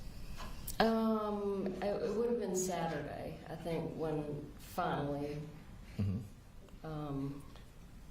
and I can't remember exactly if it was a phone call, a text. That's okay. To be honest, he may have never actually said it. He may have just stopped talking to me. Okay. That could have happened too. Okay. And you said there were plans to take Colt to Advantage Behavioral Health. Yes. Were there any plans to go camping that weekend? We had talked about going up to Blue Ridge. Blue Ridge was a place that we used to go all the time. Okay. We'd like rent a cabin for a weekend or something, take the kids or. Uh-huh. So yeah, that's one of the things that we had talked about doing. So was there a plan to go to the cabin with Colin and your youngest son, Coley Jr.? Yeah, When we we- would have. Yeah, well, he's not a junior because he's technically not a Coley. He's a Colin. Okay. And you refer to this your youngest child as Boo Boo. Is that fair? Yeah, or Coley. Or Coley. Okay. Yeah. All right. So there have been talks of doing that weekend as well. Yes, and I don't think we had shared any of that with Coley, little Coley. It was Little just Coley. conversations that Colin and I were having about what we were going to do. Okay.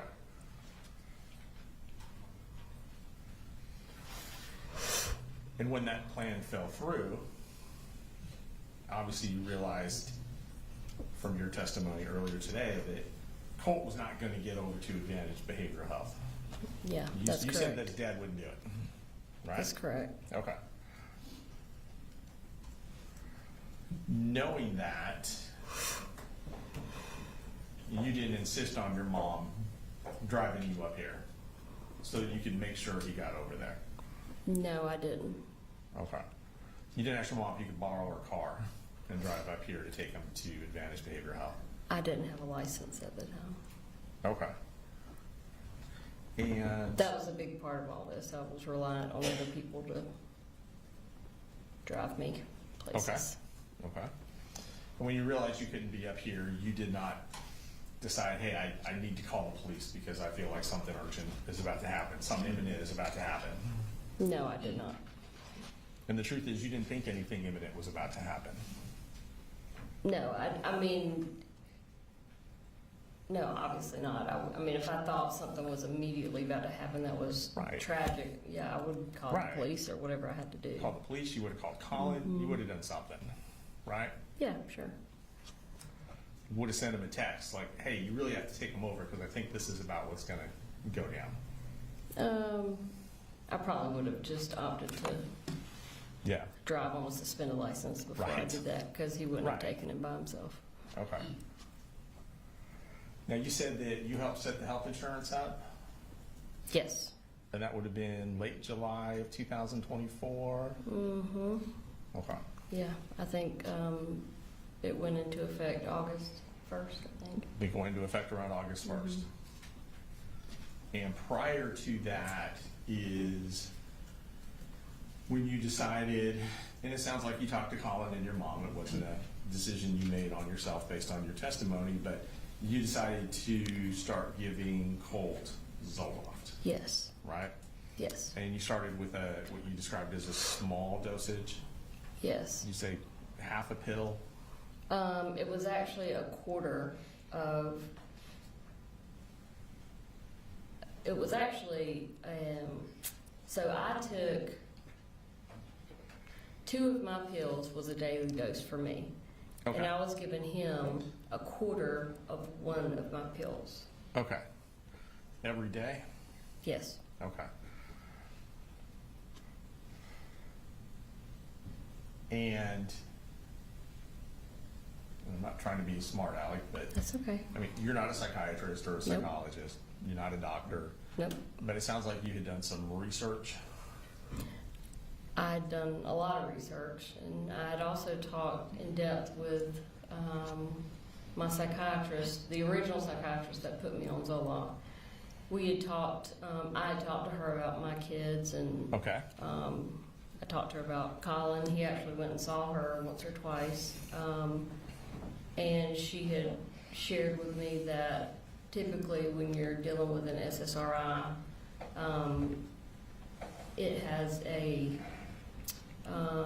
hereditary component as to what works well with someone and what doesn't. So if you have a parent or multiple parents that react well to a certain medication like Zoloft, which me and Colin both did because he tried Zoloft for about a month at one point.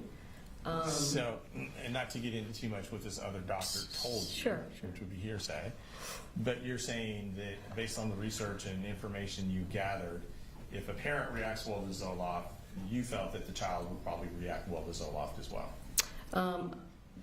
Based on what the doctor said. Okay. Yeah. Not your research. No. And I assume when you say research, are we talking about just like online? Just online. Okay. Sure. All right. And Most of my research online was more into dosage, Okay. how to determine dosages for gotcha. child based on weight, etc. And I believe you said you started to give Colt the Zoloft in July of 2024, before your health insurance kicked in. Yeah, it would have been before. Before the health insurance. Sure. Okay. And once the health insurance kicked in on the 1st of August, though you were trying to get him into Advantage, no one took him to, say, the pediatrician or any doctor just to have that discussion about Zoloft with a medical professional. No, we were trying to get him primarily into the crisis center. Okay. And it sounds like you were trying to primarily get him into the crisis center, whereas other folks were trying other things. Is that fair to say?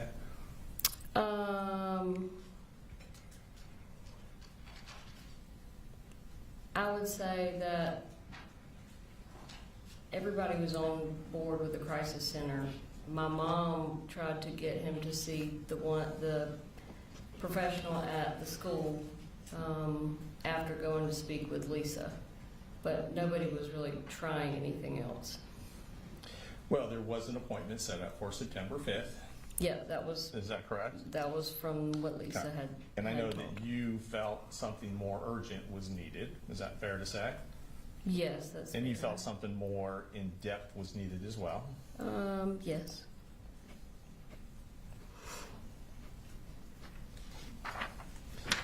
And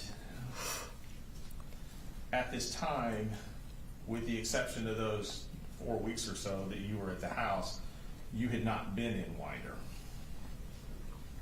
No, Is that right? that's correct. Okay. In fact, when you're making all these plans, you had already moved back to Fitzgerald. I had started researching facilities prior to moving to Fitzgerald. Okay. But my mom and I did not actually reach out to the crisis center until I was down in Fitzgerald. Until you were down in Fitzgerald? Yes. All right.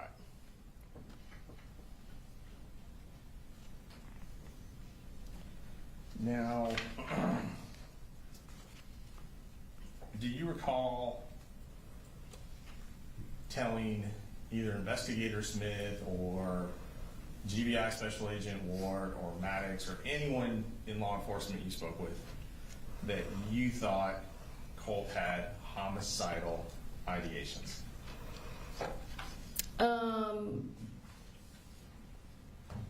Again, I hate to go back to this, but I don't remember specifically, yes or no, what I discussed with him. Okay.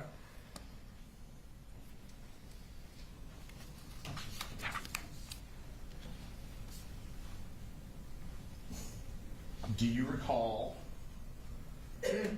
telling anyone in law enforcement, so we'll say it like that, so I don't have to say everyone's name Okay. every time. Do you recall telling anyone in law enforcement about Colt's fascination, your word, with the school shooters?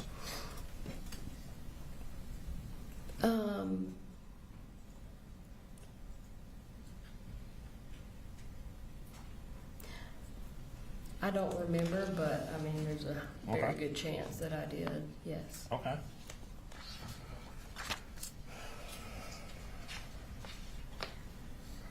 Did you tell anyone in law enforcement that Colt had made these threats to kill Colin? I don't remember. Do you recall, well, you testified that some of these threats made by Colt to kill Colin were done in front of Colin. Is that right? Or am I getting that wrong? That is what happened. I had witnessed him do that before. I don't know Okay. who I told or if I told anybody that. Okay. You witnessed Colt threaten to kill Colin in Colin's presence, is what you're saying? Yes. Okay. And despite that, Colin still wouldn't lock up the guns, is your testimony, Yeah. right? Mhm. Okay.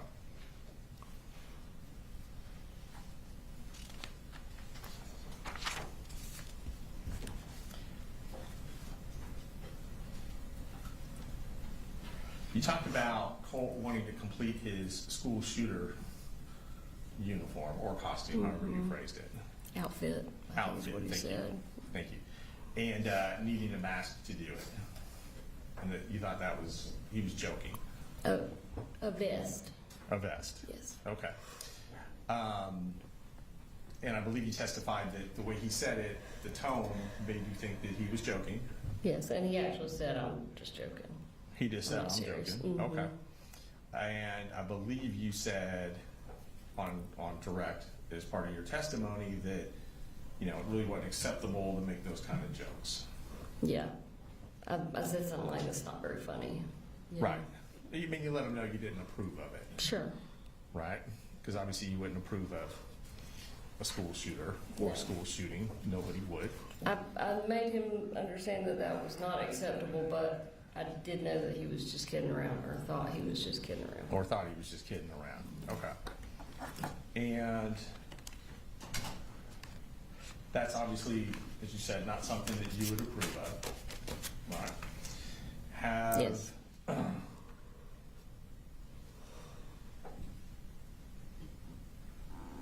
Since Colt's been locked up, have you done anything to try and enhance his popularity or celebrity as a school shooter? No. You have not taken his photograph, for example, and passed it on to people who put it on the internet? I, at his request, sent a picture to, he had two very good friends that he had been friends with for several years, way before the shooting took place. And I sent those pictures to them. Okay. Now, if they shared them on the internet, That's I don't fine. know. Okay. Did you or have you asked Colt questions that people are posting online and then gotten his answers and put those online or given them to somebody to post for him? Say that one more time. Sure. Have you asked questions of Colt from these true crime community subreddit Sure. boards to get the answers from him to then post on these sites? I have never posted anything on any of those sites. Have you- I've only communicated with his two friends that Okay. he had on there. So basically, the friends give you the questions, you get the answers from him, and give the answers back to the friends? I don't know of any like quiz type questions. Well, like a question, what's his favorite color? Things like that. They wouldn't have asked those kind of questions because they knew him really well. Right, okay. So you're saying, no, you have not participated in that? Okay.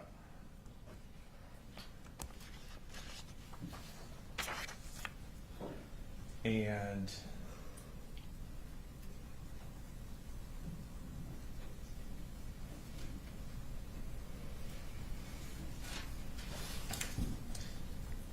so it would not be true that the youth detention center where Colt is staying has prohibited you for a period of time from seeing him based on those types of violations. The youth detention center had absolutely nothing to do with prohibiting me from seeing him. That was 100% their guardian ad litem working on the defects case for my two younger children. Okay. But once a different defects investigator got involved, they determined there was no issue, and they're in the process of dropping that whole thing. Okay.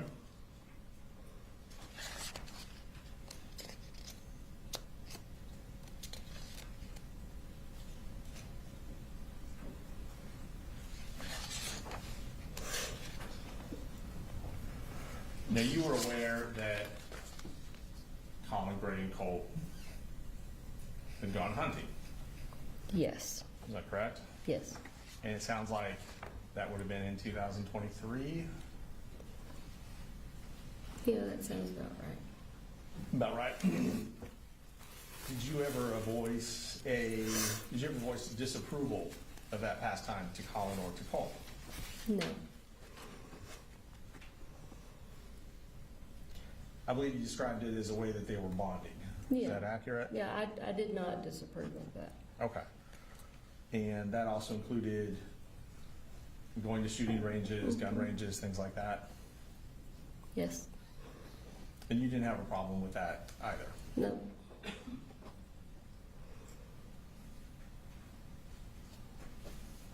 You mentioned when you came up there that you thought Colt had gotten more interested in the guns when you were here in July of 2024. Yes. You saw him cleaning the gun? Yes. Is that accurate? Yes, that's Okay. accurate. He had some parts, or I believe He you has, said. like, he had, I guess his dad had got him some sights, different gun sights and stuff, and so, you know, he would take them off, put them back on. And at that time, were you aware of, well, so he gets the gun for Christmas, right? And that is 23 or 22? That was 23 because I was incarcerated that Christmas. Okay. At that time, are you aware of this fascination with school shooters when he receives the gun? No, well, I didn't know that I never knew he received a gun for You didn't know Christmas. he received the gun for Christmas? No. Okay, because you were incarcerated with limited And contact? yeah, he was not communicating with me. Okay.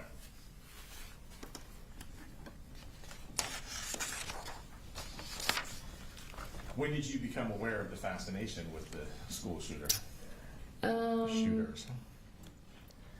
When he, I would say when he came down to stay with me for that month,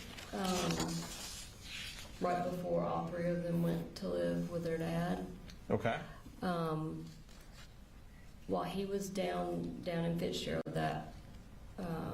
for that month, he talked about one certain school shooter. he had done some research on him and talked about just some quirky things that he did, different video games he liked to play, just basically showed like a general interest in the individual, not necessarily the act of shooting. So that would have been late summer, early fall of 2023. Yes, And Colt was down with you for approximately how long? about a month. About 30 days? Mm-hmm. Okay.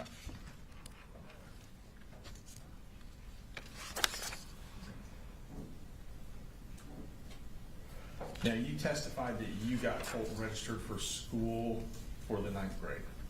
Yes, Is that correct? yes, The other kids as well? yes, Okay. And that was with Colin Gray's knowledge. yes, He knew you were doing that, sure, right? Mhm. Okay. And he was working at the time? yes, Was he working full-time? yes. Do you remember what his hours were like?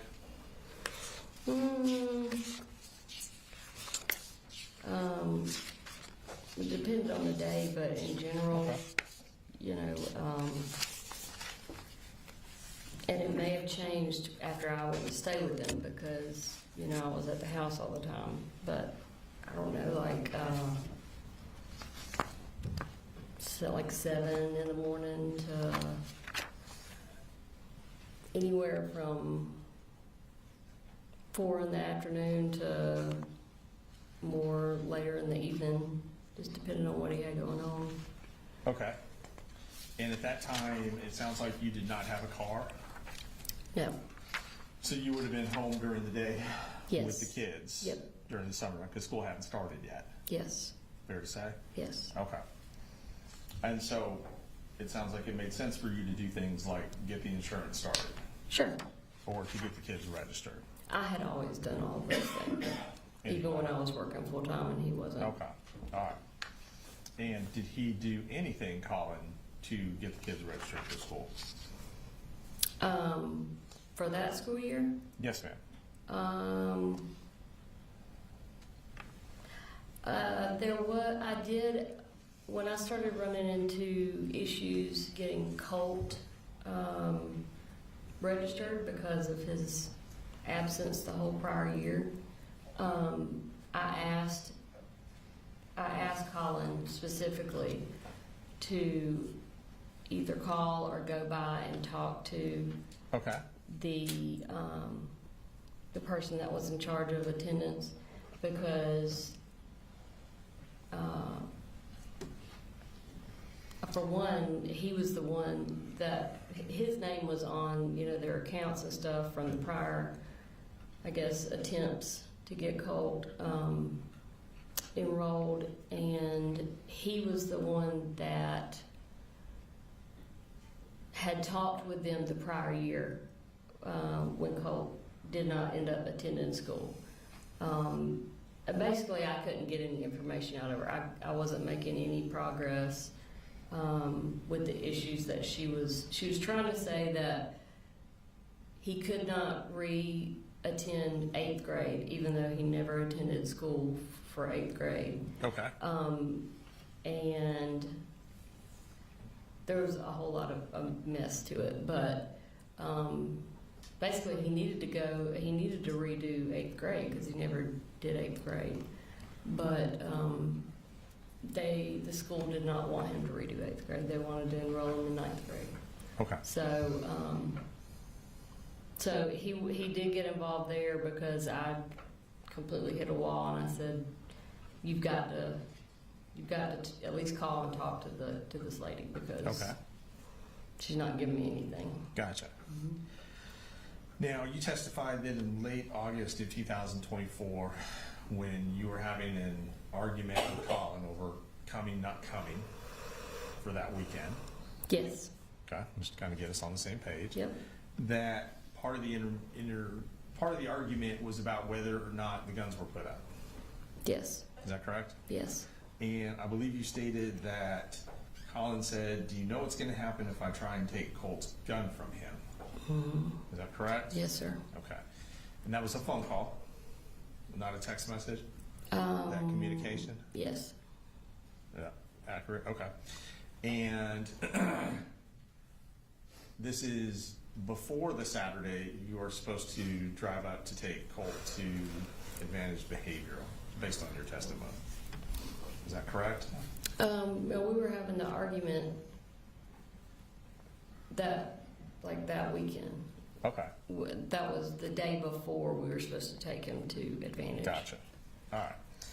And when you heard that statement from Colin, do you know what's going to happen if I try and take his gun from him? Mm-hmm. You did not feel it was necessary to call the police? No, I never called the police. Yeah. You didn't think it was necessary to tell your mom, like, we really got to drive up?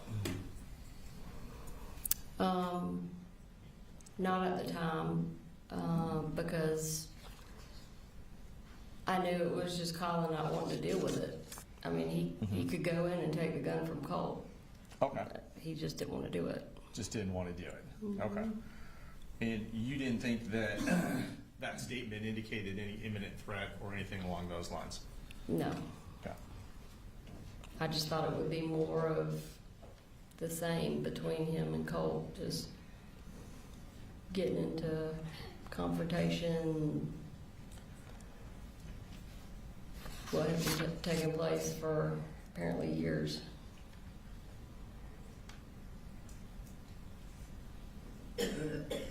Now, if you can, trying to orient this.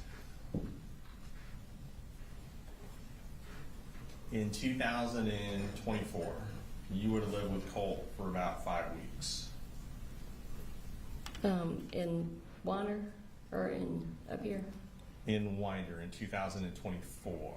Yes. You're going to work backwards. Yes. In 2023, you would have lived with Colt for about 30 days. Yes. Is that correct? Mm-hmm. Okay.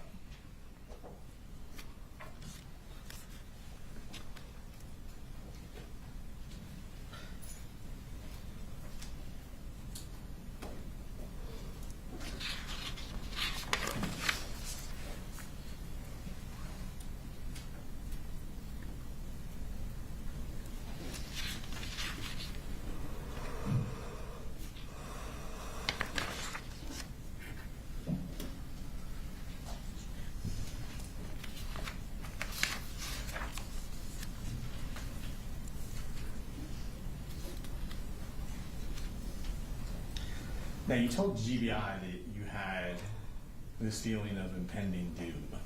Do you recall that? Yeah.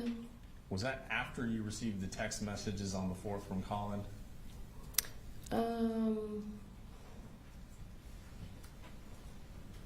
Yeah, I would say. Not before. No,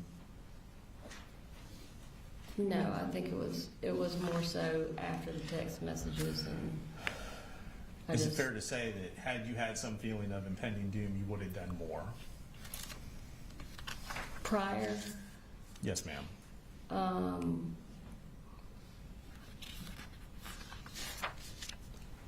Oh, I can't say what I would have done or would not have done. I mean, I felt like I was doing everything that I could, other than call the police. Or the school and tell them that you were afraid something like this was going to happen? Well, I called the school several times. But you never told them you were concerned that Colt was going to do something violent? Or did you?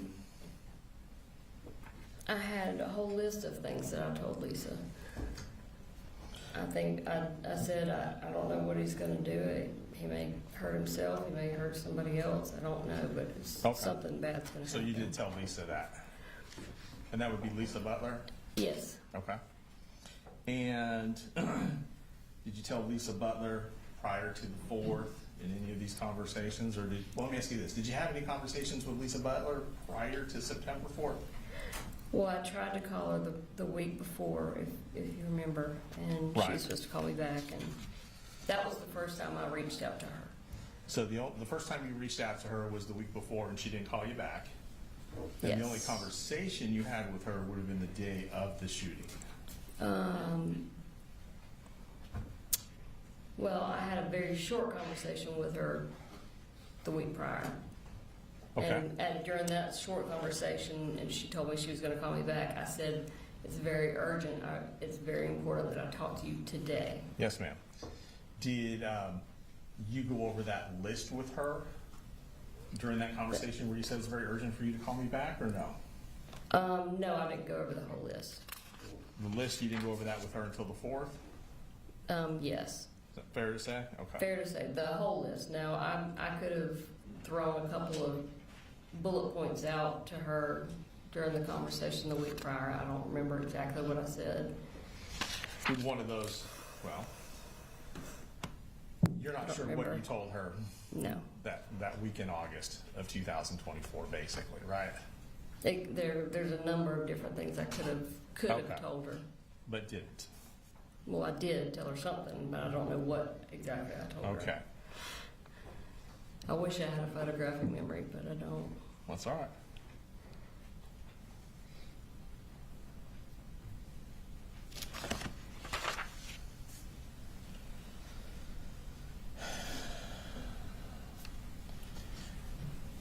So you're not here today telling the jury or anyone that you saw this coming? I did not see a mass school shooting coming. No Right. way. Okay.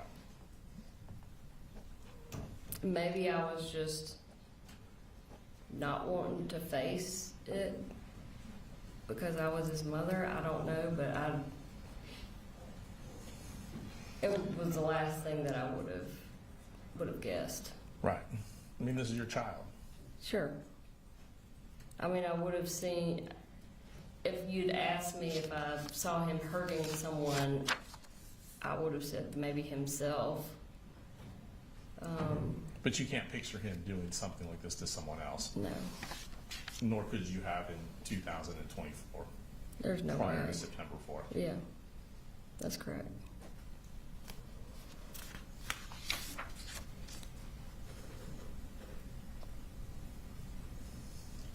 You said you were familiar with the bullying in 7th grade?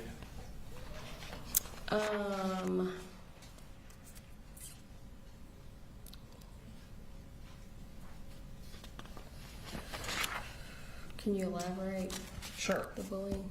Sure. There was testimony earlier about Colt being bullied in the 7th grade, right? Do you recall being aware of any of that? Or is that something you learned later? Would you have known at the time it was going on? I'm just trying to remember what school he was at. I don't remember 7th grade bullying. Okay, I could be And- misspeaking though. that's all right. Do you were shown a text message earlier where Colt was referencing his teachers out to get him, out to harm him. Yes, Is that correct? yes, All right, you remember that text yes, message? I do. And I think that's certainly an element of paranoia there, is there not? Yes.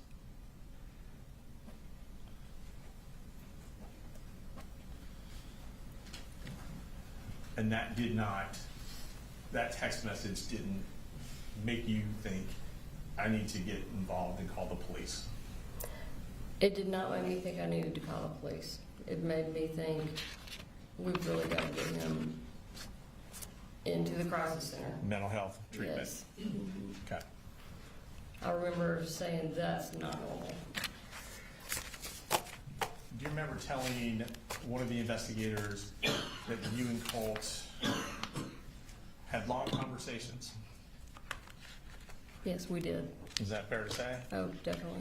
Right, and He he would shared talk to me things for with hours you. and hours sometimes. Right, and he would share things with you, is that accurate? Yes, Share things with you he wouldn't share with his dad?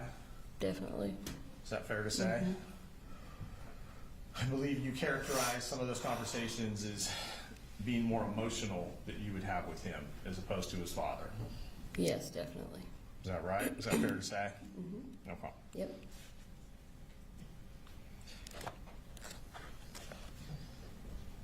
Your and Colin's relationship in July, August of 24. So you guys were still married. Mm-hmm. You're still married today, I want to say. You're not legally divorced. No. Okay. I have And- filed for divorce, but we have not served him yet. Okay. And so in July and August of 2024, you guys were still married. Yes. And when you moved into the house for that 30-day period, 5-week period, it was like you said, only temporary. Yes. You guys weren't looking to get back together or anything like that. He was looking to get back together. You think he was, Yes. in your opinion? Well, I mean, he said it. He said Many it. times, Okay. Okay. And you were, it sounds like, not of the same mind, correct? I knew that I had to make sure that I continued to have access to my children. Okay. I did not want him to think that all hope was lost of us getting back together. So you were deceiving him in order to maintain a relationship with your kids? I don't know if I was deceiving him, Okay. because I never said, oh yeah, we're gonna, Okay. ride off into the sunset together. Sure. I was very open about the fact that I wanted to get my own place or, Uh-huh. Another living situation. Right. But as you said, you wanted to make sure there was an avenue available for you to still Yep. be able to communicate with the kids. Is that right? Yes, and he had proven many times in the past that if that avenue was taken away, then he was going to And at make that me pay point, for it. Okay. And he usually uses our children. And at that point, he still was in charge of what type of visitation you would have with the children. Yes. Right. Okay. Just time, 1 second. Yes.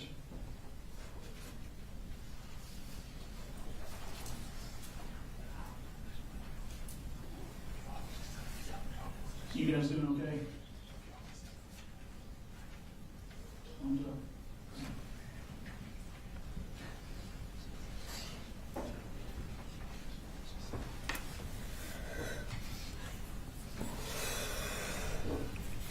All right, and I'm almost finished, Judge, for timing purposes. I know you've been here all day. So we saw some internet searches you did, right? And to characterize, I think, the way you were testifying, and correct me if I'm wrong, that you were just kind of randomly searching different topics. I do that a lot. So there's is there a lengthy internet search history on your phone is what you're telling us? You'd probably think I was crazy, but yeah, my husband always called me the Google Queen. Okay. And your testimony today, when you were searching the school shooter parents, that was based on trying to answer some questions you had of a documentary y'all had watched. I know, but we had watched a documentary, and I know that a lot of questions had come up, and I had researched it. In hindsight, as far as the timing goes, it may have been that day when I was doing those Google searches. It may have been a different day. I may have looked up Right. those same Google searches 10 other times. Okay. At I see what you're different saying. times for different Right. reasons. And same thing with the gun safety. That could have been Yes. something you'd searched previously 3 or 4 times. It just happened to be on your mind that day after the conversation. Yeah, it You was had been definitely having. related to things that were taking place Okay. in our life at that time. And those searches you did on Ethan Crumbley and the school shooter parents, those types of things, you never forwarded any of those articles to Colin, did you? I typically didn't forward anything that required reading to him. I would just read it to him. Okay. But no, I don't think I would have sent any of that to him. If there was something that I read in any of those articles that I wanted to share with him, I would have just verbally or didn't? via text. Okay. And you didn't text Sure. him anything about any of those articles? I have no idea. Okay. All I right. don't know. Thank you. The state may have some other questions for you. Okay. You're right.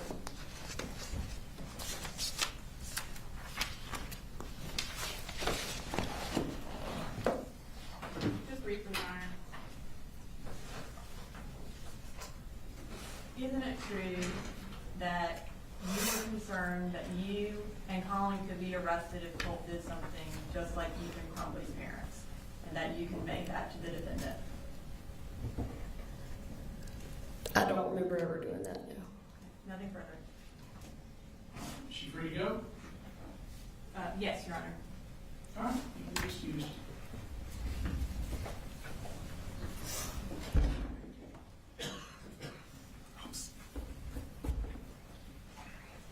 Ladies and gentlemen, let me give you all a break. I'm going to check in with them about what our witnesses look like for the balance of the day.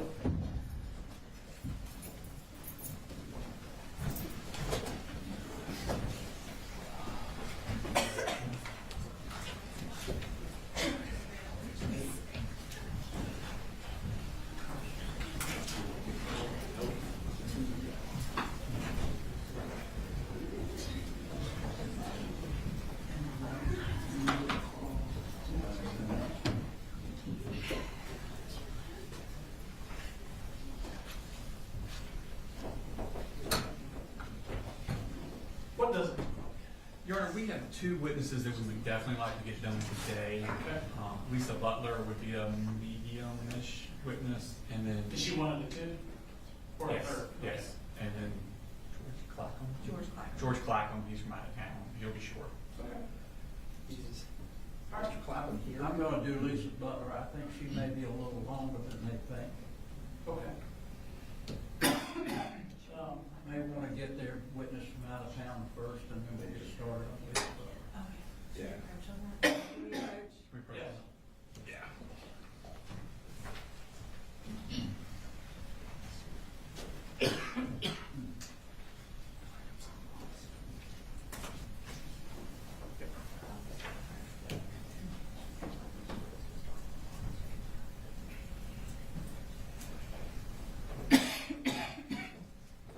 Okay, we'll take a short break. We'll be in a short recess.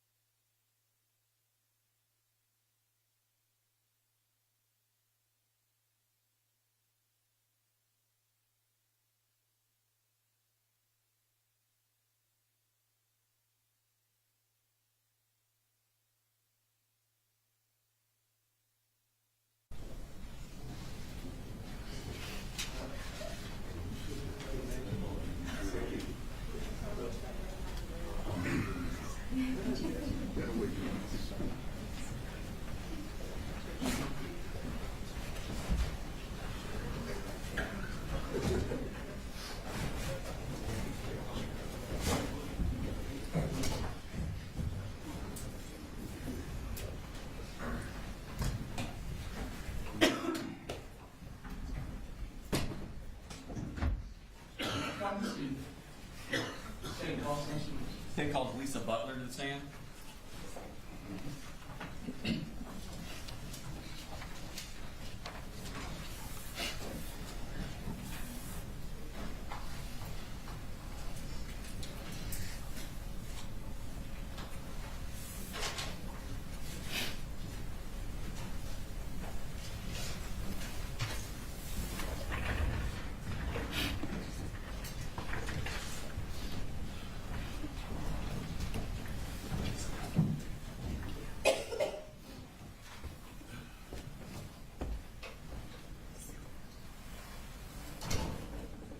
Raise your right hand for me.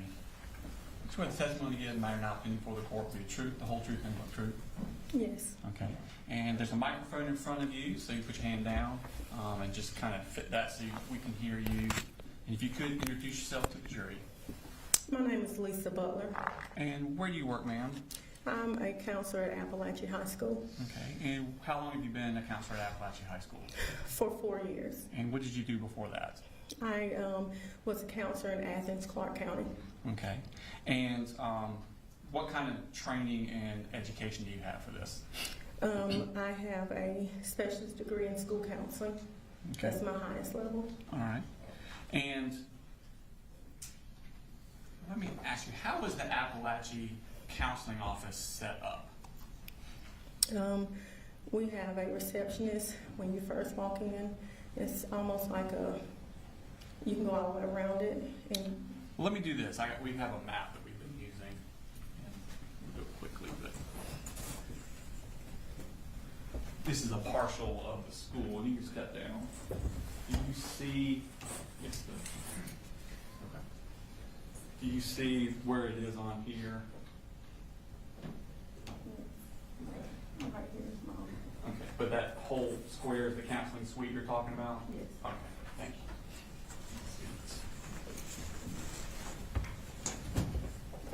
you. So I think you were describing how it's set up. Tell me about that. So when you first enter, we have the receptionist, and you go around. We have a vault, and that's where the public, not all of our education records are at. And then we have a couple offices where we have the registrar, and then we have one of the assistant principals over curriculum instruction, and then you'll go around, and that's when you get to all of the counseling offices. And how many counselors are at Apalachee High School? We have 4 full-time and 1 part-time. Okay, and how do y'all divvy up the workload? We have it based on different letters in the alphabet. Okay, and what basically do you do as a counselor there? Counselor, I assist kids with making sure that number one thing is graduating with their education plan. We look at transcripts, different things like that. Also make sure, if the kid have any types of, mental health needs, we make sure that we make referrals and do different things like that for them as well. Okay. And so you said you had certain letters of the alphabet would be yours. Would one of your letters back in 2024 been G? Yes, that's correct. Okay. Did you have a student in Apalachee High School in the school year 2024 of a Colt Gray? Yes, that's correct. Okay. When did you first become aware of the existence of Colt Gray? When a new student enrolls, like when they register at the board office, we will get a notification, and that student's name come across our email. All of the counselors' emails and tell us that this new student has arrived. Okay. So everybody got the email. You recognize the letter as one of your letters? That's correct. Okay. Was there anything about it that caught your attention? Yes, because I also had Colt Gray on my caseload as well.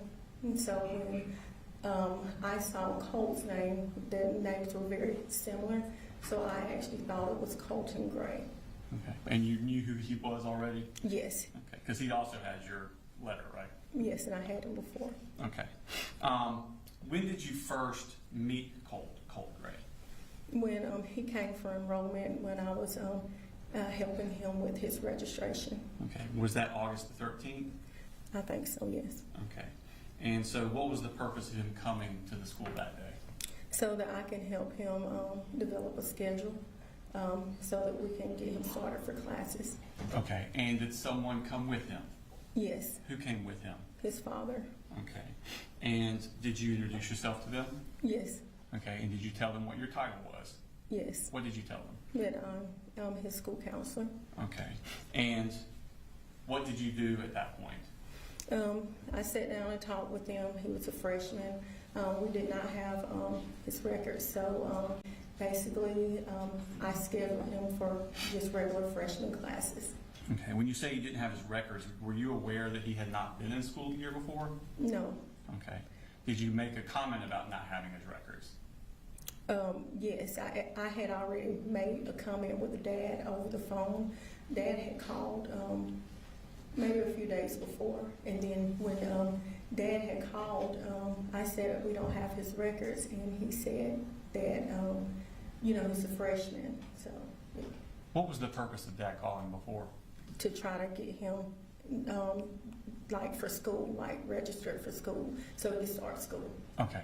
Did he call in order to get Colt counseling? No, Okay. When he met with you that day to go over Colt's classes, did he say anything about Colt needing counseling? no. Okay.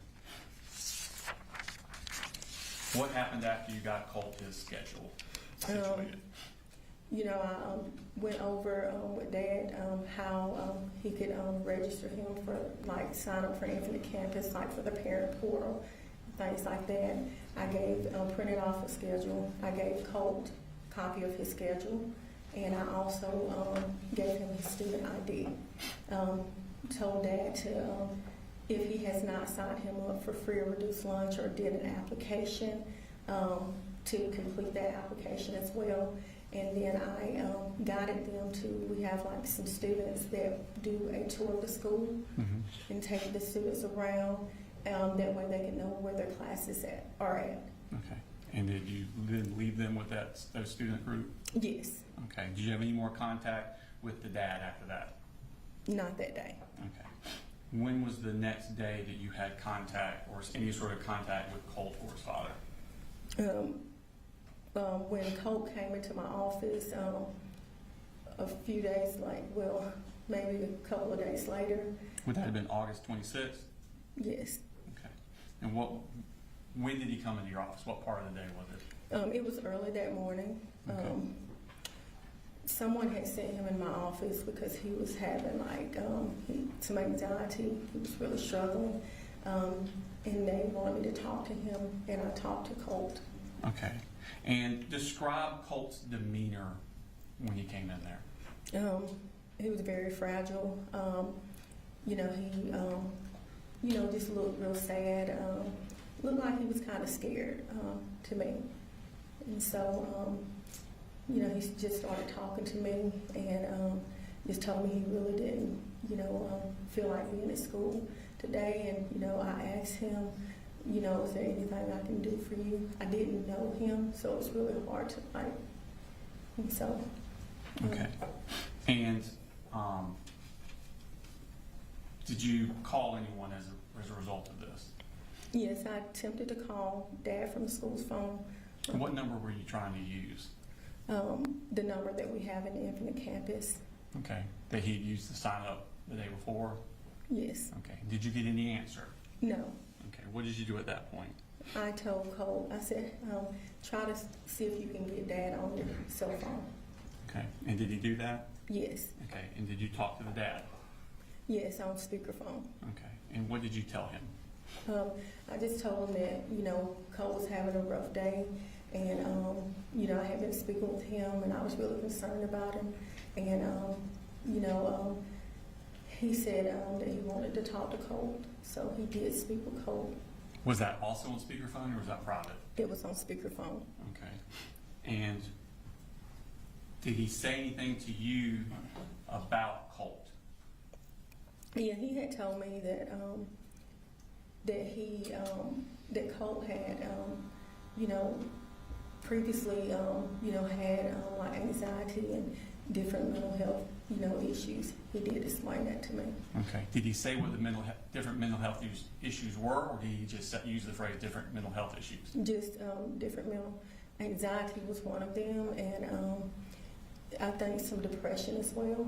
And he basically told me that he was really busy, and that I wanted him to come and pick Colt up, because he wasn't in a direct. I feel like that he was not where he needed to be, and I was just really concerned about him. I asked him, could he please come and pick him up. Colt wanted him to pick him up as well. And what did he say? He said that he was on 80 stuff on 85, and he did tell me that he was also on his way to work, and he told Colt the same thing. Okay.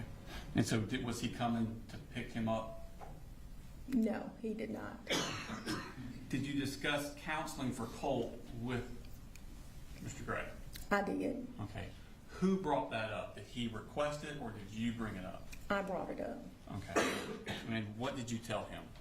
I told him that we had a new counseling service called Project Aware, in which the student can receive counseling in our school, and the counselor would come out once a week. And I asked him if that was something he was interested in, and he said yes. Okay. And what did you do about that? Well, tell me first, what is Project Aware? Project Aware is a grant-funded program that only, I think, 3 counties in the state of Georgia, and the Barrow County is one of them that got it. Got that program. I think it's like $5 million over, I think it's 3 or 5 year period.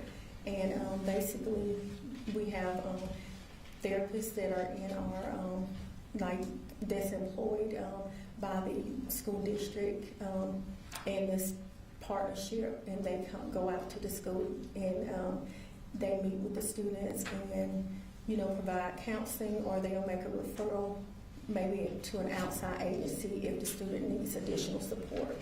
Okay. And what does a parent have to do for a child to be in this program?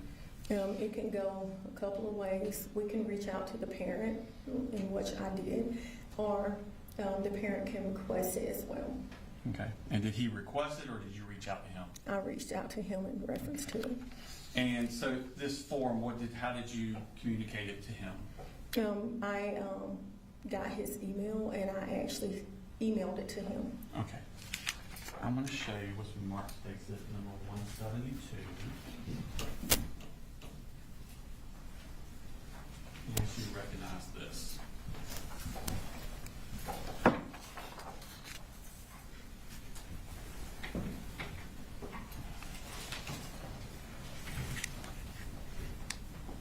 Do you recognize what that is? Yes. And what is that? This is the email in which I sent Mr. Gray the consent for service form. All right. Here, this time I tender stick exhibit number 172 in the evidence. Okay, all right, 172. We could post that for the jury, please. All right, so that is, we got it up on the computer screen there, and that is from you. Does it have a date and a time? Asking. Yes, And what's the date on that? August 26th, Okay, and what time was that sent? 10:58 a.m. Okay. Now, it has a courtesy copy of, it is to C. Gray at cpgc.net. Is that correct? Yes, Okay, and is that the address you got from him when you were on the phone? yes. Okay. Now, it has 2 courtesy copies there, and Jane Baker and Karen Hope. Who are they? Jane Baker is one of the therapists, and Karen Hope is the person that is over the entire program for the district. Okay. And then it has an attachment there. What's the attachment? The attachment is the consent form for the referral for services.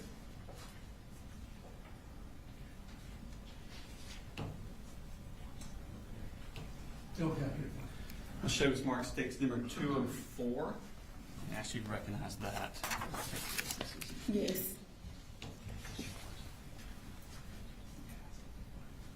And what is that? this is the consent form. And is that what the attachment is? Yes, that's correct. You're right. This time I tender stakes number 204 in the evidence. It's submitted for arbitration. Post that for us there. So this is a 1-page document. Is that the document you gave? Yes, Okay. And is this the form that Mr. Gray would have to fill out for Colt to be in there? Yes. And are there any other pages? No. This is the entirety of what he would have to do? Yes. Okay, and you sent that to him in that email? Yes. Okay. Now let's turn to, I want to show you next what is Mark State Study number 173.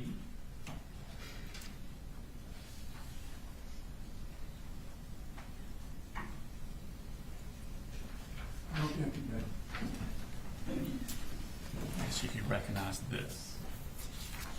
Yes. And what is that? This is an email from Miss Karen Hope. Okay. And so Ms. Hope was courtesy copied on the email you sent to Colin Gray. Is she responding to that email? Yes. Okay. And is that an accurate copy of the email that she sent to Colin Gray? Does it courtesy copy anyone? Yes. Who's a courtesy copy? To Miss Baker. Okay. And are you also on there? Yes. Okay. And so you saw that email? Yes. And is it accurate to what you saw? Yes. You're on Interstate State number 173 in this evidence. It's admitted without objection. So we're gonna pull this up. So, all right, so this is from Karen Hope, and the date on this is also August 26th. Yes. Okay, so this would have been about not quite 2 hours after the first email. Yes. Okay, and it's to Lisa Butler, Mr. Gray, and then courtesy copy Jade Baker. Who's Jade Baker again? She's a therapist. Okay, and she says, she points out that the counseling sessions are at the school. Is that right? Yes. Okay. Does she also attach her email? Yes. And does she attach a phone number? Yes. And are those there if he has any questions or concerns? Yes. Okay. Now, on this day, the Colt's having this anxiety attack, so this is all happening on that day while this is going on. Colt's in your office. Yes. Does he ever go back to class? Maybe about 30 minutes before school ended. Okay, so I know you didn't have a clock, like a timer, but about how long did he stay in the counseling office? For over 6 hours. Okay, and what did y'all do with him for those 6 hours? We have a calming room, and we provided that room to him. For the first maybe hour and a half, he sat in my office, and I talked to him and just tried to comfort and soothe him. And then after that, I started getting busy with other students, and so I told him that he could go into our calming area, and he agreed to that. And so I let the receptionist know it's a window where she can see students at that point. And so I let him sit down into that area, and he stayed there for a while. We repeatedly asked him if he wanted something to drink or anything to eat. Did he want to go get lunch or any of that? And he said no every time that we checked on him. Okay. Did he have instructions as to how long he could stay in there? No. Okay. Did he ever feel like he could leave at some point? Yes. And did he say anything before he left? He said that he was ready to go back to class. Okay. Now, what did you do after this in relation to this situation? Just based on the conversation I had with Colt, I did a sworn referral. Okay. What is a sworn referral? That is a referral in which it goes directly to the school social worker, and at that point, the social worker can look further into things that might be going on with the student. Okay. Okay. It shows Mark State Exhibit number 174. As you can recognize that. Yes, And what is that? the sworn referral that I completed. Okay. Your Honor, we tend to state statement number 174 into evidence. Be submitted without objection. So, that there at the top, that picture of Colt, is that what was in, where did that come from? That was in the infant campus from when he was enrolled in Barrow County Schools when he was younger. Okay. And then coming down, That's the referral. I was trying to, sorry. Coming down to the bottom there. So the summary, where is this information? Did you fill out this form? Yes, I did. Okay, so the summary you filled out. Yes, Where are you getting the information that you put into the summary? based on what Colt and his dad told me. Okay. And so the student suffers from severe anxiety and depression. Father said he has several other diagnoses he would like to discuss at a later time. That's the only detail you got from them? That's correct. Okay. Did he ever call you, email you, or text you to follow up on those other diagnoses he would like to discuss? No. Okay. Now, I'll take your attention to, on that, so that's on August the 27th. Did you also get a response from Colin Gray? Yes.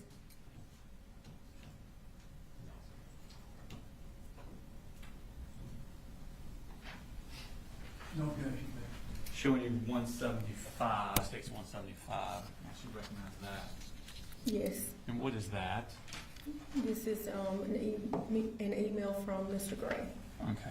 And is that in response to the email you had sent with the attachment of the Project Aware consent form? Yes, that's correct. Okay. Your Honor, this time I tender state statement number 175 in evidence. Be submitted without objection. Okay. So, is this, it says, this is from Colin Gray, and it has the email address that you would send it to. And then this, again, this is on August 27th at 7:40 that night? Yes. Okay, so this is, if Colt had the anxiety attack on Monday, the 26th, this is the night of the Tuesday. A Yes. more than 24 hours later. Yes. And this is when he sent back in that consent form to you. Yes. All right. And again, he's courtesy copying Jade Baker, Karen Hope, and D. Polhamus at Hotmail. Do you know who D. Polhamus at hotmail.com is? I think it's the grandmother. Did you know that at the time? Or is that something you found out later? No, I did not know it was the grandmother. Okay. So at that time, you don't know who that is? Mm-mm. Okay. But again, we talked about who Jade Baker and Karen Hope are. Now, on August 28th, the next day, in response to this email, does Jade Baker send an email also to Colin Gray? Yes.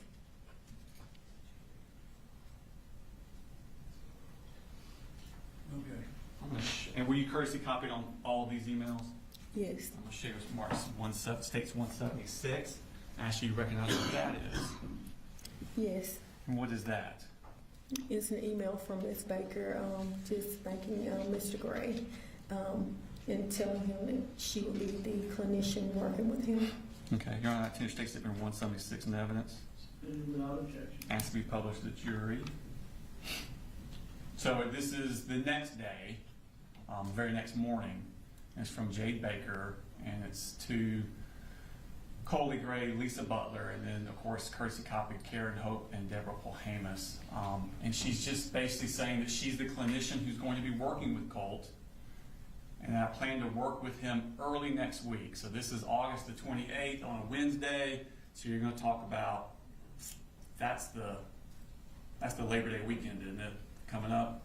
Yes. Okay, so Monday the 2nd, is the school open?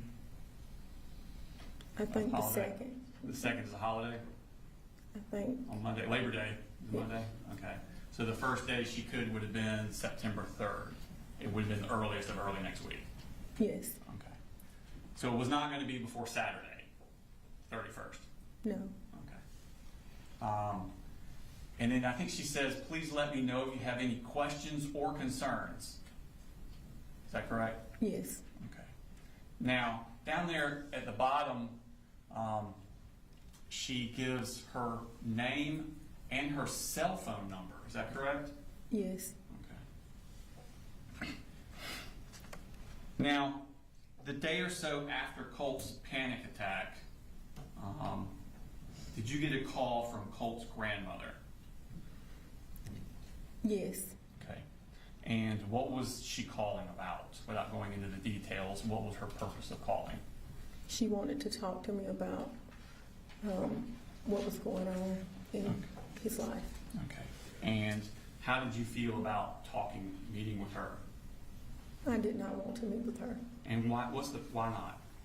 because she's not listed as a guardian or any point of contact in Infinite Campus. Okay. And are you supposed to talk to people about students if they're not listed in Infinite Canvas as a point of contact or their guardian? No, Okay. Did you agree to talk to her anyway? I agreed to listen. You agreed to listen to her, okay? Kind of a halfway point, right? So you don't have to disclose anything, but you can hear what she has to say. Is that the point of the meeting? Yes, Okay. And did you meet with her on August the 28th? yes. Do you remember what time of day this meeting? It's kind of morning, midday. Okay. And was it at the school? Yes. Okay. Without going into the details of exactly what she said, who did she most talk about during this meeting? Marcy Gray, Okay. And who is Marcy Gray as far as your understanding? Colt Gray's mother. Okay.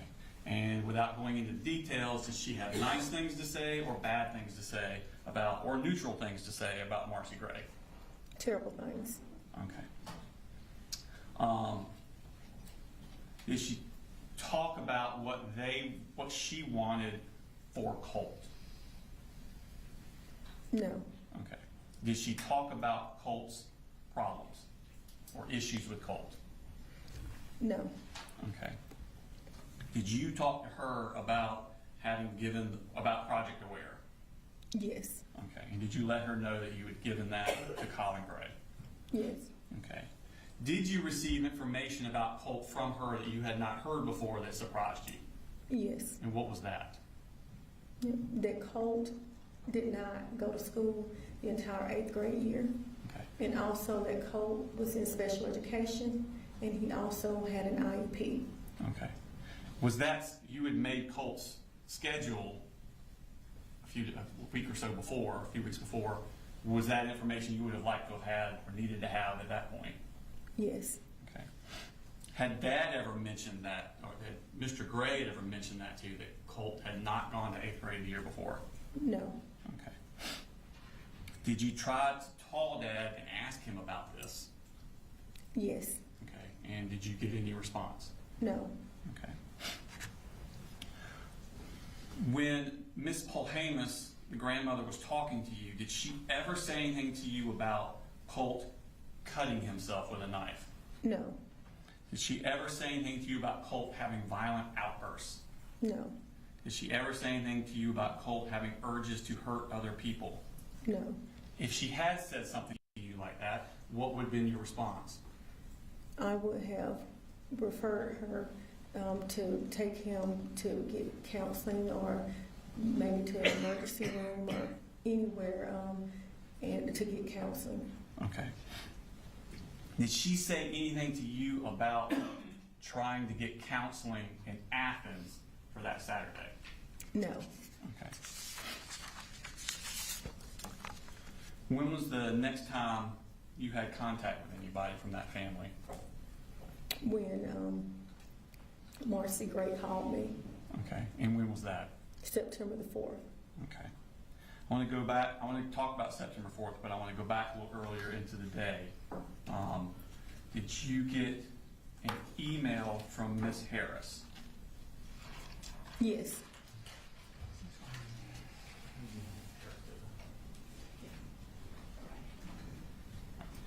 I'm showing you what's marked as State Exhibit 177. Your Honor, I believe this is already in evidence with Ms. Harris under States 32.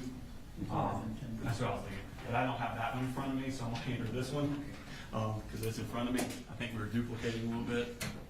So I'm showing you that. It states 177. It's already in evidence. It states 32. Ms. Harris has already testified a few days ago. Do you recognize that? Yes, And is that the email you got from Ms. Harris? yes, Okay, let me pull that up. All right, so when you got this email, did you remember Colt? yes. Okay, and what did you remember? What about this email? What did you think about when you thought of Colt? When he had been in my office, and you know that he was, you know, I guess anxious, and just the way that he was, that's what made me remember him. Okay, and when you read this email, how did you take it as far as Colt?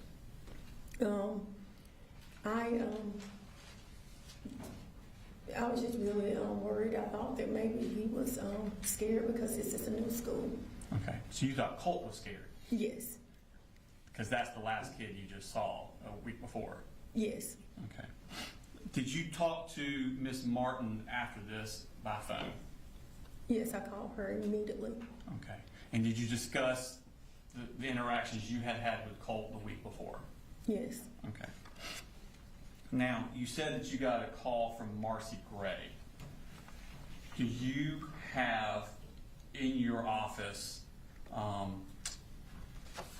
tell me about the school phone system, I guess is the best way to put it. Does it record, or is it not record, that's a bad word, does it show when a call comes in on your phone? yes. Once the call is transferred to us, Okay. it will show the time frame of when the call is transferred to us from the front office. Okay. And you can go back and retrieve this information later? Yes, Okay. And does the phone store this information just as a matter of course? yes, Okay. Your Honor, I'm going to show you what Mark states. 178. Ask you to recognize what that is. yes. And what is that? It's my my phone log. Like it's a picture of, you know, the phone calls that was received on September the 4th. Okay. And did you take these pictures? Yes, And do they accurately reflect what your phone log looked like? yes, Okay, Your Honor, attention state statement 178 in evidence. Okay. All right, 178. Pull that up. So, at the very top, it says wireless caller. Is that the phone call you got from Marcy Gray? yes, Okay. And so it says that you received that at 9:50 a.m. Is that correct? yes. Okay.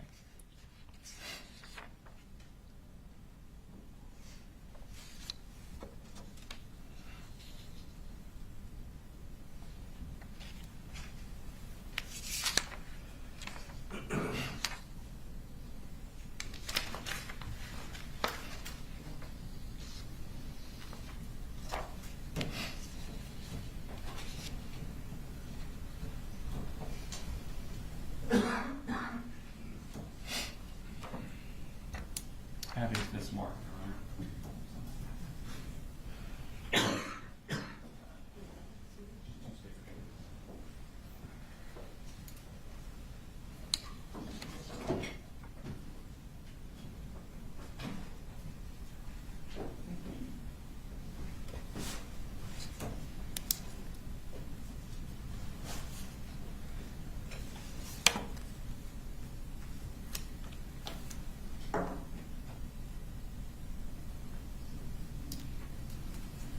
Sorry, I had two things and they're the opposite to which was which.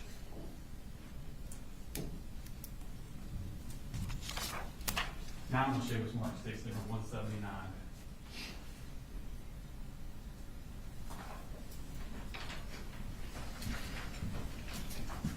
Do you recognize that?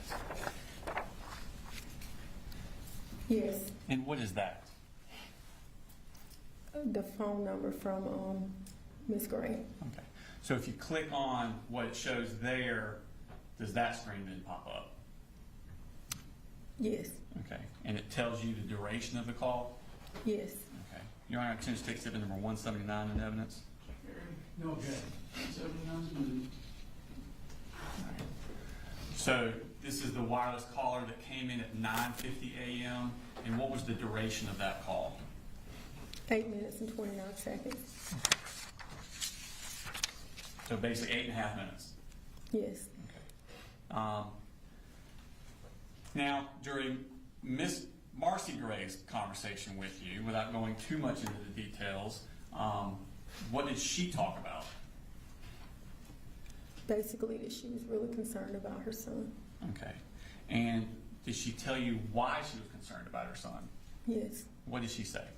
She said that he had been texting her and that she could not get him to respond, and that she just started talking about past tense and things like that. What do you mean by past tense?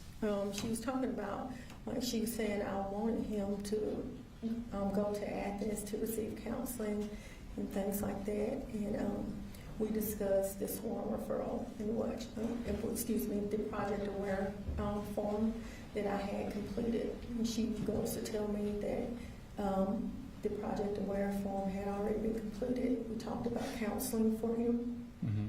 And we just talked about different things. Did she give you any further, I guess for a better term, diagnosis of Colt than you had already gotten about the anxiety and the depression? No. Did she give you any details about Colt's behavior that was disturbing? Yes. When was that? Towards the end of the phone call. Okay. And what did she say? She said that she was concerned about him because he had access to multiple guns through his dad, okay, and that he had became obsessed with school shootings. Okay. And was this at the end of that 8.5 minute phone call? Yes. What did you do when you heard that? I took her number down. I told her I needed to get her number. And I wrote her number down, and I told her that I would give her a call back. Let me go back. I told her that I was really concerned. I told her about the conversation that Ms. Harris had sent in the email. Let me ask you this. When you're telling her about the information Ms. Harris had sent, was that before or after she had said what she said? Before. Okay, so this is before she says about access to guns and stuff, okay. Yes. So you told her about the email earlier with Ms. Harris. Did she immediately respond with the access to guns, or was it even further into the conversation after that?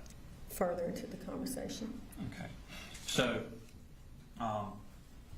her saying he has access to guns and school shooter, how'd she say it about the school shooter? That he had became obsessed with school shootings. Okay. How close to the 8.5 minute mark was that? Right. It was at the end of it. Okay. What do you do at that point? I got her number. Mm-hmm. I told her that I needed to get an administrator, and that I would give her a call back. I was really worried. Okay. And did you hang up? I assume you hung up. Yes, I did. I hung up. Okay. And what did you do when you hung up? I immediately called the head counselor just to tell her about it, and then within that same minute, I called Ms. Martin. Okay. And so the head counselor, do you know her name? Whitney Hardigree. Okay. I want to show you Mark's case number 180.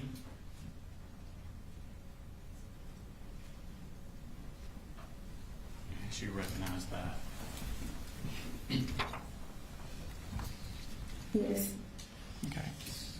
And what is that? My call history off my phone. I'm sorry, what? The call history off my phone. Okay, so these are your outgoing calls? Yes. And does it accurately reflect the calls and the times that you made them? Yes. And did you take those pictures? Yes. All right, Tender Stakes number 180 into evidence. Okay. Published to the jury. All right, so this is your outgoing, and it says there Whitney Hardigree at 9:59. Is that correct? Yes. Okay, so if the other call came in at 9:50, duration 8.5 minutes, you're hitting at 9:59 or 9:58.5, I guess. And then so once you hung up from Whitney Hardigree, then you called D. Martin 1 minute later? Yes. Okay. Did you reach D. Martin? No. Okay. What happened at that point? I called Miss Matthews. And who's Miss Matthews?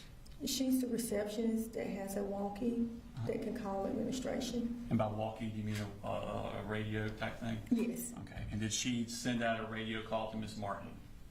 Yes. Okay, and that would have been around, what, 10:01? Yes.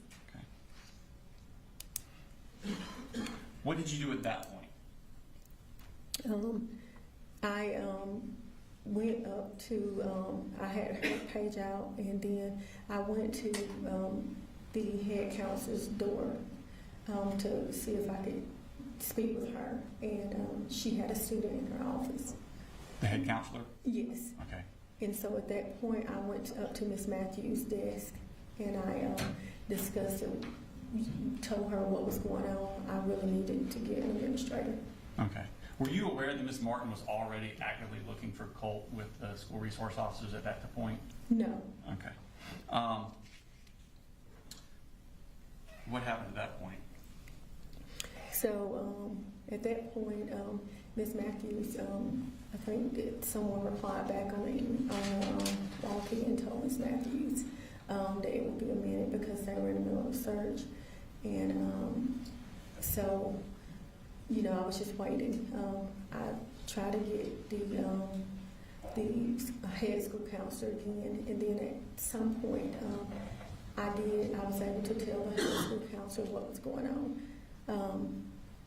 But eventually someone came, Ms. Martin and the school resource officers actually came back into counseling and asked me, was Colt with me? And I told them no. Okay. Did they then leave? Yes, but I also told them what was going on. You told about the phone call? Yes. Okay. And did they go then to Ms. Martin? Did you know where they were going when they left? No, they took off running. Took off running? Okay. And what happened at that point? And so I was just like waiting. I talked to the head school counselor about what was going on. Someone, one of the officers came back and asked me to give them a description of Colt, and I did. Okay. And then what happened? So when I gave them a description of Colt, Miss Matthews someone called her on the phone. It was Miss Rayburn, and she wanted me to give her a call. So I went back into my office, and I proceeded to call from the head counselor's cell phone, Miss Rayburn. And as I was discussing with her about the phone call, that's when we heard shots fired. Okay. And did the school go in lockdown at that point? Yes, it went in lockdown. Okay. Just a sec, please.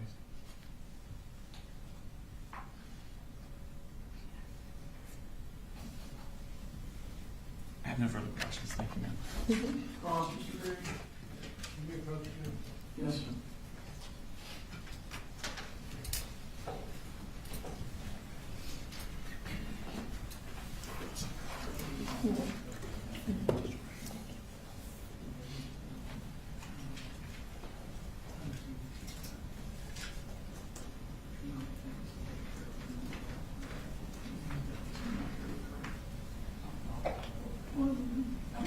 Do what you need to do. Thank you.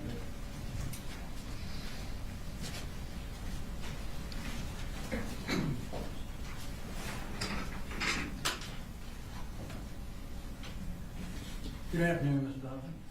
Hello.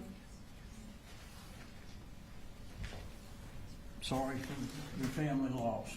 I'll Thank try you. to be as quick as I can. I know you've got things you need to do tomorrow. I just want to go through a few things with you so that I'm clear, okay? The first time that you indicated to us that you had seen Colt or Colin Gray was the day that they came up and he was registered. Is that correct? Yes, that's correct. Okay. And when he registered, did he sit down with you and talk with you about any issues at all, or was he just trying to get information about the classes that Colt would be in? Just classes that Colt would be in. Okay. So you really didn't have any conversation that day with him about what was going on with Colt or his family life, I presume, correct? Correct. Okay. But you do remember that they came up together. Yes. The mother did not attend. Correct. Is that right? Let me ask you just a little bit about your background. I know you told us that you graduated in counseling. as a counselor, what things are you trained to look for when you're dealing with teenagers? Just if, basically if they have like, sometimes if they have like trauma, some things we can see. You know, just be able to try to help them, make sure that while they're in school, that, you know, they can, you know, school is not in their home life, and whatever else is going on in their life, it is not affecting their education. Okay, and I know that you gave a statement in this case. I think you gave more than one statement, but in one of the statements you indicated that there were several students that were waiting to talk with you. So I presume that you, in teenage years, you have a lot of students that you have to talk with about anxiety and problems that they're having. That's fair to say? Yes. Okay. Matter of fact, you had several of them waiting on you. Yes. So anxiety is not something that you're unfamiliar with. Yes. Okay. When Colt came in several days later, you put in your report and indicated to the officers that he seemed to be suffering from anxiety. Is Yes. that correct? Did you have any knowledge of his background about being bullied at school? No. At that point, you didn't have any information, correct? Yes, that's correct. Okay. And so when he came in to talk with you, he gave you a little bit of background information. I don't want to go into that because it would be hearsay. But he did give you a little bit of background, correct? Yes. And you sent him to, I think y'all call it a panic room, or what do you call it? Some sort of waiting We room? have a calming room. Okay. And that's for students that are having anxiety issues. That's correct. And on that occasion, when he was having this anxiety, you told us that his dad, you were able to get his dad on the phone, and his dad basically told him to calm down. Is that right? Yes. Okay. And he told him that he was stuck on I-85 where he worked. Is Yes. that correct? Okay. Did you find anything unusual about that? No. Okay. And I think you said a short time later on, Colt said, I'm ready to go back to class. Yes. Did he appear to be over that anxiety spell that he had? Yes. Was there anything about that episode that would cause you to believe that he was a violent person? No. Okay. Now, you did get some information from Colin Gray after that, Yes. is that right? And when was that you talked to him about problems that Colt may have been having in dealing with some situations? When I had spoke with him over the phone. Okay. And how long of a conversation was that? It was a few minutes. Okay. Told you a little bit about the background with the mother. Is that correct? No. With his wife, with Colt's mother? No, we did not discuss that. Okay. All of that information you got from the grandmother? And also Colt. Okay, and also Colt. And when the grandmother came to see, I think you told us that you primarily just listened to her. Yes. But she gave you some information that was disturbing, correct? Yes. She told you that her daughter had tied her up. No, that was Colt that had told me that. All right. So you got some information that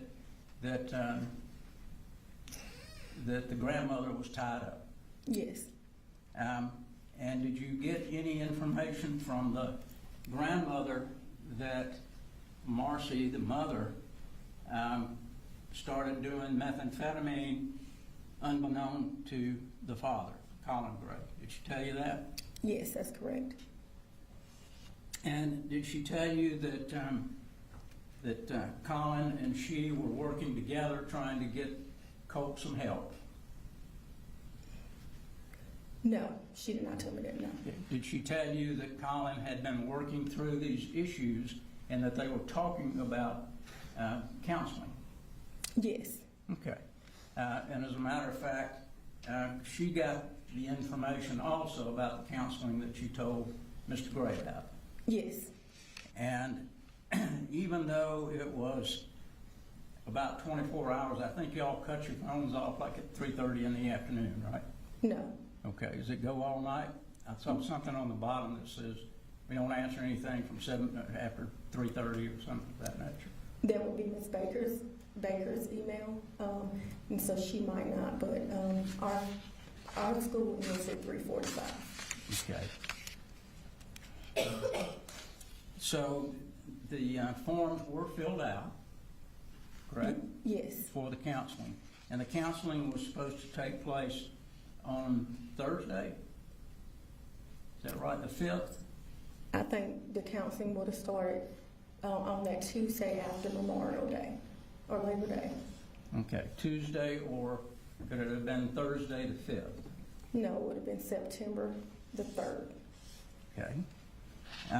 And was there something sent out that said on that particular day, this is when we're going to have it?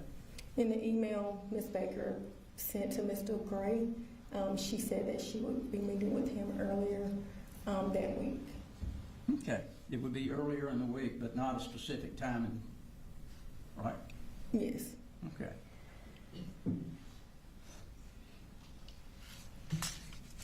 I want to talk a little bit about the telephone call that you had from Marcy Gray. And that was, I think you said at 9:50. Yes. Is that right? You received this call from Ms. Harris, this email from Ms. Harris about 8:46 in the morning Yes. about her concerns. Did you know that Ms. Harris had gone to Ms. Martin's office and said she thought that she may have seen a gun in that bag? No. Nobody ever told you that? No. Okay. Did you ever tell Ms. Martin there's two Colin Gray or Colt Grays with two Grays with different names that are in the same class? No, I would not have known. You would have had known that.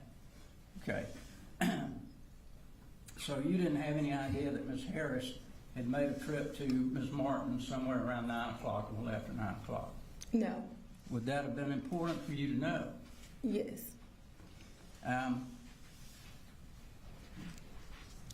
So at 9:50, which was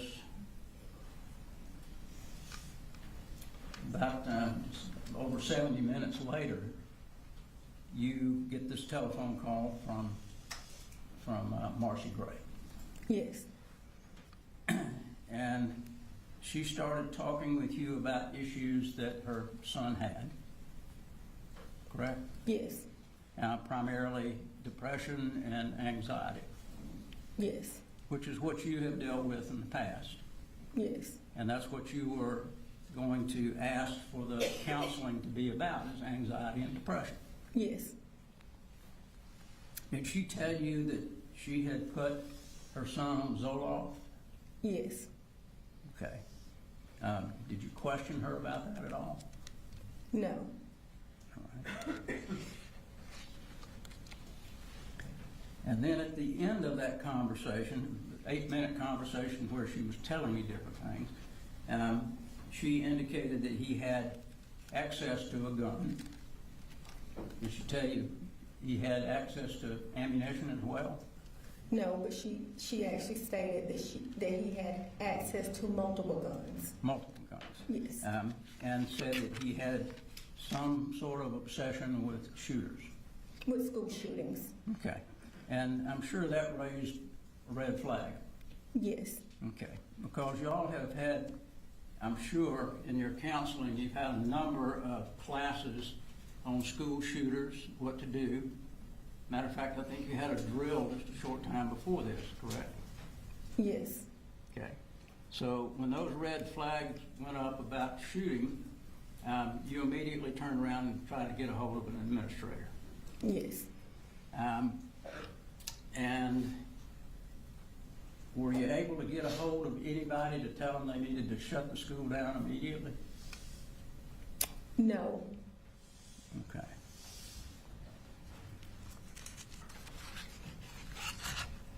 And I think the next thing that you need, did you start seeing some other students at that point after you made that call? No, sir. Okay. I think that you started maybe hearing gunfire shortly thereafter. Yes.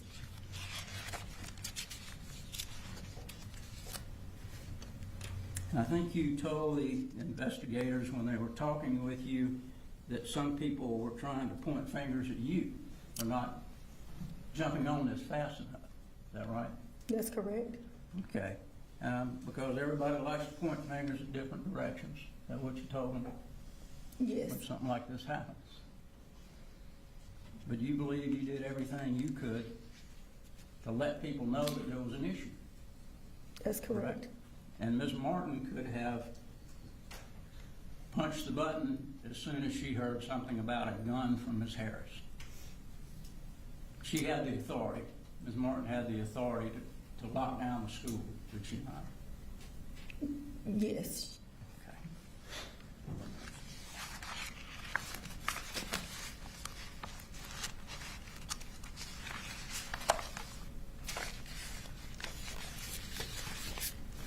Did you have any further conversation after your conversation with Colin Gray on the telephone? Did you talk with him again before the shooting? No. You had his email address, is that Yes. right? Yes, that's correct. Did you email him any issues or concerns that you had? No. All right, now. Thank you. Thank you. Any regret? When Colt was in your office on the 26th, the day of the panic attack, and he's on the phone with his father, what was Colt's demeanor like during that conversation? I'm sorry, I didn't hear that. Sorry. Yes, what Colt's demeanor was. While he was talking to his father? He was very upset with his father. Okay. Was he crying? Yes. Nothing further.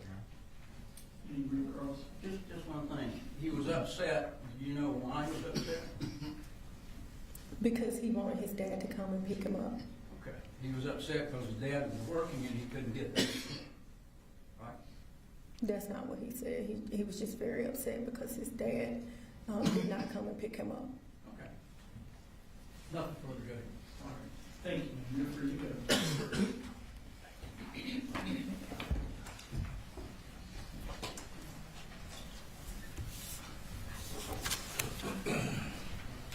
You don't want to approach.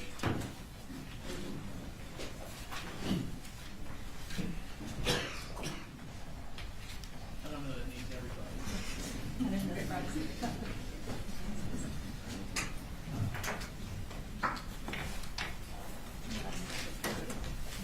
That's better. Soon you get a chance. All right, ladies and gentlemen, because we've run over, they went ahead and released the last question today. They'll come back tomorrow. So we're going to suspend the trial for the day. Go home. Again, don't do any research. I know you've heard about other cases and stuff. Don't go look up anything about any other case or anything in this case. Continue to not discuss it. Seem to be doing a great job. Thank you. And we'll see you tomorrow morning. Thank you.